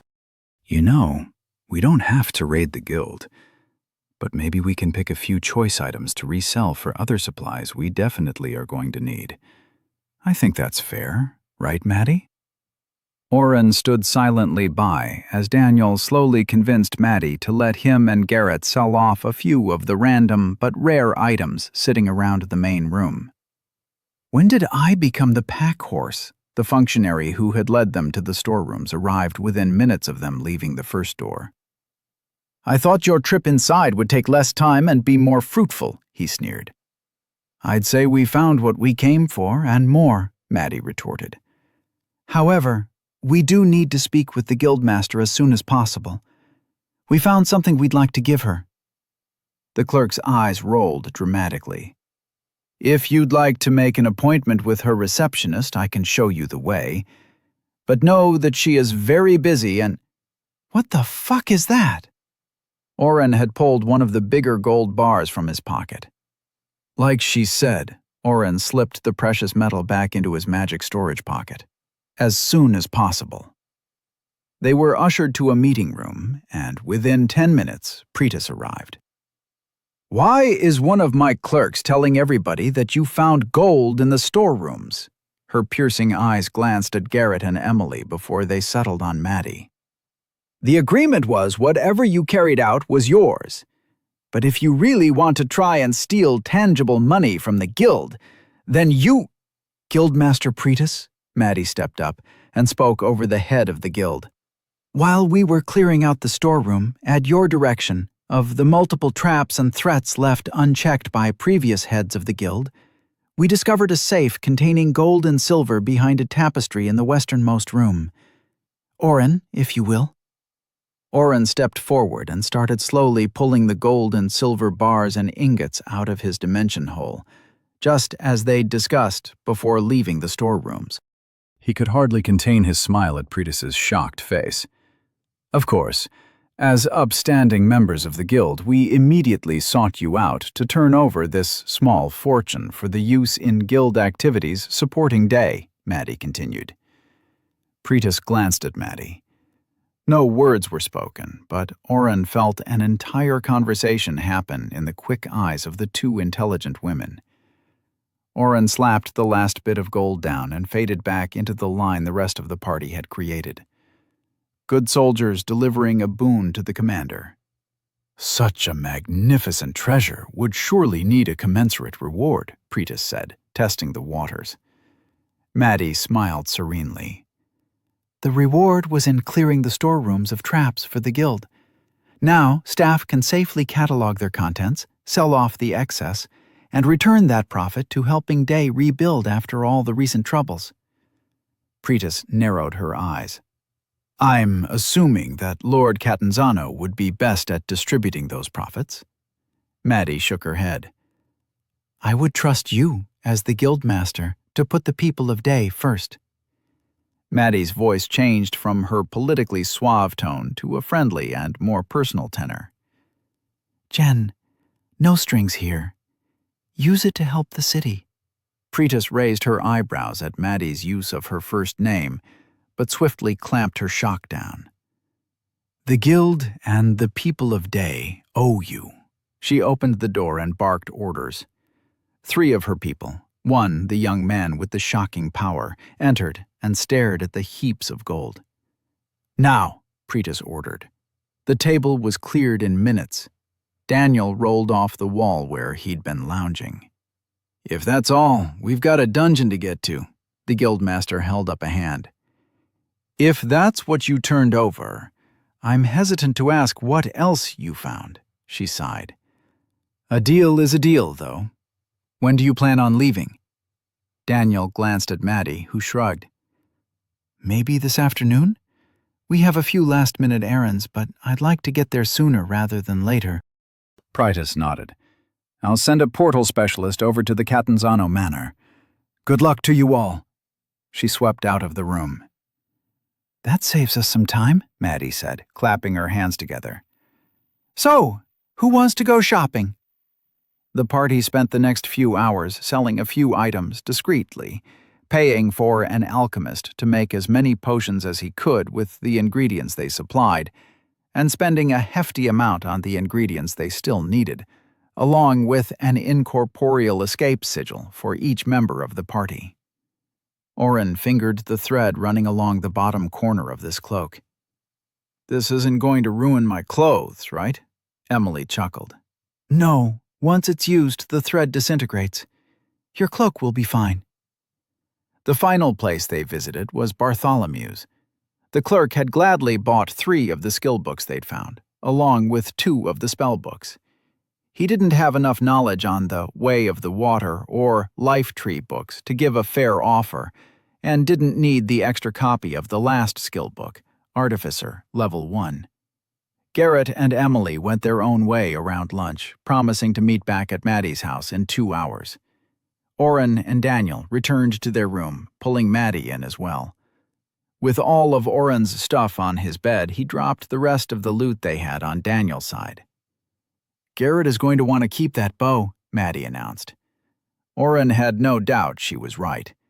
The bowyer they'd visited had sold them a few of his strongest strings, but they'd decided not to bring the Citrandish bow out in front of him. Garrett was practically salivating at the thought of using it. "Should we really have given that much mithril to Jovi's assistant to just make a few arrows?" Daniel complained. "He smelted mithril and cold iron bars for Garrett," Maddie answered.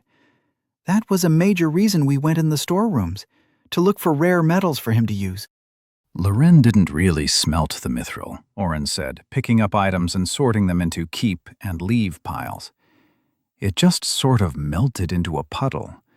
It was funny watching him get upset when he couldn't set it quick enough. Jovi's assistant, Loren, had warned them that mithril was tricky to work with.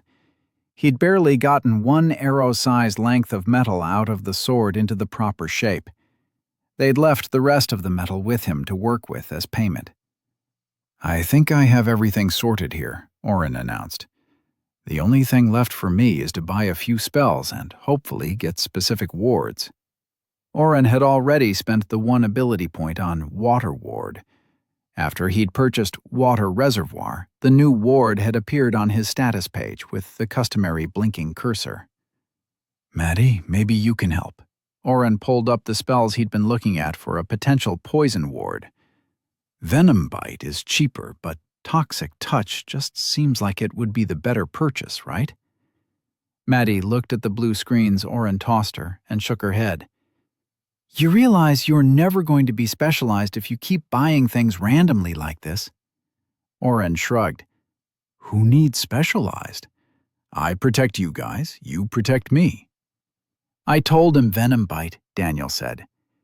"It's not like he's ever going to need to use either, so he might as well save the extra point." "I still think he should buy sword proficiency," Maddie argued. "They even have the skill book if he doesn't want to use ability points." "That was 250 gold, Oren cut in. "That's more than Daniel spent on Gertie." "He could always use the water fighting book," Daniel suggested. "Bartholomew didn't even know how much it was worth, so it's probably really good." "The guy who works at the store is not named Bartholomew," Oren groaned. "That's Gregory." Daniel shrugged and picked up the book off the bed. "Way of the Water? That sounds kind of cool." Maddie watched their back and forth and made for the door. "I'm going to get all the food set up for Oren. For what it's worth, Oren, I think you should go with your gut. If you don't like Venom Bite, don't get it." Oren went back to sorting. Daniel sat on his bed, knocking over the piles Oren had been making. "What do you think?" "Huh? About what? Dude, you just knocked over the extra blankets. I just folded those." Daniel wagged the book in front of him. "I don't need to fight," Oren said, shaking his head. "I stand in the back." Daniel ignored him. "You said this is a fighting style, right?" Oren nodded. "Do it. For my peace of mind. Daniel caught Oren's eye. He had his serious face on. We could sell that and use the money for... Daniel pushed the book into Oren's arms. We can always make more money. We are about to go into a dungeon where we are going to be fighting monsters and defeating a floor boss. I need to be able to worry about that and not you defenseless behind me. Oren looked at the dark blue cover. The book was beat up and had been forgotten in a false wall for who knew how long. He brushed his hand over the stitching. Fine, he agreed. Just promise you aren't going to throw some monster at me to test it out. Daniel held his hand up and visibly crossed his fingers. Sure, buddy. Oren tried to hit Daniel with the book, but missed. With a sigh, he sat down and opened the book, triggering the skill learning. Would you like to use skill book, Way of the Water? Yes or no? Oren hit yes, and the world went dark. Chapter 18. Oren opened his eyes. He stood in a massive, domed white room with alcoves set into the rounded walls all around him. The recesses were stacked one on top of each other, and he could just make out a presence in each one, watching him. Where the fuck am I? He mumbled. He tried to pull up his map. Nothing happened. He tried to pull up his status. Again, nothing. Hello? Oren yelled, the shout echoing across the chamber. Nobody answered. Oren caught movement from the corner of his eye and turned. While a moment ago the floor around him had been the same white marble as the walls, now a splash of color had been added in the shape of a square. The deep blue reminded him of something. The skill book, he thought, connecting the blue stone to the book he'd opened. I was learning that fighting skill. Movement from above arrested his line of thinking. Something was falling from a very high distance. Oren's heart stopped at the speed the body had reached in its descent. He didn't have time to turn away before the person hit the floor with a splash. That's not right. The body, made entirely from water the same deep color as the book and square fighting ring, pulled itself back together and walked, splashed, toward Oren. What is going on? Oren backed away from the watery visage.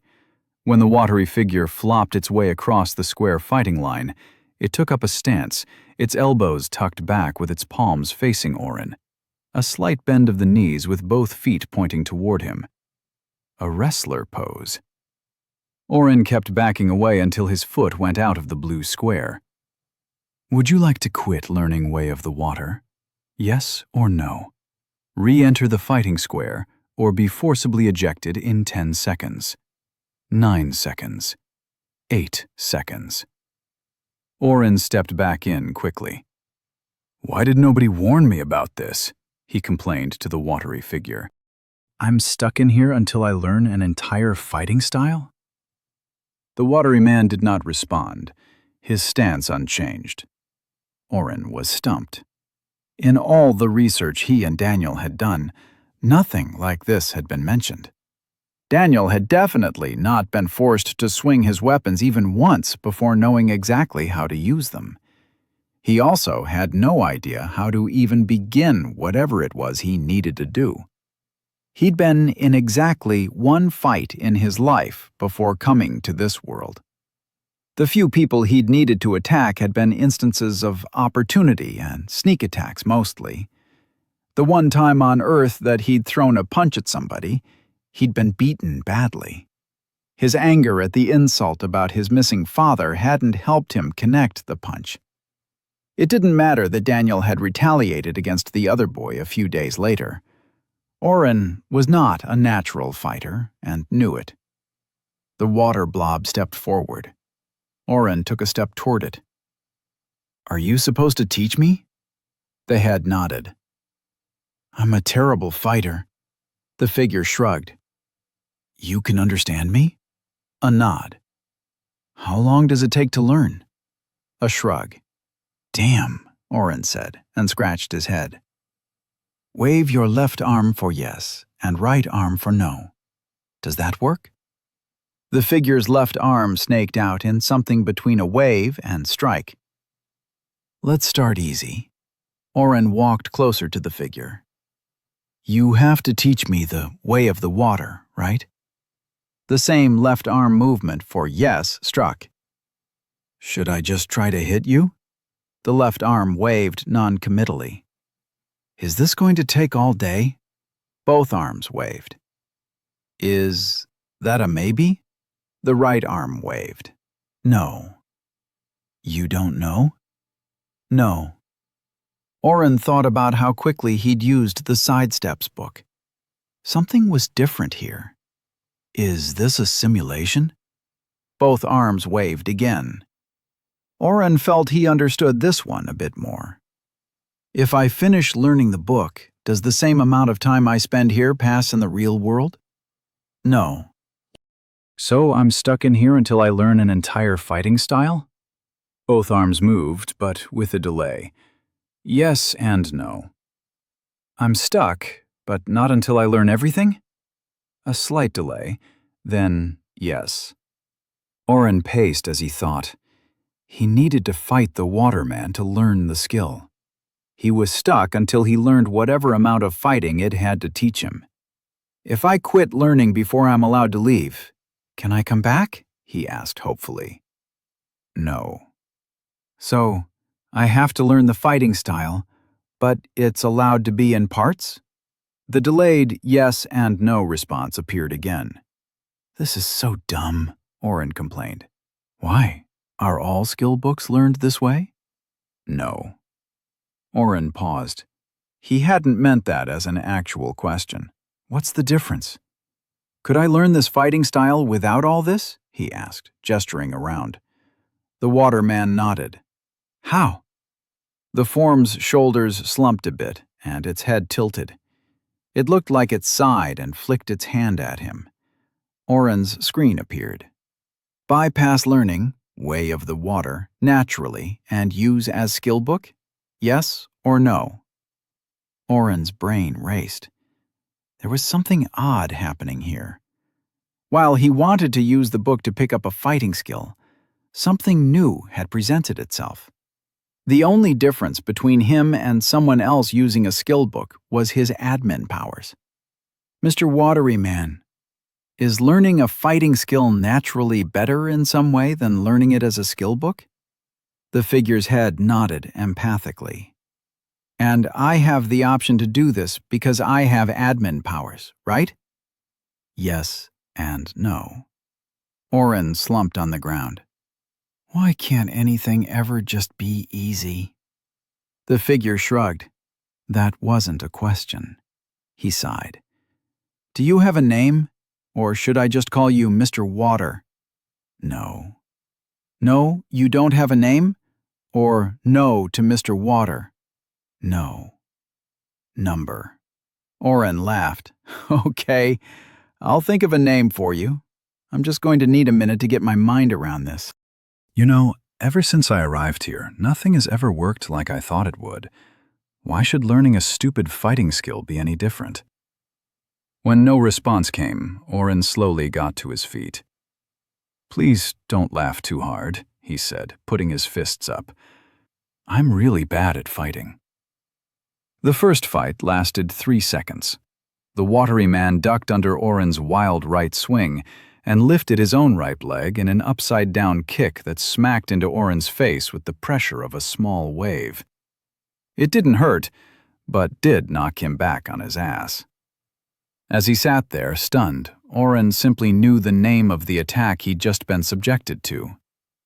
Scorpion Fish Strike.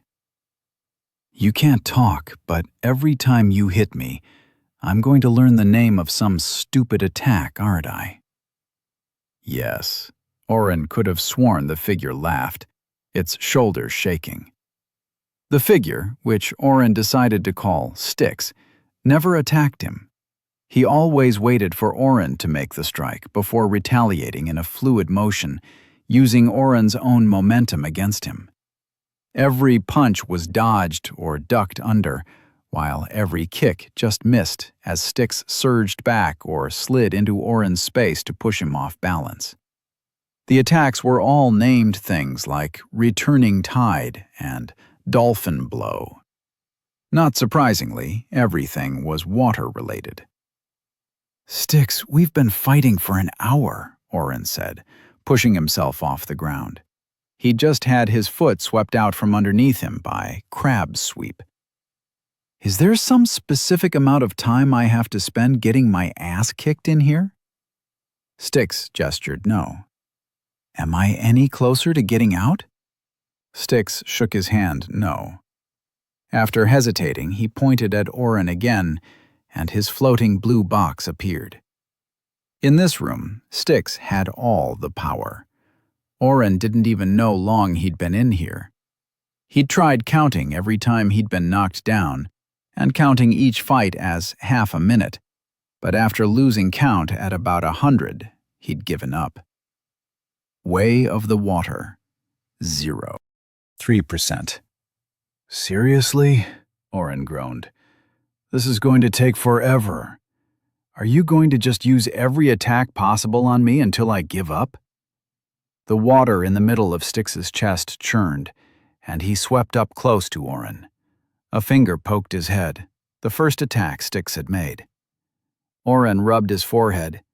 It didn't hurt, but every attack left Oren marked by water. His clothes would get wet from each attack, but magically dry between each round. "What do you want?" Oren demanded. "I'm doing everything you want. I can't hit you. I didn't upload all the fight moves when I used the book. You are too quick. Why would somebody even make this an option? What point is there in getting hit over and over?" Styx rolled his hand, inviting Oren to continue his tirade. Somehow, the simple movements of the watery humanoid were getting easier to understand. "There isn't a point to getting hit over and over?" Styx waved both hands, yes and no. He then pointed at Oren. "I'm not supposed to get hit over and over?" Styx threw up both hands in triumph. "Yes, yes, yes!" Oren's thoughts drifted back to the fights. Every attack he threw at Styx was countered, with little movement or reaction needed from the defender. "Way of the Water isn't about offensive fighting, is it?" Oren said aloud. "It's a defense." 1.1%. Oren reflected on the different names he'd been learning. Instead of thinking of them as attacks, he felt the movements in his body as defensive reactions. As soon as he had the thought, Styx swung his right arm in a wide haymaker. Oren reflexively dipped and used the first hit that had landed on him. Scorpion Fish Strike. His form was off, but his foot still dipped into the water, making up Styx's shoulder. Styx backed up and bowed. Then he started to attack. 4.9%. Oren was exhausted. He was spread eagle on the white marble, trying to count the alcoves. Each complete circle had 50 recesses. He'd been able to make out just over 30 circles before his eyes failed him. The circles started getting too close that high up for him to make out properly. Daniel, with his skill, would have been able to make out more. "Styx, are those alcoves all the different moves of Way of the Water?" Styx was standing nearby, waiting patiently for Oren to stand again. The last spar had lasted almost 2 minutes before he'd knocked Oren down. He waved no. "What are they?" Styx didn't respond. When Oren's questions became too broad, his binary language broke down completely. However, Oren could feel his teacher's frustration at not being able to answer. Oren pushed the question to the side and rolled over before standing back up. He situated his body into the first stance Styx had taken, formless. Keeping his body open for whatever was thrown at him, the first form let him react to Styx's attack style. He'd also learned river, ocean, and rain. Mist stance was something Styx had shown him twice before becoming frustrated at something Oren was doing wrong. He hadn't repeated the stance again. Oren waited patiently, edging his feet to the side and keeping Styx in front of him as they circled each other. Styx struck with 2 consecutive high kicks. Oren slapped one away with Otter Tail and redirected the second with a change into River Stance. He dropped low and swung his leg out in an attempt to break Styx's one-legged posture. The liquid man flipped off his single foot and pivoted his body in the air to kick again in Rain Hits the Soil. As he brought his heel down where Oren's center was, he found Rising Wave meeting his attack. Oren's feint had worked, and his fist shattered Styx's face, the water splashing a dozen feet behind them both. Styx, instantly fully formed, bowed. Oren could swear he saw a smile form in the dark recesses of the watery head. Way of the Water, 5%, 1/20th completed. I think it will. Continue or save progress? Save progress? Does that mean I can come back? Oren asked. Styx waved his left arm for yes. Oren hit save and blinked. Did you learn it? Daniel asked, sitting close to him on the bed. Oren yelled and fell off, landing hard on the floor. Dude, what the hell? Daniel frowned. Oh, what's wrong? How long was I out? Daniel reached down and helped Oren stand. What are you talking about? You opened the book and the words disappeared like normal. I said 2 words and you fell off the bed. Oren ran his hand through his hair. A minute ago, it had been slick with sweat from the hours of fighting he'd been doing. It was now dry, without the dirty feeling that should have been there after such a workout. It was different. Something happened. Oren explained the white room and Styx to Daniel, while his friend's eyebrows rose higher and higher. You suck, dude. I want to learn martial arts from a secret master, Daniel complained. I was stuck there for half a day, Oren was pacing. I only completed 5% of the book. But you can go back, right? Daniel asked with concern, standing up. And you know how to fight now? Oren poked the skill on his status screen, feeling the ability to re-enter Styx's training room. Yeah, I can go back, and I think I have the basics down at least. Daniel stood up and gave Oren an evil grin. Want to test out your skills? Oren returned the smirk, feeling the stances in his mind. This might be fun. Chapter 19. Not surprisingly, Oren lost any fair fight against Daniel, fair being defined by Daniel as not using debuffs against him.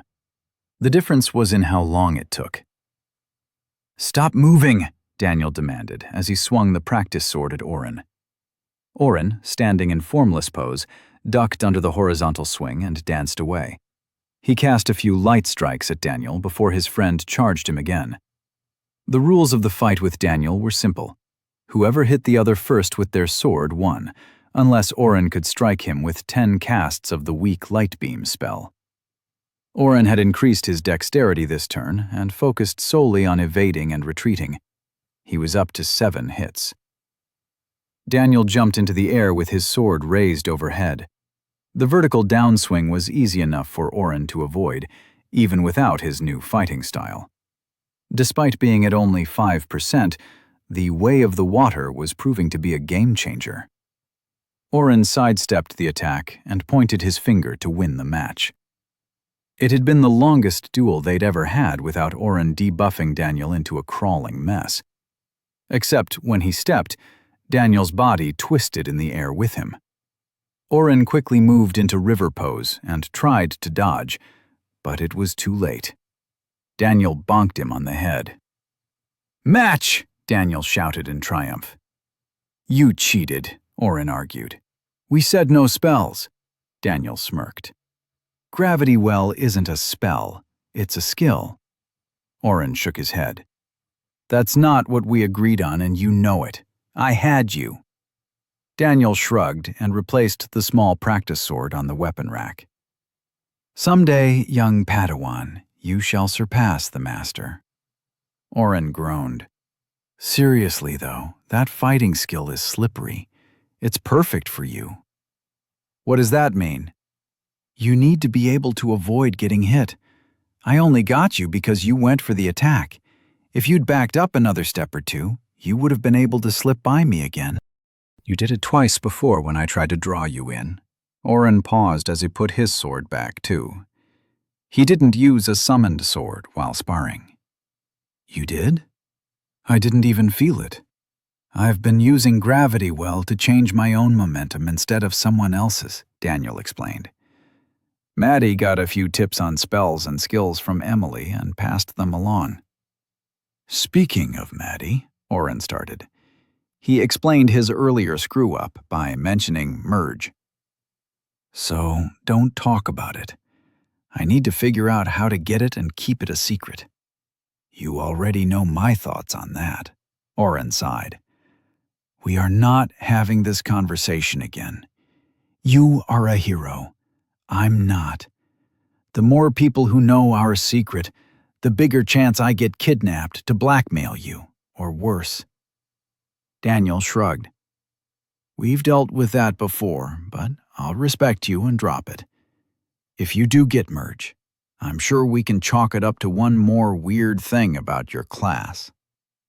As they made their way back to their room, one of the staff intercepted them with a bow. The lady requests your presence in the kitchen, young masters. Gerald, how many times do I have to tell you to call me Daniel? Gerald nodded with a smile. At least once more, young master. Shall I show you the way? Daniel scowled and shook his head ruefully. We can find our own way, thank you. Oren grinned at the man as they left and received a conspiratorial wink. In the kitchen, Maddie had the house staff scurrying around, fulfilling last-minute requests. Most of what they planned to bring was to be stored with Oren, but each adventurer was required to bring their own food supplies, just in case they were separated or Oren died. Daniel had grown very angry when that last article had been addressed. Breads, smoked meats, and even a small stack of grapes and oranges had been assembled. Cheese and nuts were sorted into separately labeled containers and wraps. A canvas bag was set to the side. Maddie looked up as they arrived. Good, you're both here. Oren, could you go ahead and start loading up on everything here? I've already separated out emergency rations for each person. Oren just nodded and began putting the foodstuffs away. Some of the bread was still warm and would be again later when he drew it out. Maddie's attention to detail for this foray was nearly perfect. He reached the end of the table and poked the bag. Maddie, what's in here?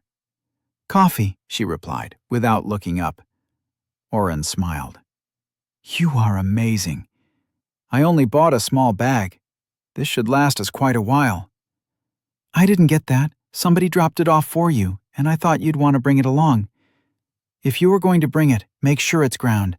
Nobody is going to carry a bean grinder for you. One of the cooks coughed pointedly once Maddie turned around. She nodded toward a corner of the kitchen where a small hand grinder and coffee press were already sitting out. Meredith, you sneak, Oren whispered, and quickly swiped the items into his storage. How's your son? Better now, the older woman whispered back. Thanks again, dearie. Daniel waited for people to clear away before leaning into Oren. How are you so friendly with everybody? I can barely get their names. Oren gestured at his friend. You were the famous hero. I'm just a guy who is loose with his mana and can heal without waiting in a hospital line. Bribery, then? Oren laughed. No. I needed a way to increase my healing experience without just parading around that I'm doing it. I overheard one rumor and asked around. Meredith's son had a broken leg, and the wait list was long enough she was worried it would set bad permanently. So we both got what we wanted. He turned back to Maddie with a thought. Maddie, the person who dropped off the coffee, was it an older guy or about our age?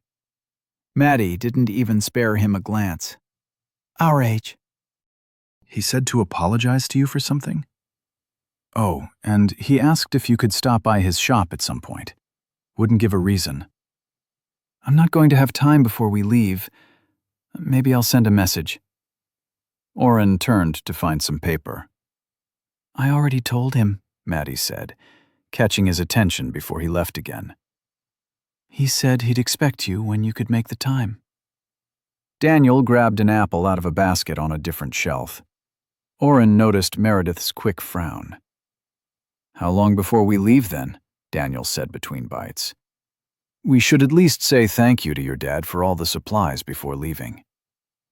Maddie kept her back to them and didn't respond. She rolled up a cloth with a few knives and forks and dropped it on the table close to Oren. That should be all of it, she muttered. Let's go see if Emily and Garrett are here yet. Maddie? Thank you so much, everybody. That will be all for today, she announced, before trying to scamper out the door. Daniel blocked her path. What's going on? Maddie glanced over her shoulder at the people funneling out another door. Only the few main kitchen staff remained. She mumbled something too quietly for Oren to hear. He doesn't? What's going on? Oren stepped in closer. Daniel pointed at their party member. Her dad doesn't even know we're going. Oren pulled both of them through the door into the hallway. There was no use in having the conversation in front of the people who worked for Silas. To the dungeon or to the elves? Neither, Maddie murmured. You told us it wasn't a problem, Oren accused. Why does he think we need all this food? I set it up myself. She looked up at him at that. I am capable of doing things without him. Daniel put his hand on her shoulder. That is not what Oren said, and you know it. You didn't lie to us, but you left out some pretty major details. What's going on? Maddie realized they were still in the hall and pulled them along to one of the small meeting rooms for important visitors. Closing the door behind her, she fell into a chair and covered her face. I haven't told him yet. I'm terrified of going through with it, she said from between her hands. We can go with you, Daniel suggested. Explain to him the guild gave us this opportunity. Maybe even see if he could make you an official envoy to the elves. Maddie shook her head. It's not just the dungeon and the elf trip. I have to tell him I'm becoming an adventurer with you full time. I'm resigning as Lady Catanzano and giving up my claim to the lordship. Oren was stunned. Maddie had mentioned not wanting to take over for her father before, but Silas had been grooming her for the position for her entire life. If she drops the bombshell on him now, right before they were supposed to leave, maybe don't tell him that right before we go on a secret mission to save the elves, Daniel said. Oren plopped into a chair and put his own head in his hands. I mean, what if he gets mad and tries to keep you here? Oren groaned. Daniel was such an idiot sometimes. What if he tries to keep us here? Are you saying that if he tried to ground me, you'd run off and leave me here? Maddie stood. Her face was calm, but her eyes were a storm waiting to crash against a ship.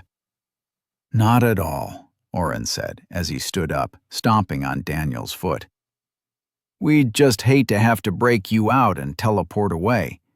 I can't even get us to the dungeon, and trekking around looking for it would be a waste of time. Maddie raised an eyebrow, but the smile pulling at her lips gave Oren a moment of relief. He'd sidetracked the two headstrong members of his group before they came to blows. Maybe don't tell him everything now, Oren started. You have to tell him about the dungeon. We can't steal supplies from him and have him wondering where we are. Read the situation and see if he needs to know about the elf trip, but wait until we come back to make any big career move announcements. Oren held up his hands to stall her inevitable counter-arguments.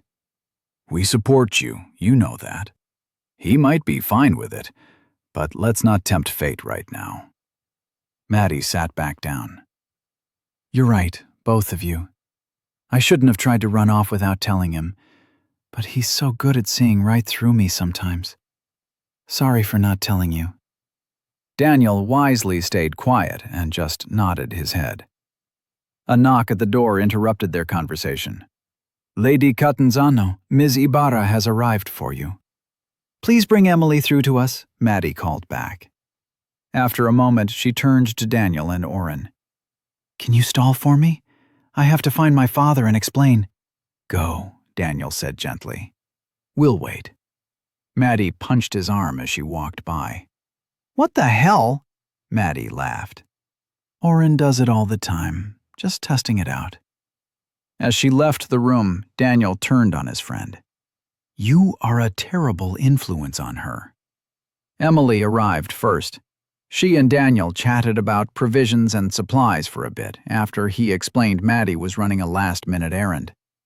The teleportation siblings, Jack and Jillian, arrived early. Oren hadn't seen them since Daniel's rescue, and he thanked them again for their help. Jack continued to be an ass, but Jillian shook his hand. After introducing them to Daniel as part of his rescue team, he thanked them as well. It was just a paycheck, Jack mumbled, but took Daniel's hand. Being the hero came with some built-in respect, it seemed. Jillian pulled Daniel into a hug. No, it wasn't. We are honored we got to help rescue Day's hero. If you ever need a jump, let me know. Oren saw her stick a slip of paper in Daniel's pocket and questioned whether she was talking about a teleport. Maddie burst into the room, out of breath a few minutes later. Sorry, she huffed. Last-minute stuff. We're good. She held up a thumb to Daniel and Oren. We're still waiting on Garrett, Emily sighed. He's always late. Am I? Garrett's voice echoed in from the hall before he popped in as well. That doesn't sound like me at all. The Donovan job? Those thugs were early. You can't blame me for the Pasquale infestation? I still swear that Tin told me 2 hours past sunrise, not 1. Should I keep going? Emily asked, her arms folded. Garrett bowed to the siblings and took Jillian's hand. Who are these lovely folks that nobody has introduced me to? My name is Garrett Bell. Wonderful to make your acquaintance. A peck on Jillian's hand had her enamored. Jack's attitude soured even more. All right. Jack pulled out a map and spread it on a table. Let's get this done. This is where we will be taking you. He drew a line up the map from Day and pointed to a small blue line south of where the dungeon was. We don't know all the particulars of your mission, but we've been told to keep it hush-hush. We were told you'd be able to make your own way from here, Jillian continued when Jack took a breath, turning her last sentence into a question. That should be fine, Emily answered. Turning to look at the others, she shrugged. I've got a good memory. We'll be fine. Jack clapped. Then let's get you to your destination and me home with a paid bill. Chapter 20. Oren waved to the brother and sister teleport team as they disappeared without a sound, leaving their party on the north side of a small stream. I can't believe she asked both of us to dinner. In front of each other, Daniel said, shaking his head. I might take her up on dinner. Garrett pulled his backpack up on his shoulder. It might be just what I need after this job. Daniel double-checked Gertrude strapped on his back. He carried his pack like a duffel bag at his side. What about Oren? Oren can join us if he wants. Oren ignored the male half of his party and turned to Emily. You said you'd be able to find the way? How long do you think it'll take us to get there? Emily pointed north by northeast. I'm pretty sure you could use map and find the guards we're supposed to meet. It's maybe an hour's hike. This is close to where the guildmaster said the dungeon is. They usually take on some characteristics of the surrounding area. She waved at the small brook. This might be what made it take a water bent. Talking about the different qualities of the dungeon reminded Oren he still hadn't made up his mind about which spells to buy. Poking around in the spell store, he went with his gut and selected the one he thought he might get some use out of. Toxic touch. Your touch becomes toxic. MP cost variable to toxicity, -2 AP. Would you like to purchase for 2 AP? Yes or no? Yes. Oren tagged the new icon and found Poison Ward for a single ability point. He bought the same. Poison Ward creates a ward around you and your party within 50 feet that protects against poison magic for MP maximum, 20 MP. He still didn't have a steel ward, but Oren didn't feel like spending 5 points, 6 if a new ward became available, on such a specific type of magic. Poison, ice, and water were ones he felt would be more useful in the future. Eventually, he'd need to get fire and maybe the light magic ward he'd avoided purchasing, but he felt no rush to do so. Even if he had to hide it, he still wanted to get merge. Doing more with alchemy also seemed interesting, but after all his research and Brant's warnings about the prohibitive cost and training needed, that skill was pushed to the back burner. Oren also cast a level 1 utility ward on the party. Quickly calculating the math in his mind, he realized that the +30 to every stat from a level 2 spell would likely result in everybody needing a day off to recover from the over-effects. Instead, he kept the increase to a safer 15. The cost of a level 1 spell also meant his spent mana would be more than half refilled in the hour it would take to get to the dungeon. He could also top off with a mana potion if he needed. The extra strength and dexterity would make traversing the terrain a little easier. Emily gave him a smile when her physical stats went up. As they trudged along, climbing up a hill away from the water, Oren filled Daniel in on his new purchases. You went with the more expensive spell, even though you don't plan on using either one? How often am I going to have a chance to bite someone versus touching them? Oren defended himself. 1 point is going to make a huge difference. You don't know that, Daniel said, taking a big step up on a rock. What if you have to wait to buy something now, or can't even afford it in the first place? The prices of spells and skills only get more expensive the higher tier they are. Oren shrugged. I can already boost your stats to the max. Everything else I get just gives us options. Daniel reached over and tried to ruffle Oren's hair. My little Swiss Army knife. After a bit of climbing up the sparsely wooded hill, Oren pulled his map back up. He stopped Emily and pointed her a bit more north. The 4 dots on his map were likely the guards sent from the guild. It's probably going to be another 10 minutes tops, Oren announced to the rest of them. Garrett grumbled something, but was too far behind for Oren to make it out. One of the guild members caught their movement before they reached the small tent set up against the hill. She moved down to them, picking her footing with a speed and grace that spoke of either a high dexterity or some sort of movement skill. About time you made it, she said, as she jumped down to land in front of them. Which one of you is the hero? Emily and Oren pointed at Daniel. He waved.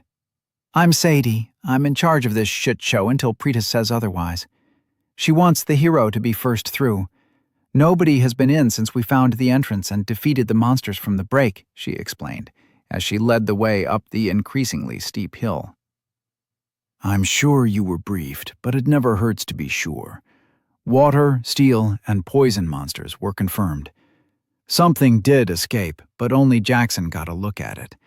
He got thumped by a steel boar and had to be taken back to Day for some healing.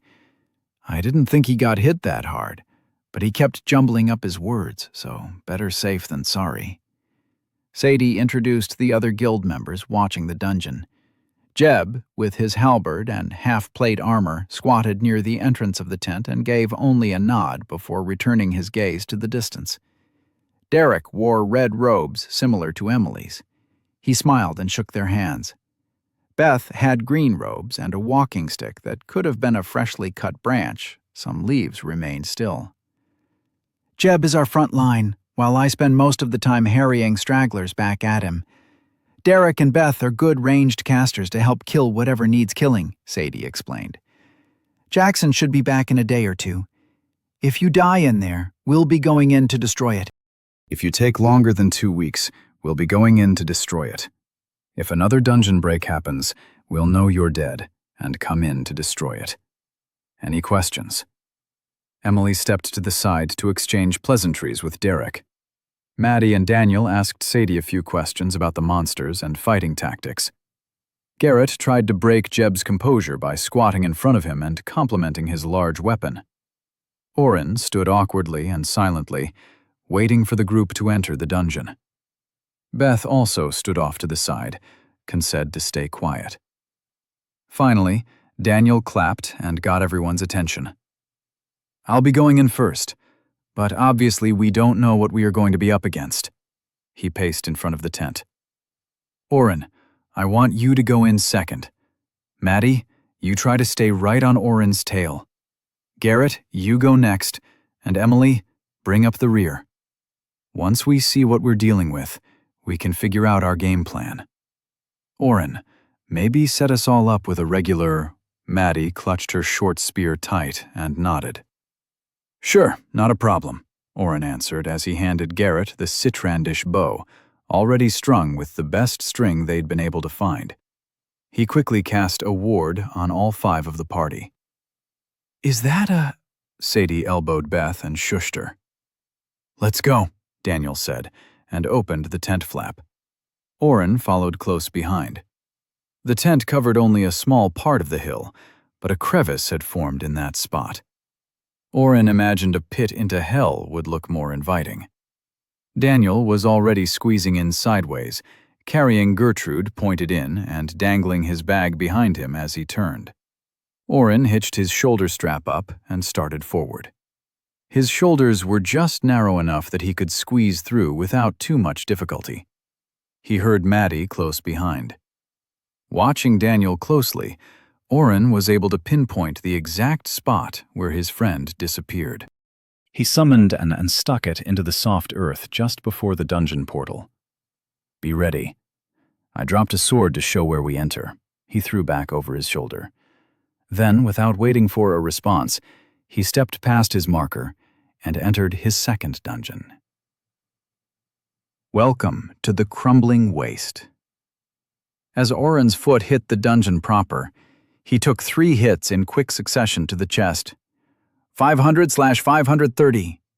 "Get down!" Daniel yelled from a few steps ahead of him. He was crawling along the floor. Oren followed his lead and got on his hands and knees. They were in a long corridor. The walls were slate and the ground was cobblestone. Oren picked up one of the small knives that had hit him before being deflected off by his magic shield. It was shaped like a kunai. After a second, the 2 he hadn't touched melted into the ground. The one in his hand began to burn, and he dropped it. He noticed his ward had taken another point of damage. "Don't pick up the kunai!" Oren shouted to Daniel. Maddie arrived a moment later, and Oren pulled her down before 3 more of the weapons flew out of the darkness. "What?" Maddie landed in a heap. She heard the clatter behind her as the knives hit the blank wall that was the exit. "Thanks?" "Daniel says we crawl." Oren pointed ahead to where Daniel was shuffling along. Every few feet, more of the kunai lodged into the wall, but always at about chest height. "Stay here and pull Emily and Garrett down." Oren crawled forward and pulled up his map. He yelped at what he saw. "Daniel, get back! The entire room is a big trap. Only certain stones are safe and—" Oh, shit. Every time Daniel had brushed his limbs along one of the yellow trapped stones on his map, Oren watched the throwing daggers burst from the darkness ahead. Oren could tell the long chamber was only a few 100 yards long, but when Daniel had rested his hand and Gertrude on the latest stone embedded in the ground, something new had appeared. A small panel on the wall a few feet ahead of Daniel, with dozens of red dots scurrying about behind it. "Monsters! 2 o'clock!" Oren shouted. Daniel didn't need the warning, as the multitude of balding, furry rats poured out of the hole and directly at him. He swiped Gertrude as best he could, but even with the increased strength and his own skill, she was too heavy for the position he was in. Luckily, she was heavy enough to smash a few against the wall. Oren heard a grunt as Garrett wasn't pulled down quick enough and took 2 hits. His ward kept him from taking any damage, and Oren threw a light strike at the monsters. They went down with 1 hit. He pulled up Identify. Plaguerat, HP 9/9. He queued up for another strike just before Emily arrived. Of all the members of the party, Emily reacted the most professionally. Upon arriving in the dungeon, she ducked down and to the side, dodging the 3 kunai before they'd even appeared. She noticed all 4 of her party members on the ground and fell to her knees. Finding the hero being swarmed by almost 100 small rats, she raised her hands and attacked. A bloom of fire spread from her hands like a lance, moving where Emily pointed. Only crispy black husks remained of each monster she passed. The spell only lasted for 2 deep breaths, but Oren watched her decimate the rats. Experience gained, 2 XP. Daniel slowly pulled his arms and legs back and looked over his shoulder. "Thanks for the assist, Emily." Oren threw out his hand as Garrett made to crawl forward. "The floor is trapped. The medium-sized stones send out the flying knives, and the big ones, well, that one Daniel touched let out the rats.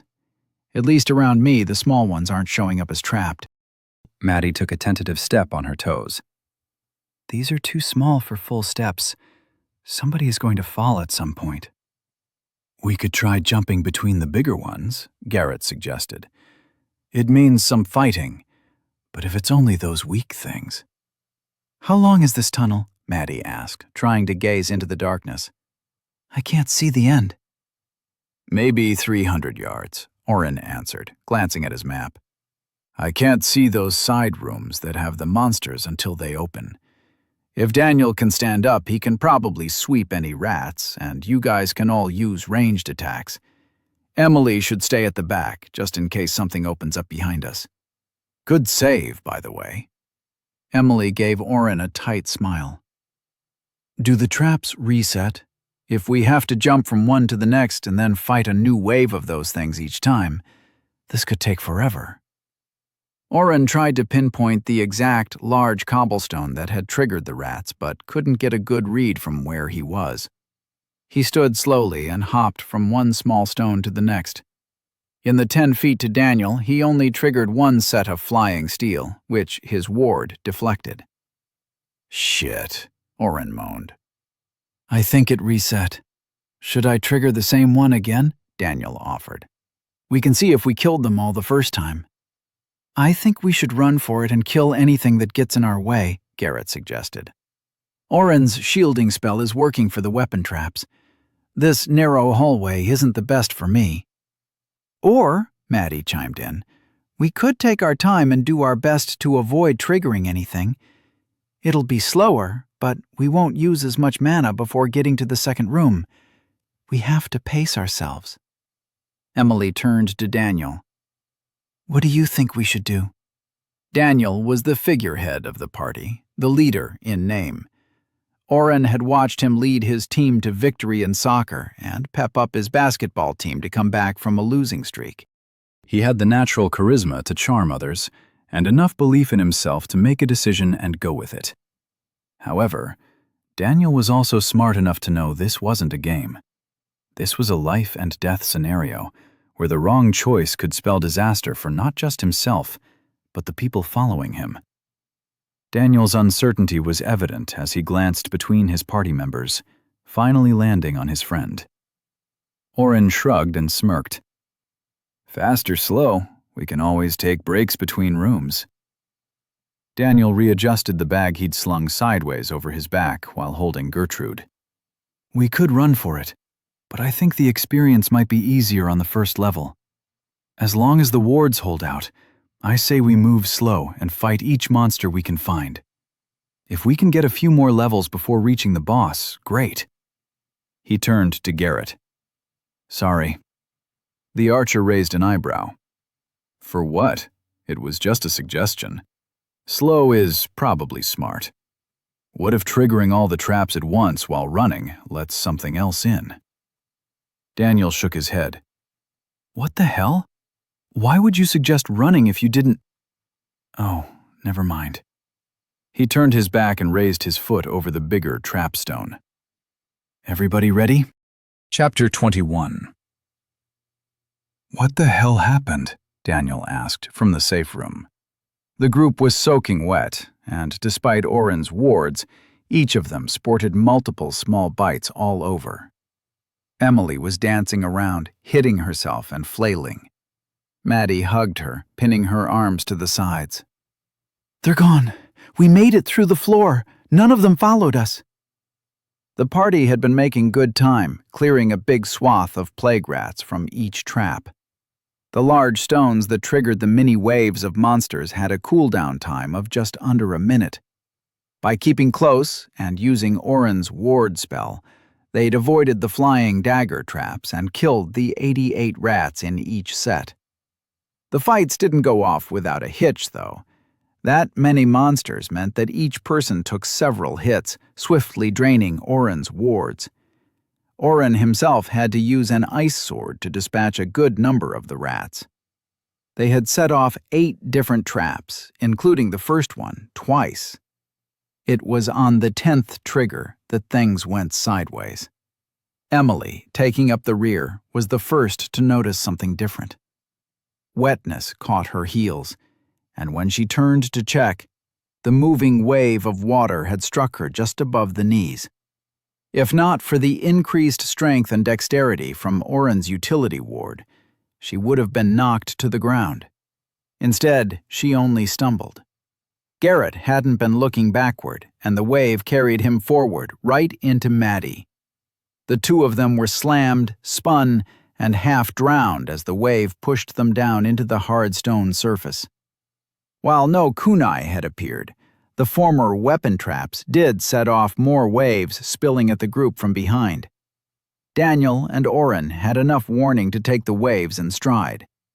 Maybe it was the few summers they'd spent at the beach, jumping into the surf. Maybe it was that both had learned to swim at a young age, and a few feet of water didn't faze them as much as the others. With Day having no nearby large bodies of water, they later learned that only Garrett knew how to swim well. The rats could also swim. They wiggled through the water faster than they scurried, crawling up robes, pants, and cloaks. Emily's fire spells sputtered out after a few feet. Daniel struggled to hit more than a few at a time. Garrett and Maddie were just getting to their feet. They might have been able to turn the tide, no pun intended, but for one little mistake. In her haste, Emily had stepped back and triggered the first rat trap. A door behind them opened, and nearly 100 more swamped them. "Run!" Daniel yelled, pushing through the rodents tearing each other up to stand on top and jump at the adventurers. Emily became an inferno, which created a constant fog of steam around her. Garrett was splashing away from the fire mage, more worried about the heated air than the rats biting him. Daniel slammed against the door at the end of the hallway and heaved against it.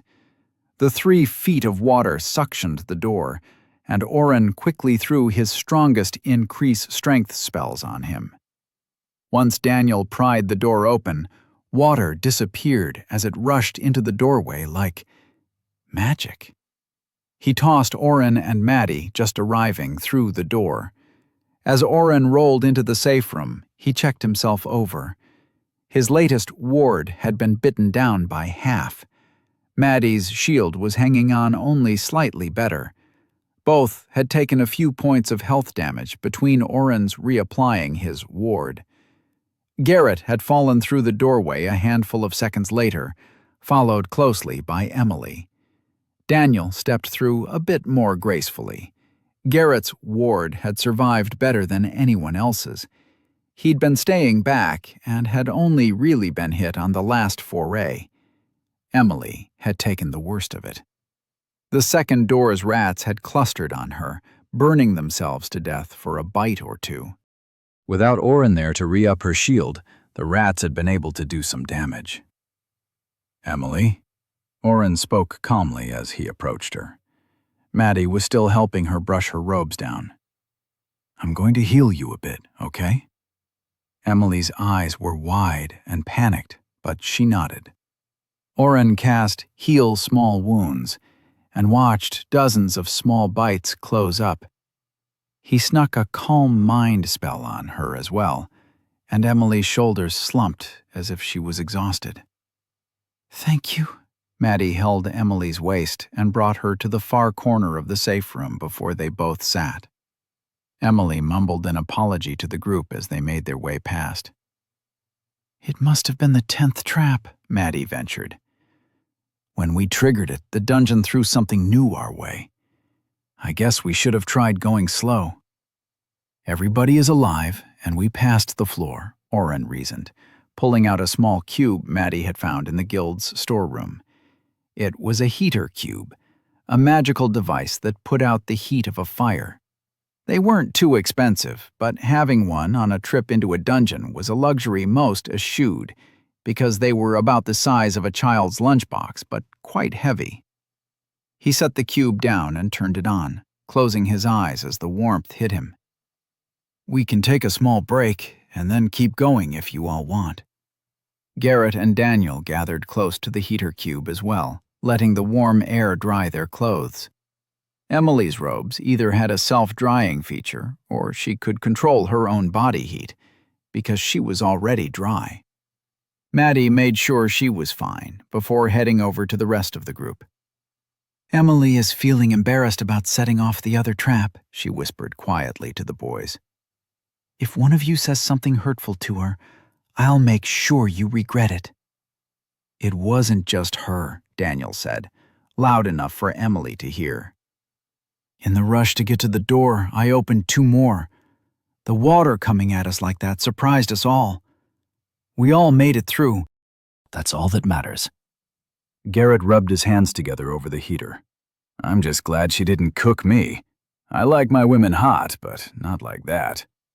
Maddie and Oren exchanged glances and held their breath. Emily chuckled. Then she laughed quietly, the tension finally breaking. "We've been over this before, Garrett. You're not my type." Emily stood up using the wall and made her way to the group. She didn't need the heater, but appreciated the warmth of their company. Daniel tried to steer the conversation back to the dungeon. "Floor 1 had steel and water. No poison yet, though." "The rats were called plague rats," Oren countered. "But I didn't see any poison or conditions on my status." "You didn't look them up in your book?" Maddie teased. "That's not a bad idea," Oren said, reaching for the book. Daniel groaned. "She's making fun of you, dork." "And I don't care. I'd rather know for sure." Oren found the listing for plague rats and confirmed to the group that the monsters could carry any disease they encountered in large numbers into civilized areas, infecting multitudes, if not stamped out quickly. But the 1-star monsters were barely worthy of the lowest ranking in the bestiary. After everyone had a chance to calm their nerves after the first floor, Oren put the heater back in his dimension hole and finally checked his notifications. Experience gained, 154 XP, 2 XP times 77. Not too bad, he thought. He didn't have much skill with the sword, but swinging the sharp end at a mass of moving fur didn't take talent, just a little movement. Oren knew the rats were a best-case scenario for him, even with the minuscule amount of experience they provided. If only the water trap after 10 monster releases wasn't a thing, the first floor could have produced a steady trickle of experience for them all. Daniel pushed the strap of his pack up on one shoulder and rested Gertrude on the other. "Everybody ready? Same plan for the second floor." "Does anyone need a fresh ward, Oren?" Oren had already reapplied where needed and gave Daniel the all-clear. A moment later, they were stepping through the door to the second floor. After the dark and narrow hallway that was floor 1, Oren blinked against the sun in the sky. He stood in a sparsely wooded forest with brush up to his ankles. A quick check of his map showed a host of monsters in the distance and a long trek to the exit. "At least nobody is throwing knives at us," Maddie commented as she glanced around next to him.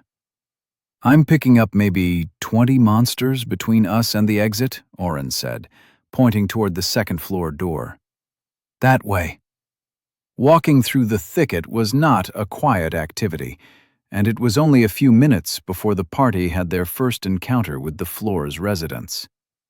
"Steel boar," Oren announced after a quick identify. He'd been able to spot a sliver of the metallic hide as it broke through 2 clumps of brush. Daniel dropped his pack and held Gertie like a baseball bat. As the boar broke through a small sapling and charged him, he swung with a quick pivot. The hollow ting of metal on metal filled the air as he battered the charging tusked pig a foot to the side. "Shit, it's got to weigh a ton," Daniel cried out as he leaped to the side. "Maddie, try to daze it." Maddie had already set up her signature spell, Shimmer Sight, and released the flying ball of light.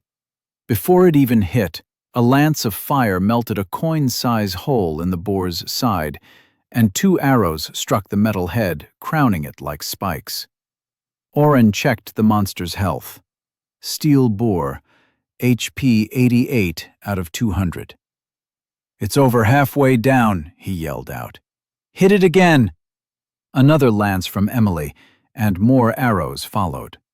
Oren threw a light strike, and Daniel waded into the middle to hit it a few more times. When the beast fell with a shuddering gasp, Daniel kicked it with his foot to make doubly sure it was dead.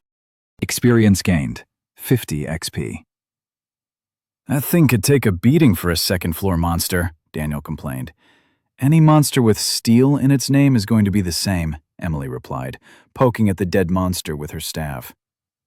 "I'd like to study this one for a minute if we have the time. I sent my first fire strike at the center mass, but the second at its shoulder. I want to see which one went deeper so we'll be able to know where to target the rest to bring them down faster." Daniel nodded and retrieved his pack. Oren followed him. "We should probably try and pick off any stragglers if we can. Most of the boars travel in pairs, and there are 5 in one group, but around the edges are a few standalones," Oren suggested. Daniel grinned at Oren. "Always thinking one step ahead. Thanks. I don't think we need to try to clear the floor. 5 of those at once might be too much. Do you think you can get us through without pulling the big group?" Oren double-checked. "It shouldn't be a problem as long as we keep the fights short. With 2, it might be harder, especially if one tries to run away." Daniel nodded and outlined the plan to the group. Maddie would mark whichever monster reached them first as the main target, and only after it went down would they turn their attention to the second. "Of course, we are going to try and only take out the ones that are alone," Daniel announced. "If we can move through this floor by avoiding a fight, we will." Oren hesitated before raising his hand. "Are you seriously raising your hand?" Daniel asked incredulously. He lowered his arm. "I have an idea on how we could avoid all the boars, but it's stupid and dangerous." Daniel's eyes twinkled. Chapter 22. "You want to use yourself as bait?" Maddie glowered at Oren. She had her spear extended, and Oren distinctly saw her hand twitch as if she wanted to stab him. "I can boost my dexterity, run around, and create a stampede, and then go invisible while the rest of you make your way to the next room. We aren't here to get experience. The goal is to defeat the dungeon." Oren still felt a twinge of guilt that they hadn't shared the defeat a dungeon quest with Emily and Garrett. Maddie, Daniel, and he had decided against broadcasting what his quests were. Daniel hadn't cared. Oren had voted to keep it secret, and Maddie had been the tiebreaker, saying they should only give them the quest if they were able to get something in return. "That's reckless," Maddie said, the tip of her spear swooping in an arc as she gestured. You don't know that your spell will work against them. Some monsters can see through illusions like that. Also, you'd be on your own. If something happened to you, we wouldn't be there to help. Damn it, Oren. We wouldn't even know you'd need help until you didn't show up in the safe room. Daniel's smirk turned into a grimace. She makes a lot of good points, oh. We can keep that plan as a backup if we get swamped, but only if it's absolutely necessary. We really shouldn't have too much trouble taking one or two at a time, Garrett piled on. If we do have too many on us, maybe Oren could pull them away, disappear, and then return to us. It'll take the boars longer to find us again, and we can move closer to the door. Emily moved up alongside Oren. What kind of invisibility do you have? Your build keeps getting more and more interesting. Camouflage, Oren answered. Sometimes the way Emily looked at him made him feel like a bug under a microscope. Fascinating, she whispered to herself. Then, louder, she asked, What made you take that spell? Why not go for the standard build? Oren felt his neck get hot. I didn't know how to get. I guess doesn't eventually turn into it, huh? Emily gave him another look. You really don't do any research before jumping into things, do you? Most of the time, I'm reacting to things trying to kill me. Being friends with a hero creates a lot of unique situations, and I'm trying to stay alive. I don't have the time to research every single thing I want to. Sorry that I'm not perfect. Oren didn't know why his voice raised throughout his response to Emily's question, but he almost shouted the last sentence. The rest of the party noticed their discussion, and Daniel moved to intercept. Emily held up her hand to forestall him. Turning to Oren, she spoke softly. Nobody is perfect. There is no best way to approach any skill or build, just what people have passed down as the easiest paths. Sometimes I forget that not everybody has access to the books and teachings available, especially outside Odrana. I'm sorry for what I said.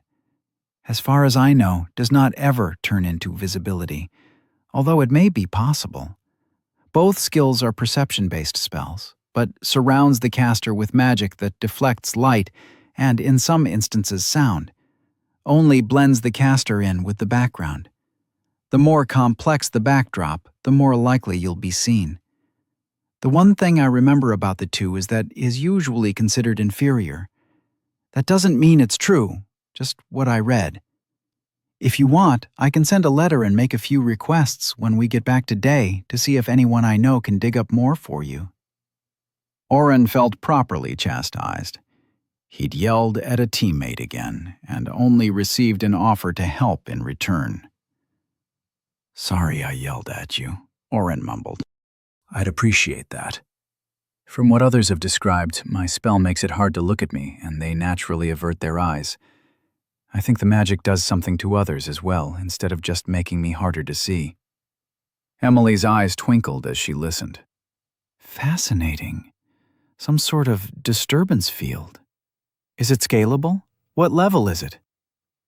If you answer her, she'll never stop asking questions, Garrett warned. He'd taken up his borrowed bow and was testing the pole again and again. Oren shrugged.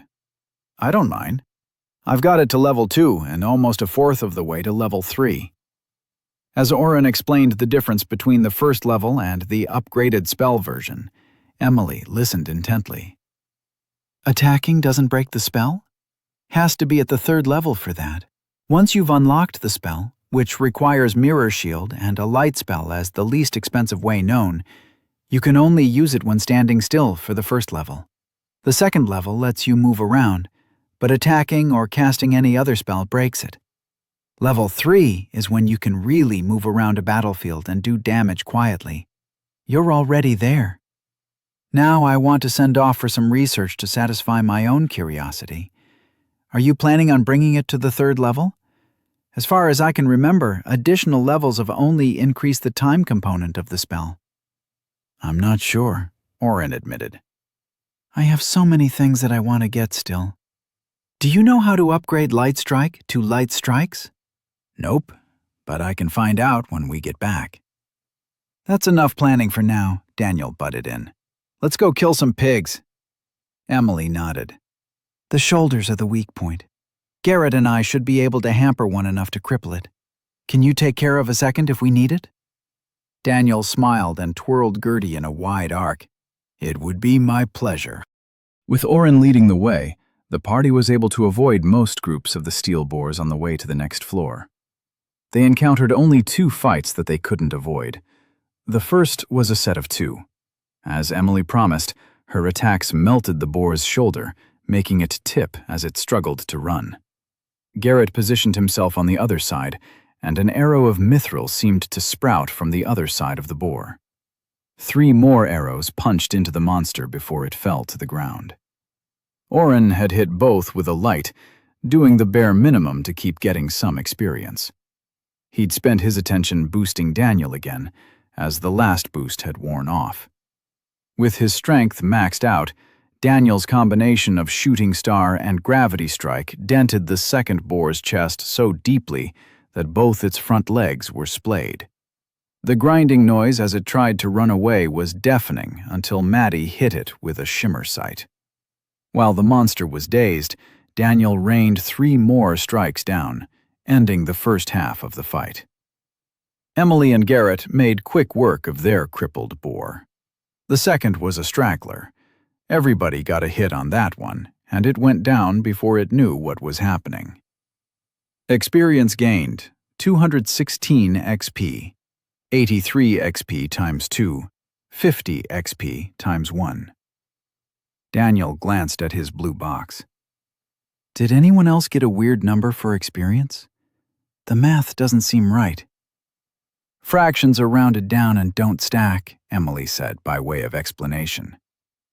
What does that mean? Daniel asked. Emily pulled a mana potion from her bag and drank it. Oren forgot how much more mana he had than others sometimes. He was well under half his pool, but with Meditate, he was regaining more each minute. These steel boars give something like 250 experience per kill, but that has to be split among us. If we all get an attack on one, we'd get 50 each. But if only 3 of us do, then we each get 83 1/3 of a point of experience. Except percentages of a point get rounded to the nearest point. Anything below half a point, and you lose it. That doesn't seem right, Daniel complained. So an entire point of experience just goes poof? Emily's thirst for knowledge always shone brightest when somebody asked a question she didn't have an answer to. I know, right? There are entire fields of leveling philosophy that argue whether that lost point was ever there to begin with, versus there being some way to capture that slight bit of extra experience. Remember, we're only talking fractions of a single point of experience here, but it underpins the broader study of what experience actually is. If a monster has a set amount of experience it grants us upon its death, then why would the system not be able to handle keeping track of fractions? If the system sets that number, then why not make it so an exact amount of experience is earned, no matter the number of people who participate in the subjugation of the monster? Oren shook his cloak where it had gotten stuck against his potion belt. But it has to go somewhere, right? Something can't just suddenly not exist anymore. The fire mage's smile scared him. That's right. The theories behind that particular field of study get a little hard to follow without some higher-level system courses, though. What kind of courses? Are you talking about school? Daniel asked as he strapped Gertrude on his back and hefted his back again. Who has time to sit around and talk about the possible ways the system gives experience? Obviously school, and all kinds of courses, Emily answered. Almost everybody in Mistlight takes some sort of education before selecting their class. It's expected to have a base knowledge of most of the major branches of non-common classes before you turn 15, and to take another year of classes focusing on your path after you've hit your first level. Oren felt a tickle in his mind at the mention of Mistlight, but couldn't remember where he'd heard the name. Daniel and Maddie were walking a few steps ahead of the other 3, but Maddie's pace slowed. I didn't know you were from Odrana, Maddie said with a calmness in her voice. Oren heard the constraint. Emily missed the tightening of Maddie's voice, as well as Daniel's hand moving up to the hilt of his sword. Of course I am. I studied at the Cineris School for 4 years before traveling today to be an adventurer. I probably would have returned a year ago if I hadn't found that fire magic construct. Then I joined up with Tin and Garrett here and... What's going on? Maddie and Daniel had stopped walking and faced Emily and Garrett. Oren was behind the twosome, hoping this wasn't what he thought it was. Why didn't you tell us you were from Odrana? Daniel asked. His voice held none of the restraint Maddie's had. Being in front of him, Oren realized for the first time the fear a staring you down could bring. Why does it matter? Everybody is from somewhere, Emily shrugged and took another step forward. Daniel's sword swung out, and Emily's robes fluttered in front of her as she stopped on the spot. I think what Daniel is trying to say, Maddie spoke up, her hand gripping her extended spear but not pointing it yet, is why would you not specifically state that you are from the country that recently tried to kidnap him? Emily's joyful nature that came out while explaining things retreated behind her cold and calculating gaze. Oren felt her assess the distance between herself and the two in front of her. He even felt her attention fall on him a few steps behind her. Garrett had wisely taken a large step to the side. I didn't think it worth mentioning because I'm a member of the guild and live in Day. I haven't been home in years and had nothing to do with the kidnapping of Daniel, Emily said, bending slowly and placing her staff on the ground. She raised her hands in the air, straightening in an exaggerated slowness. I wasn't even certain that my country really was behind the kidnapping, despite hearing some rumors. If it is any consolation, I'm certain my family would have objected to anything of the sort. Your family? Ibarra. How did I miss that? Maddie took a deep breath. I thought it sounded vaguely familiar. Didn't the Ibarra family support the Cineris family when it took over Odrana?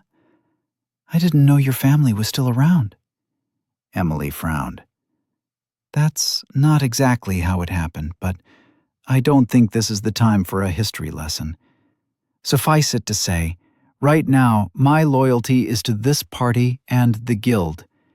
If I left the guild and returned to my family, I wouldn't hold any position of power, nor would I be part of anything as pig-headed as kidnapping a hero. Daniel's eyes never left Emily. Garrett and Maddie waited patiently for whatever would play out. Oren caught the slight movement of his ever-present map skill and cursed. Whatever you're going to do, Dee, you better do it quick. We've got 2 groups of boars bearing down on us from either side. Daniel lowered Gertie. He leaned forward and whispered something to Emily. The fire mage simply nodded once. She swooped down and picked up her staff, turning to Oren. Which way? Oren pointed to their left. 2 from that direction. He then pointed behind Daniel. 3 from there. They'll arrive first. Emily glanced at Daniel. I'll take the 2 on my own. Daniel nodded and pointed at Garrett. You're with us. Try to take 1 down at least. Maddie, blind as many as you can. Oren watched everybody move into action. What about me? Chapter 23. As Emily's hand began to glow bright red, and Daniel, Maddie, and Garrett moved away, Oren bristled at feeling useless once again. Nobody even thought to use his plan. He could have drawn one of the groups away and come running back. He could have drawn all 5 boars away and let the party continue deeper into the dungeon without being accosted. You always have to be the center of attention, don't you, Dee? Oren spoke aloud, but nobody was close enough to hear him. Fuck this. Oren hit himself with 5 casts of Increase Will at the 2nd level. Since his will was already at 43, the increase of 2 points became 9. His will increased to 88. He then cast 2 Increased Dexterity at level 3 for an increase of 35 per cast. He didn't reach 100, but 94 dexterity was close enough. Oren ran to Emily. "Don't be stupid," he yelled as he ran by her. "Go help the others. I'm going to drive these two off."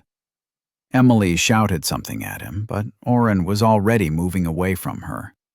He ran as fast as he could until he saw the two steel boars charging down at him. He summoned an ice sword and swung at the rightmost one as he drew close. Moving as fast as he was going, Oren badly miscalculated. He'd thought his sword would hit the boar and draw its attention. The plan had been to dart in and out, enraging the beasts, before leading them off on a merry chase until his map showed him the party was ready to deal with the last two. Instead, Oren learned what happens when two fast-moving objects collide. The combination of his maxed-out dexterity, the momentum of the swing, and the boar's own motion sent shock waves of vibration up his arm. The sword exploded into small pieces of razor-sharp ice that quickly dissipated, but not before leaving dozens of cuts up his forearm and hand. Losing the sword didn't matter, as it only cost a single point of mana to summon. The sting of the cuts was bad, but nothing he couldn't fight through. However, the vibration also shattered the bones in his arm and hand. Oren's scream of pain lasted only half a second before he triggered Mind Bastion and let the skill turn off the pathways to his brain that registered the hurt. Feeling the deep cold of logic seeping into every micro-decision, he realized his growing resentment toward the minimal damage he could do in a fight had triggered his need to fight like somebody else. I shouldn't be charging in like this. What was I thinking? He checked his mana. Just over 100 points after all the boosting and fighting they'd done. Oren darted away from the mildly dazed boar he'd struck. The ringing of its metal body was proof it had taken damage, but probably nowhere as much as Oren. His right arm was a mess. His hand was cramped into a claw, and two of his fingers were bent in a way that made Mind Bastion clamp down on the bile rising in his stomach. His radius, or was it his ulna? Whatever forearm bone it was had broken, and the white of the bone was sticking through the skin. He assessed the pain in his biceps muscle as well, not feeling it, but knowing it was there. A torn muscle, too? Using his left hand, he popped the top off one of the mana potions on his belt and downed it. As his mana pool refilled, he worked quickly. First, a cast of Heal Small Wounds at the highest level he could do. It cost a little less than the normal 20 MP, but he cringed at the waste of usable mana against the steel boars. The bone in his arm sank back beneath the skin, and his two mangled fingers straightened with an audible click.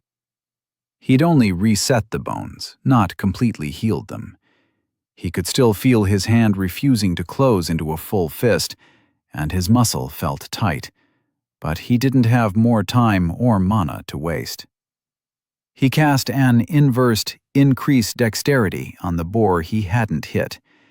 It was almost upon him. It took 2 more spells before the front leg missed its step and it fell into a heap, sliding toward him. Oren stepped around the flailing beast and walked with deliberate steps toward the first boar. It was snorting and pawing the ground, about to charge again at the intruder that had rung its bell. 3 dexterity-reducing spells hit it before it could take a step. The drop in its coordination had it scrambling like a first-time skater on the ice. It fell with all 4 legs splayed out. Oren summoned another and went back to the other boar. He began lightly poking the monster with his left arm, keeping pressure off the freshly broken right. Small dents in the metal body appeared. Oren checked its health and watched the slow drip of points being knocked off. "This is going to take forever," he muttered. He struck the boar twice more before remembering his new skill. Your touch becomes toxic, MP cost variable to toxicity. His mana was low, but he could spare a few points to test out the skill. Reaching his right hand out, he fed 5 points of mana to the skill and felt a tingle along his fingertips. He brushed the cold metal of the bore, leaving deep green fingerprints that faded away as he watched.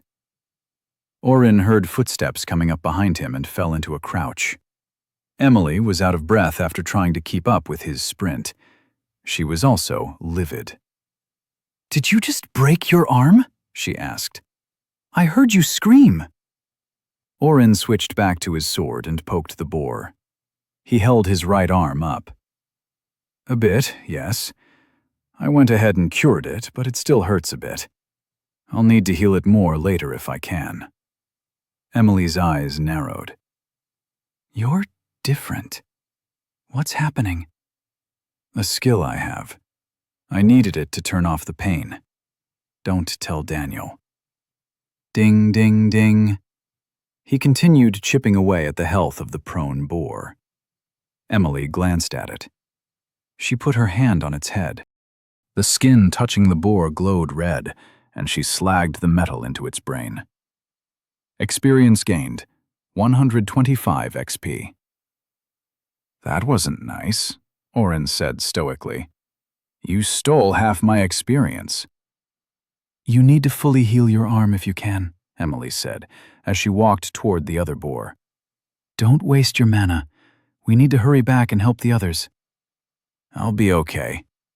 Emily stopped and swung back around. Her eyes smoldered.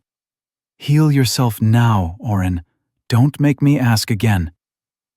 Oren reasoned that he'd already done damage to both boars, and letting her finish them off would be quicker. Wasting his dwindling mana for some pain didn't seem like the best use of his remaining magic, though. "I'm going to head back and help them," Oren announced. "You've got this one, right?" Oren felt her movement. Before gaining way of the water, the quick grab by Emily would have stopped him in his tracks. With it, he spun, took her outstretched wrist, and bobbed under with a turn. He held her pinned against his chest with her arm twisted behind her, his sword against her chin. "Be very still," Oren demanded. "What was that?" Emily took a breath and released it in a huff. "You know I can cover my entire body in fire, right?" "Before I push my sword up into your brain? I don't think so." "What is wrong with you? Did you get hit in the head? If you don't heal your arm completely, it might not set right. Why aren't you listening?" Oren's brain changed gears, and he pushed her away a step, releasing his hold on her. "What do you mean? I did heal the breaks. I already told you that." Emily turned with the utmost care, moving slowly and keeping her arms wide. She had dropped her staff when he grabbed her, and she made no move to retrieve it. "Oren, you told me your arm is hurting, and you're blocking the pain. That means something is still wrong in your arm. If you don't heal it completely, it could set wrong or leave you broken." How do you have a healing spell and not know about the time limits for fixing the body? "What time limit?" Emily gave a tight frown before answering.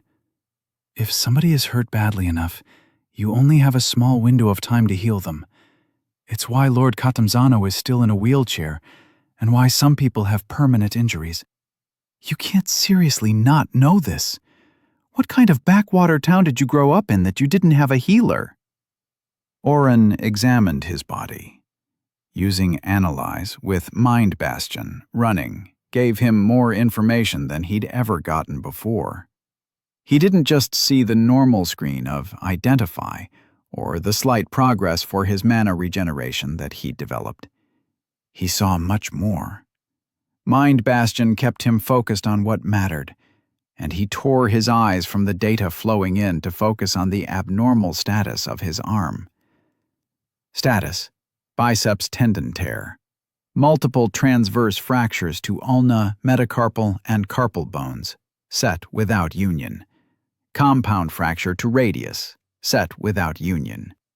Oren weighed the data and nodded at Emily. He then cast 2 more heal small wounds on himself, double-checking after both until the tear and fractures were gone. I didn't know. Sorry for all that, he said, waving his hand to encompass the scuffle. Emily kept an eye on him as she turned and drilled her hand through the prone boar's head.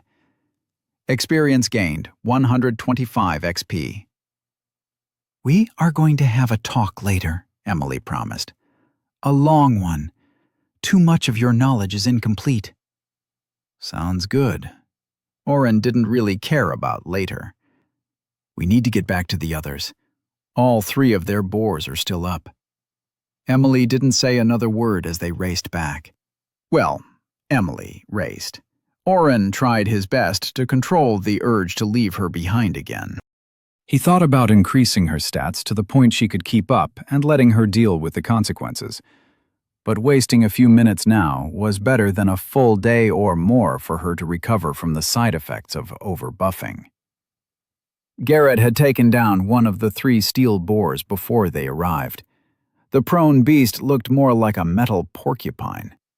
Emily splashed a wave of fire between the remaining 2, keeping them from rushing an exhausted Daniel at once.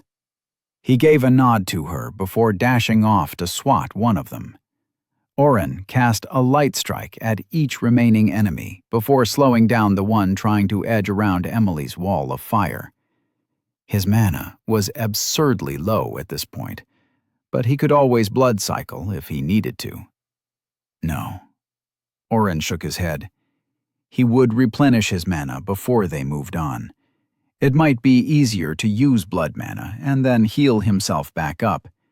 He could do it a few times, probably up to 6 full mana pools. Well, not his current boosted pool, but at least his normal, non-boosted amount that... No! Oren slapped his face and took a deep breath. He released Mind Bastion and screamed as the delayed pain hit him. His arm was healed, but the nerves in his body were still messaging his brain that something was wrong. He used the last of the mana he was willing to spare to send another heal small wounds coursing through his body. Experience gained, 100 XP. Oren, are you all right? Oren could hear Daniel talking to him, but he kept his eyes closed as the cold feeling of the skill left him. He kicked himself at his stupidity. Did he even mean to trigger Mind Bastion, or was it going to automatically pop up anytime the pain was bad enough? He's been acting weird, Emily whispered to Daniel. His friend approached him and put a hand on his back. Oh, you can drop it now. We got them all. I already did. Broke my arm. Pain's almost gone. Daniel waited quietly, never moving his hand from Oren. As soon as the pain was gone, Oren checked his status. He sucked in a breath. Are you okay? Maddie asked, stepping closer. I've got a health potion if you... Oren shook his head. I'm fine. Better than fine, actually. Something happened when Well, I guess... Do you remember how, when I tried to use Analyze before on my mana usage, I'd get question marks for how much I could do a day? Well, I used it while running Mind Bastion, and this is just easier to show you. Oren grabbed the relevant portion of his status screen and threw it to Maddie and Daniel. Mana maximum, 380, 530. Mana potion usable, 3/4. Blood cycle, 0/1520. I think I did it, Oren squeaked. That's how much mana I can use before it kills me. Chapter 24. Daniel and Maddie knew how much Oren's accomplishment meant to him. Not only would the knowledge of how much mana he could safely use give him access to more buffing for the team, but he'd be less likely to hurt himself again. Daniel's smile turned sour as he glanced over Oren's back and saw Emily. She was studying Oren with her head cocked to the side. Oren, let's table this for now. But now I ca— Daniel glared at his friend, cutting him off. Later. Are there any more boars directly in front of us? Oren checked his map. The party had already moved past the biggest group of boars, and only 2 pairs remained between them and the exit. Oren relayed the information. "We could continue straight on and try to thread the needle between the last 4, but I can't predict how they'll move," Oren explained. "I think it might be smarter to hit one group and travel around the edge." Daniel nodded. "That's what we'll do then." "How much mana do you have left, Oren?" Emily asked. She and Garrett had stood apart from the threesome as they were talking. Her question prompted Oren to check his full status again. "Shit, I'm really low." "You don't get to ask questions," Daniel said, pointing Gertrude at the fire mage. "We are going to have a talk about your country in the next safe room." Emily shrugged, completely disinterested. "You're going to be angry at me no matter what I say. That doesn't mean I won't continue to look out for the team. He used a lot of magic to take down the boars back there. He also was acting without any self-interest while under the effects of some sort of pain-dampening spell or skill.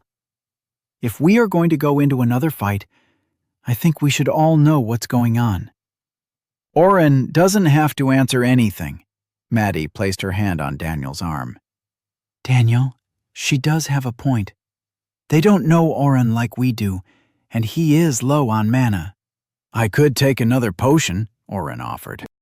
"How did you take down the boars so quickly?" Emily saw an opening and questioned him. "Did you use inverse and increase strength until they couldn't carry their own weight? Or did you use inverse and increase dexterity so they couldn't move their legs? Do you try to see which will be most cost-effective before you cast the spells?" Oren was sure she would have continued her line of questioning if Garrett hadn't pulled her away from the group and had some very animated but quiet words with her. His hands slashed through the air multiple times until she huffed and stomped farther away from the group. "Sorry about her," Garrett said with his easy smile, sauntering back to the 3 of them.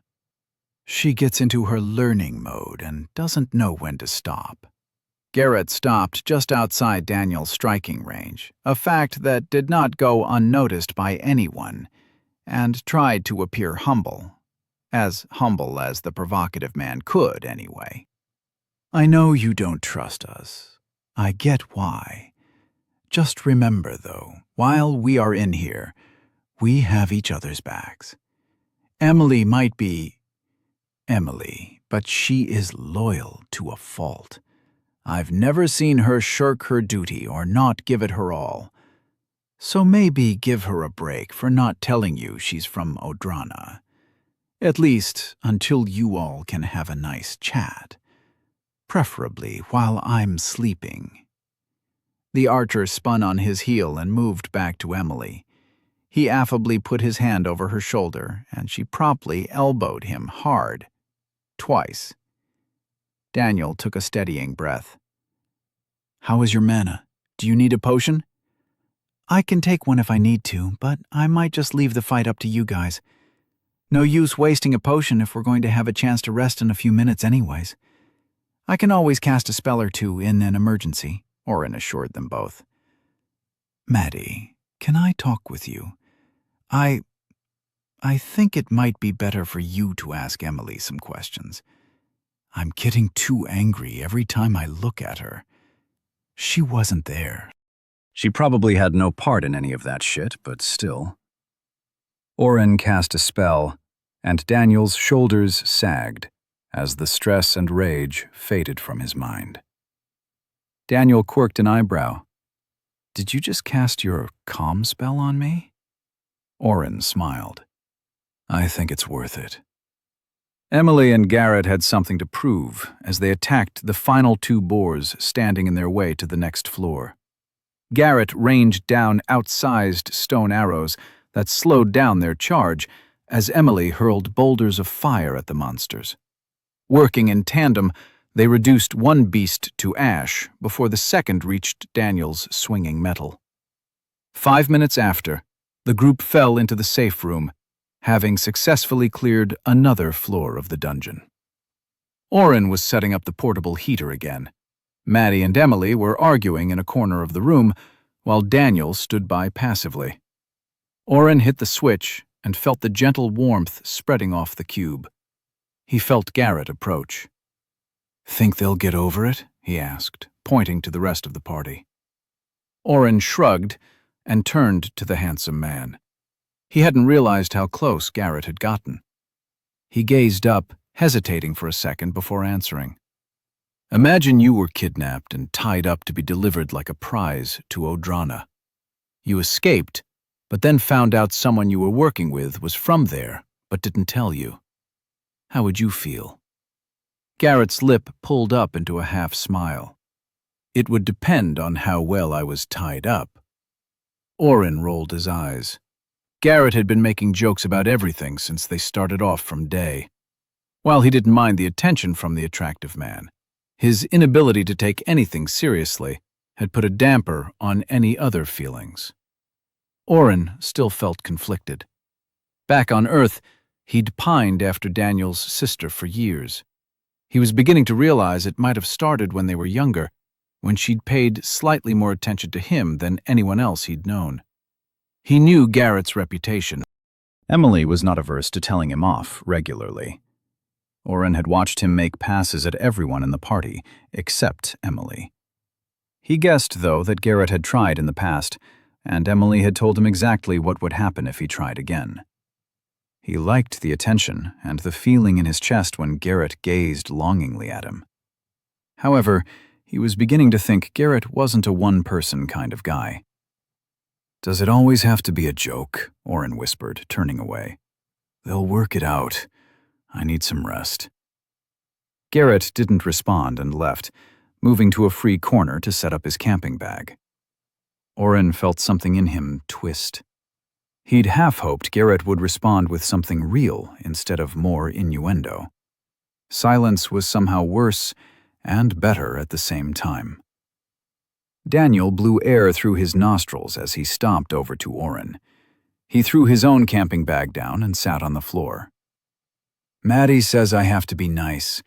Emily's fine," he said, the anger in his voice palpable. "You seem really happy with that," Oren commented, sitting down next to him.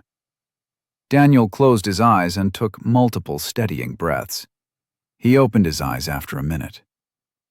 "I'm not, but that's just my own anger at Odrana, not at her specifically.